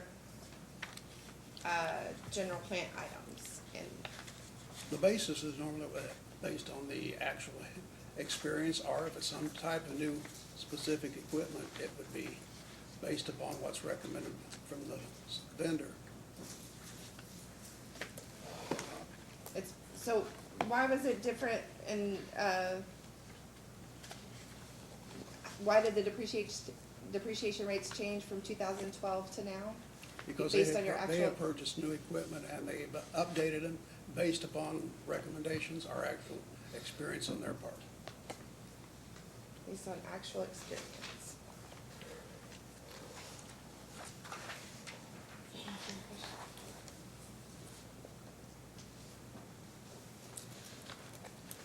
If you'll notice that in transportation, which is one of their biggest items, it's been a reduction since 2012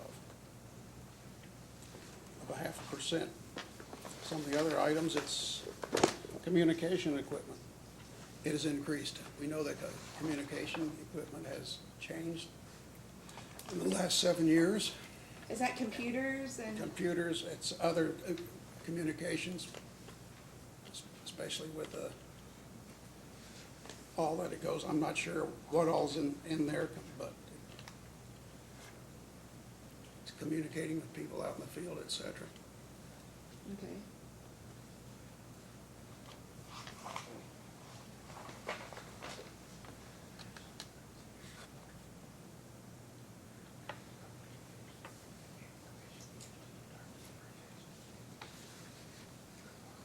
Okay, so can you confirm that, the rates listed in, the second column there for general plant items, and the Schedule 3s for 2018-217, can you confirm that those are the rates that you're proposing the commission use? Yes, ma'am?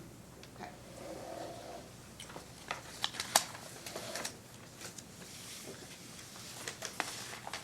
Thank you.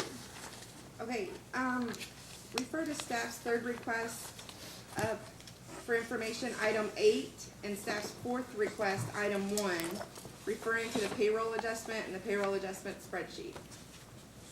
Third data request, which number? Item 8, Thank you. and then it's also in staff's fourth request, item 1. It's just a technical question. As soon as you get there, just let me know. And you say it's question 8, PSC 3, number 8, what page? It's only 2 pages. It's the, referring to the payroll adjustment and the payroll adjustment spreadsheet. When you normalize the payroll costs, why didn't you remove vacation payout for each employee?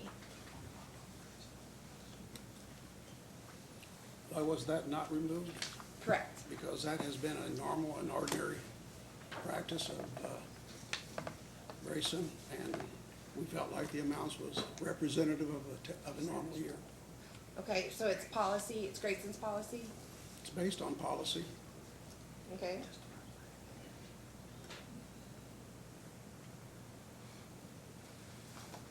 Is it normal accounting practice? Is that best Yes, practice? ma'am. Normal accounting practice, or it's normal Grayson's practice that happens to be an accounting practice? Is there a difference? Shouldn't be. I'm asking, it I could think be. it's normal. You think it's normal? Yes, sir. It's my judgment it is. Okay.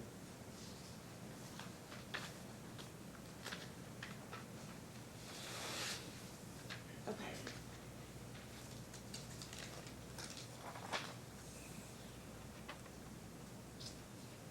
Okay. Just another kind of technical question on, the billing analysis provided in Exhibit J of the application. In a post-hearing data request, could you provide, a revised revenue requirement and billing analysis for Exhibit J? Yes, ma'am, and also rate design. Okay. We'd and- have to do rate design to do the Exhibit J. Okay, great, we'd appreciate both of those. Yes, we'll make that part of our process. Okay, great. All right, on to a new subject here. On the residential customer charge, Yes, ma'am? Grayson's proposing an increase from $15 to $22.50, Yes, ma'am? which is approximately 50% increase. You touched on in your direct testimony today about why the bulk of it was allocated to customer charge and not the energy charge, because you believe that's more of a direct correlation to what fixed costs are. Yes, ma'am? Okay, do you have anything to add to that? It's an increase, but it's still substantially less than the total fixed cost. Okay, Rate design is considered an art, and some people state what you should include in your customer charge will depend upon what we're looking at. In the past, most people have considered the fixed cost associated with directing or connecting a member to the distribution grid. Today, we're including the customer-related cost for the lines as a part of this. And the total cost is the current. And we're looking at the total customer-related cost, including for the distribution lines. Okay, and that comes to substantially more than this. It's in the $35 plus range. okay. If the commission were to grant a lesser or greater amount of increase than what was requested by Grayson, how would you propose that the difference in increase be allocated to the customer classes? And would you recommend a proportional change to each rate class? I would stay within the total revenue requirements for that class and adjust the energy charge. If the commission reduces the customer charge, increase the energy charge, or vice versa.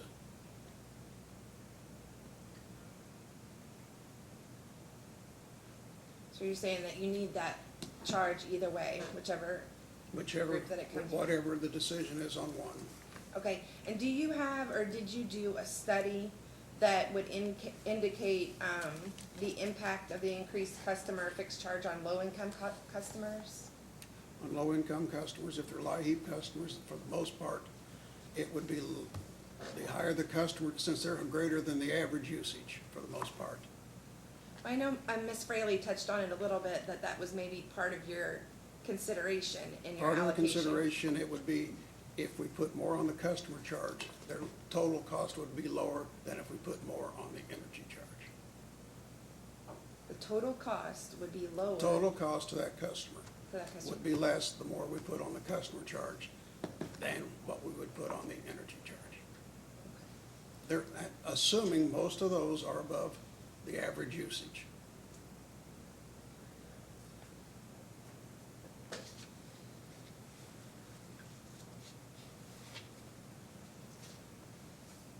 Okay. Are you aware of Grayson's ranking in regards to your customer charge and energy charge as compared to other electric utilities in the state and specifically your neighboring co-ops? Yes, it would be the highest among distribution co-ops in the East Kentucky group would be the highest. With the current one, highest is Big Sandy and Owen is second. And both of those are $20 plus.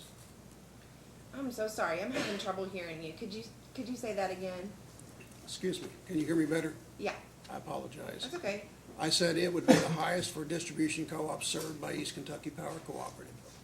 Okay, if you gave them what's requested. The next two highest is Big Sandy and then Owen, and both of those are $20 or more. Okay. As a post-hearing data request, could you provide the listing of the customer charges for the co-ops in the EKPC? And also, a statement from Grayson just regarding your position on the list? Yes, ma'am. Okay. Do you believe that a customer charge that's up to 61% higher than neighboring utilities and is the highest in East Kentucky Power Cooperatives would be a challenge for your service area? It would present some type of challenge, but I think less of a challenge for the low-income users because they're a higher usage. Their total bill would be less. 61% increase than from some other cooperative. Depends on the philosophy of that opposing cooperative Okay, versus Grayson's. okay, but total bill would be less based on Yes, ma'am. everybody paying more, but not, it wouldn't be like, their bill's gonna increase. Everybody's bill's gonna increase. The low income would increase less, putting on the customer charge, because they're above an average user per kWh per month. Okay, okay. All right, I'm gonna pass out a printout. This is in your application, but it, is a printout of your tier and return tab from your cost of service study. Yes, ma'am. May we approach? Yes, you may. Thank you.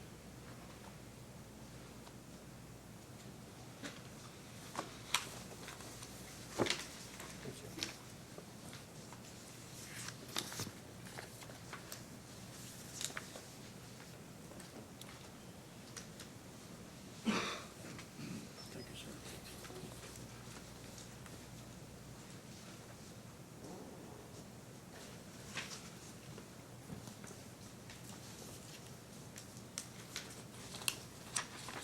Okay, please refer to Schedule 20, inclining block, and Schedule 22, general service prepay. Schedule 20? Yes, sir, 20 and 22. The contribution of each of these classes to tier and return on rate base is negative, correct? Yes, ma'am. Could you explain why these numbers are negative? Because there were, because they lost money on these rate classes.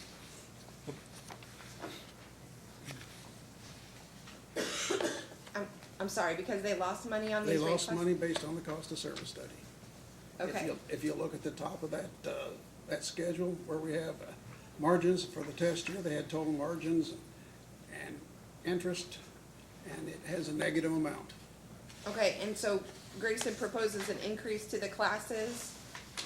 However, on the return on rate base and contribution to tier, it remains negative. It remains negative because it's substantially negative during the test year, and we requested this amount of increase. So it doesn't fix the problem? It really does not fix the problem. It lessens the problem, Okay. not by much. Do these numbers imply that the other rate classes are subsidizing the class then? They are being subsidized by other classes, yes, ma'am. Okay. But there is also the Schedule 20 inclining block rate has a different purpose. The primary purpose for it was that if you raise a charge so high, these are for low usage members. Okay. And we provided on this type of rate where we have a lower charge or reasonable customer charge, and then a lower energy charge, and the energy charge increases. In a lot of circumstances out there with cooperatives, if we raise rates too high on these, then they will cut off. It may be a pumping station, maybe a barn, or a machine shop on a farm, they'll cut these off. We lose that revenue. This is to keep that revenue flowing. If we don't keep that revenue flowing, we have to come back to this commission sooner. And I know that Owen has over 1,700 on their 1,700 customers on an inclining block rate similar to this. And I know when we addressed that question at Owen in 2012, that 3 other board members says they would have some, or farmers they would have some meters they would cut off. So the proposition here is keep the revenue going. We're talking basically people that use 200-300 kWh per month. Do you know how many customers are using the inclining block rate? Pardon? Do you know how many customers are using the inclining block rate? For Grayson, Yes, sir. let me see if I can come up with that information for you, ma'am. Okay. If you need to do it in a post-hearing data request, that's fine. Okay, I'll give you the number, we'll do it that way too. okay.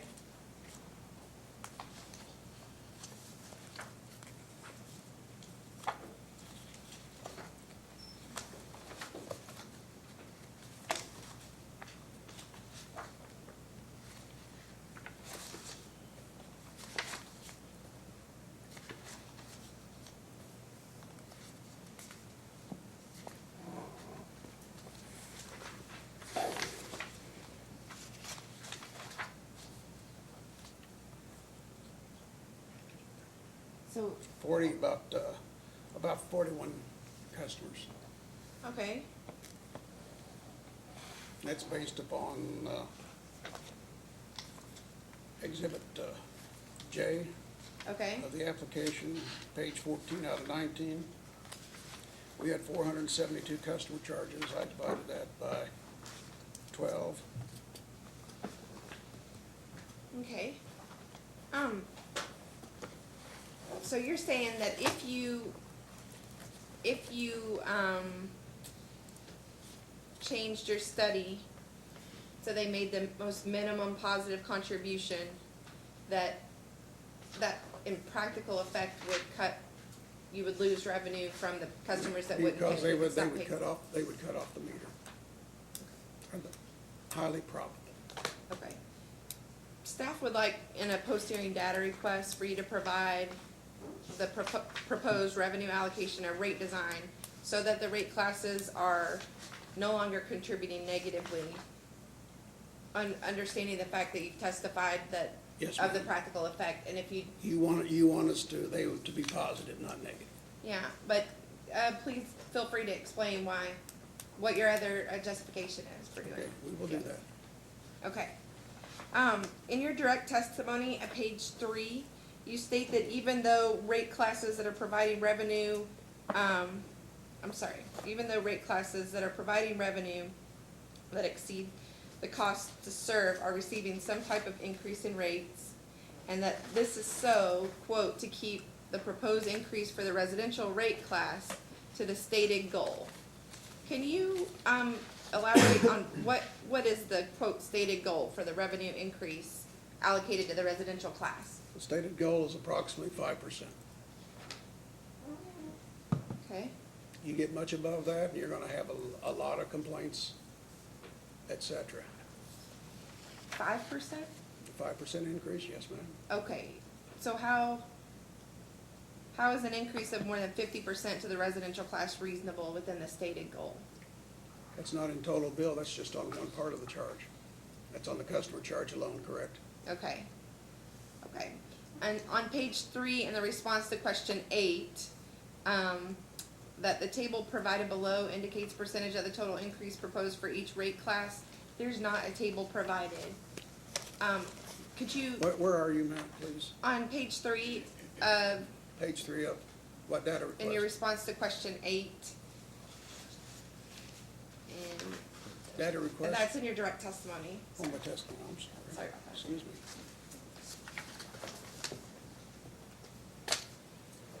Now, what is your question?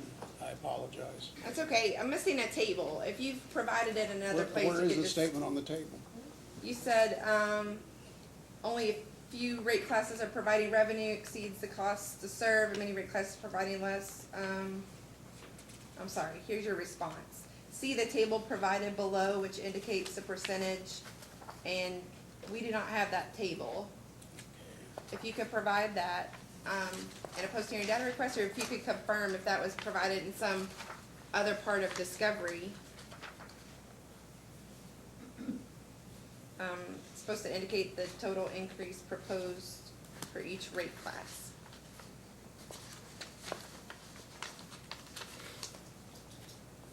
Yes, ma'am. Okay. And then on page 4 of your direct testimony, you provide several different justifications for allocating most of the revenue increase for the residential class to the customer charge. One of the reasons was, with energy conservation and energy efficiency being promoted by all facets of society, increasing the customer charge raises the revenue floor. You've explained that today, and Ms. Fraley touched upon it too. can you confirm that Grayson has pursued DSM efforts, and what are those? You want what our DSM, our complete DSM efforts are? Yes, or We- those we- recently, most recent? We will provide that. Okay, and post-hearing? Yes, ma'am. All right. Do you have any intention right now to increase your DSM offerings or efficiency offerings? I think those are changing right now because East Kentucky has minimized theirs, but you would have to, that would be best directed by Grayson folks, okay? Carol Hall Fraley would be the best probably. Okay. Of all the reasons that you listed, that relate to benefits that Grayson would receive as a result of the rate design, that it mitigates against volatility and revenue stability and increases revenue for Grayson, does matching the customer-related costs with the customer charge benefit the customers? And I guess you've listed that you think it stabilizes their bill, and that it is a overall decrease, or For the low end. for the low. For those above average and an increase for those below average, okay, based on rate design. Okay. Do you have anything further that benefits the customer to add on that? Not really.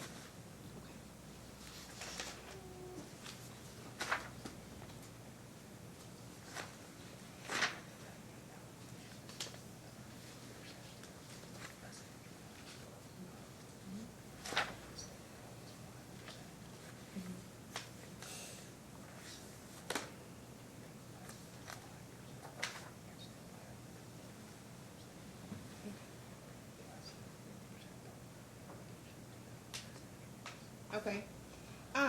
Just one final question here.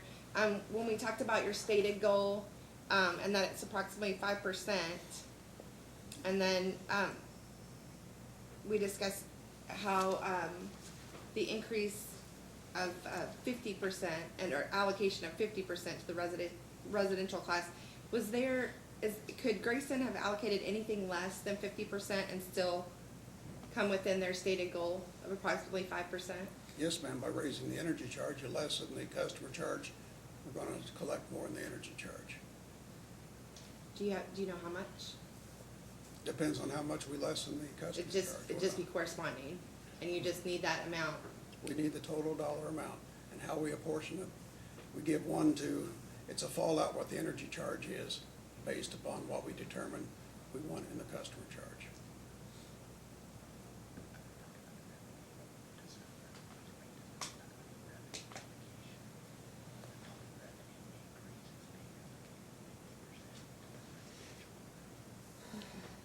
So, just to clarify, we're talking about the revenue allocation, Revenue, the total, not rate design. not rate design, well, total dollars, we have to be collected. I'm sorry? What do you want on total revenue requirements? Was there anything less that you could have allocated to the residential class and still met your stated goal? Sure, but we would allocate it to another class Okay, increase, and, such as 20 and 22. okay, and so, is it, you chose to do that for a reason, is it, and, I mean, Most of the increase is gonna go to the residential class because that's where they get most of their dollars, and that's where most of the costs are. because it's the largest class? It's by far the largest class. But let me say, you've also asked for us to redo this revenue based upon the new information that has been provided in this class and come up with a new billing analysis. In this process, if you wish, we can adjust some of this stuff. Okay, well, I We're mean. gonna increase 20 and 22. Where am I gonna probably get it from? Residential class. But I guess I wanna understand what your methodology is for doing that, what your basis is for doing that, because I think the commission has a basis for doing what it suggests, but, you know, the point is that you're trying to explain why you made the call that you did, so. We were at $15 is the current, but the Mhm. cost is 35 plus. And we wanted to stay in what we consider the range of reasonableness, and the co-op made the decision of $22.50. Okay, Is that And then the based- rest of, pardon? Was that based in part on some notion that 50% was in line with the spirit of gradualism? 50% one wouldn't consider as gradual, but in the Big Sandy case, you allowed $21 and a quarter, and they had been 50. They had been $15 before that. So we thought we were consistent with the commission. And Owen charges $20, and theirs went into effect in 2012. But let me say that if you wish, on the customer charge, we are willing to phase it in if you wish, over a period of time. And that has been done in several cases.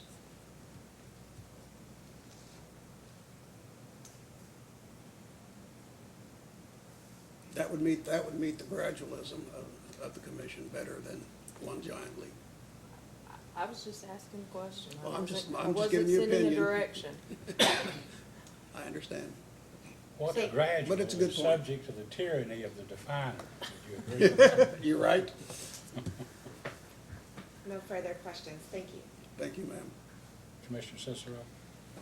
Can you provide as a post-hearing data request the list or the analysis that shows all the low-income users that are being identified as the ones most penalized by if the fixed costs were lower because they're the higher volume users? What shows that those are the ones that are being impacted? I believe the cooperative, we can provide that, show you what the usage of the low-income customers are, and then apply the current rate and the proposed rate. Okay, thank you.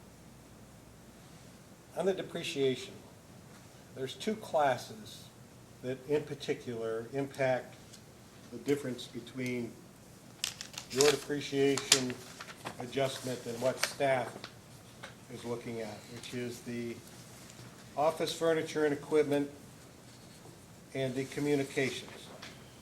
I know computers fall into one or the other of those, which I'm not arguing with.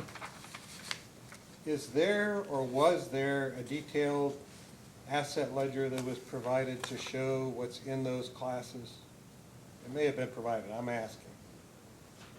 Yes, sir, there is. Was it provided, do we have it? We have a trial balance in here. We should have it. Let me check just a second, sir.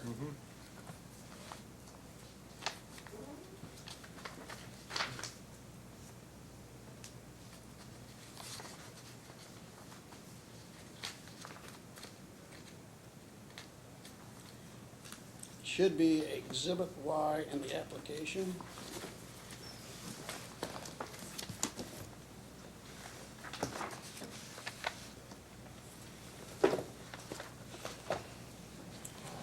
Accounts 391 and 397.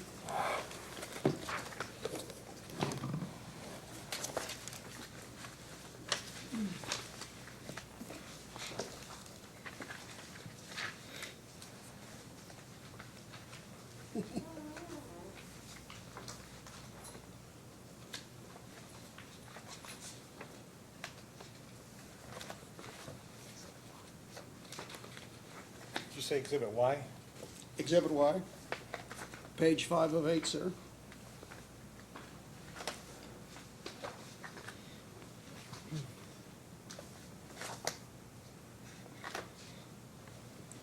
Yeah, but 391 is strictly office furniture and equipment. That doesn't provide you a lot of information, but there is quite a bit of detail on 397.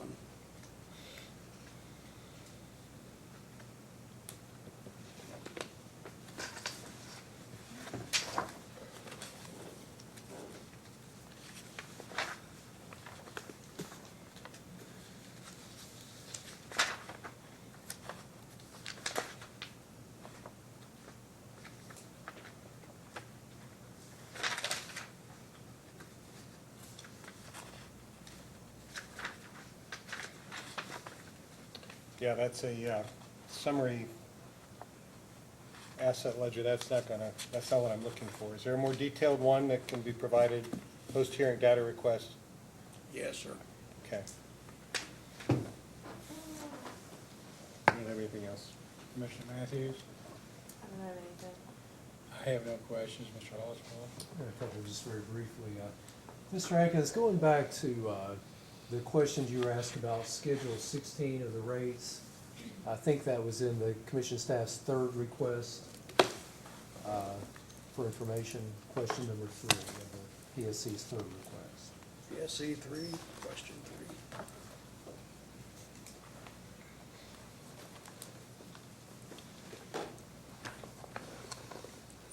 Yes, sir, which page? Let's look just for example at page 6, because I just want to make sure that we understand what the commission is asking us here and on this alternative rate design we might look at. So I think the question was, currently, if you look at account 5, so we're on question 3, page 6 of 6. If you look at account 5, currently under Schedule 16, the total at the bottom of the page is $10,345. Yes, sir, that's under the current rate. But if you move those members to Schedule 2 under the proposed rates, then their total billing would be $13,984. Yes, sir. Okay. And each page represents a different account. Okay. So I think the question Commissioner Cicero was getting at, and I may be wrong, is if Grayson decided to keep Schedule 16 and not move those members to Schedule 2, would you then be asking for an increase in the rates on Schedule 16 if you kept 16? We would be, yes, probably. Okay. And- That's correct. I'm looking at the net effect. Okay, okay. Yes.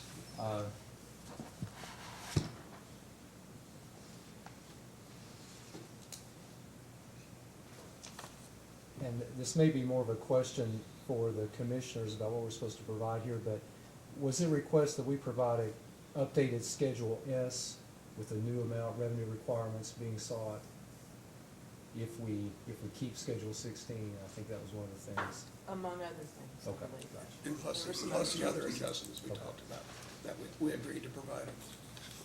Just out of curiosity, you were asked some questions about the different schedules, and it was noted that a few of these, even with the proposed rates, would still result in negative tier. And one of those was the inclining block rate. You talked Yes, about sir. that. I was just curious on the prepaid, Schedule 22, why would that be negative when general residential service would be positive? Are they not charged the same rate? Basically the same rate, but there is an additional charge for prepaid. Would the fact that many times prepaid consumers use less, does that Yes. factor in here? Yes. Okay. So it may be more of a result of how much they use and their usage not Yes. covering as much of their fixed And costs. we tried to be consistent with the other rate schedule. Okay. All right. So is there a way, if you made these all to where they're positive tier, then would people on prepay be paying more than people just on general residential service? That could be the result, plus the prepaid charge, which is an additional charge. Okay.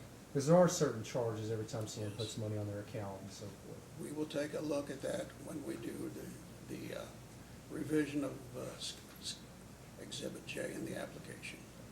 But currently, prepay is the same rate as residential, but there are. That's the idea, plus the prepaid charge. Okay. You were asked some questions about raising the customer charge and what benefit they may have to the consumer member versus the cooperative. Is it fair for me to say that, I think you talked about this at length, but in high usage months, those consumers' bills may be a little lower for large users, but in your milder months, their bills may be a little higher? Could be. Sort of levelizes their bill. Yes, it could be. Okay, take some of the surprise factor out of opening the envelope. Is that fair to say? Fair statement. Could you also make the case that allowing a utility to get its customer charge closer to its fixed cost encourages the utility to promote conservation to the consumer? Most proponents of that idea want a higher energy charge so that any type of DSM project will, or conservation project will show a greater benefit.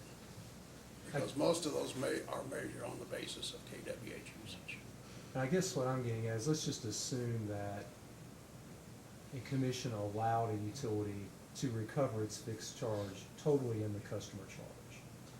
Then wouldn't that align the utility's interests and the members' interests exactly? Conceptually, but it's not been the history. Could there be? And also, what's the definition of a fixed cost? As you mentioned that. So has there ever been, have you ever thought about, or you know if there's ever been any studies that have looked at how these customer charge changes might affect economic development? In other words, do developers look more at what's an energy charge than they do a customer charge? Depends on the size of the economic development, and mostly of their concern will be the demand charge, because they're gonna be billed on the basis of a rate class that has a demand charge. We've talked a lot today, this is the last question, we talked a lot today about low-income members and having higher usage. And I wanted to ask you why, as a generalization, why you think that would be the case. We have found that to be the case in at least two other studies that I've participated in with utilities. Cumberland Valley is one, and Nolan RECC is another one. Is it fair to say that in our part of the country that a lot of our lower income members live in house trailers? House trailers, substandard housing has testified. And would it be fair to say that a lot of times house trailers are heated by an expensive resistance heat versus a heat pump? Forced air electric, yes. They may not have the same degree of insulation that a stick-built house might have, is that fair? Yes, sir. And would it also be fair to say that low-income people just wouldn't necessarily have the funds necessary to upgrade insulation, install solar panels, take advantage of energy savings because they cost money up front? Yes, sir. I think it's all the questions I have. No questions. Mr. Cicero? Just one comment, and that would be, well, it's safe to say that low-income people may consume more energy. We've heard many arguments from others with just the opposite opinion, that the base rate should be kept low because low-income people are impacted more negatively. And that's not I'm not suggesting either way. I think there's arguments that There can is, be that's a made two-sided both coin, ways. sir. I agree. But in one comment in regard to conserving energy, the less energy that's produced by a generator, and I know we're talking about distribution systems here, but the less energy that's generated, there's some variable costs that become fixed costs because you can only reduce some of those costs to a certain level, and then you become, then you start spreading those costs as fixed costs, and therefore you never reach that utopia that has been described. And it also depends on the type generator, where it's a base load or peaking or combustion turbine.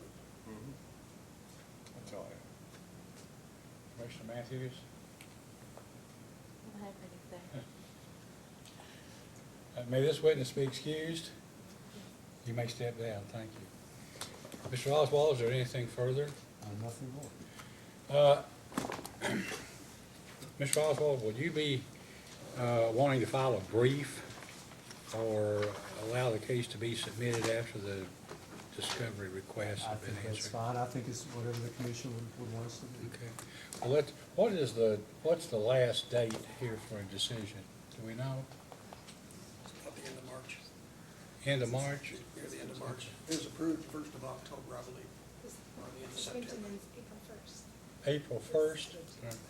Okay. Yeah, we have a number, looks like, of data requests. Can those data requests be served upon Mr. Oswald and his clients by the end of the day on Friday, the 22nd? Yes. Okay. If that's the case, Mr. Oswald, we've got some time. I know it's harder, takes more time to answer questions than it does to ask them. So if you had until,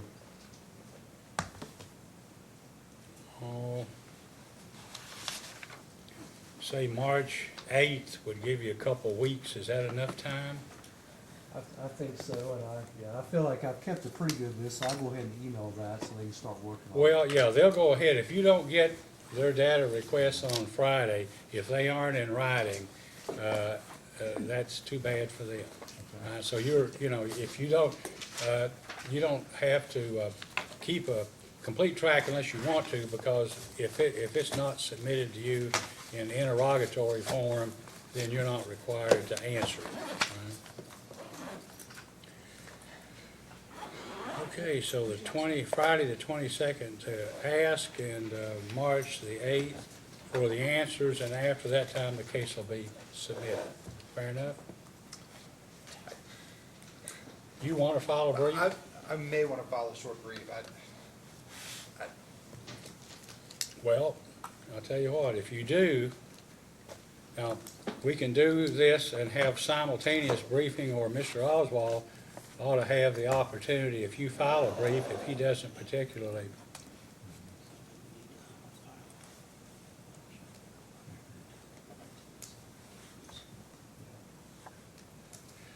Mr. Oswald, if you didn't see the need to file a brief, the Attorney General may want to file one. If he does, I'd like to give you an opportunity to respond if you would like that. Yeah, that'd be great. So if we go then till the 5th for answering or the 8th for answering the data request, and then you'd have you're gonna know, because you're gonna know what what your position is, I suspect. You could have a brief file by the 15th, correct? That's right, that's fine. And then Mr. Oswald, the 22nd, That'd be fine. and that just gives us a week to get an order out. Understand. All right, okay.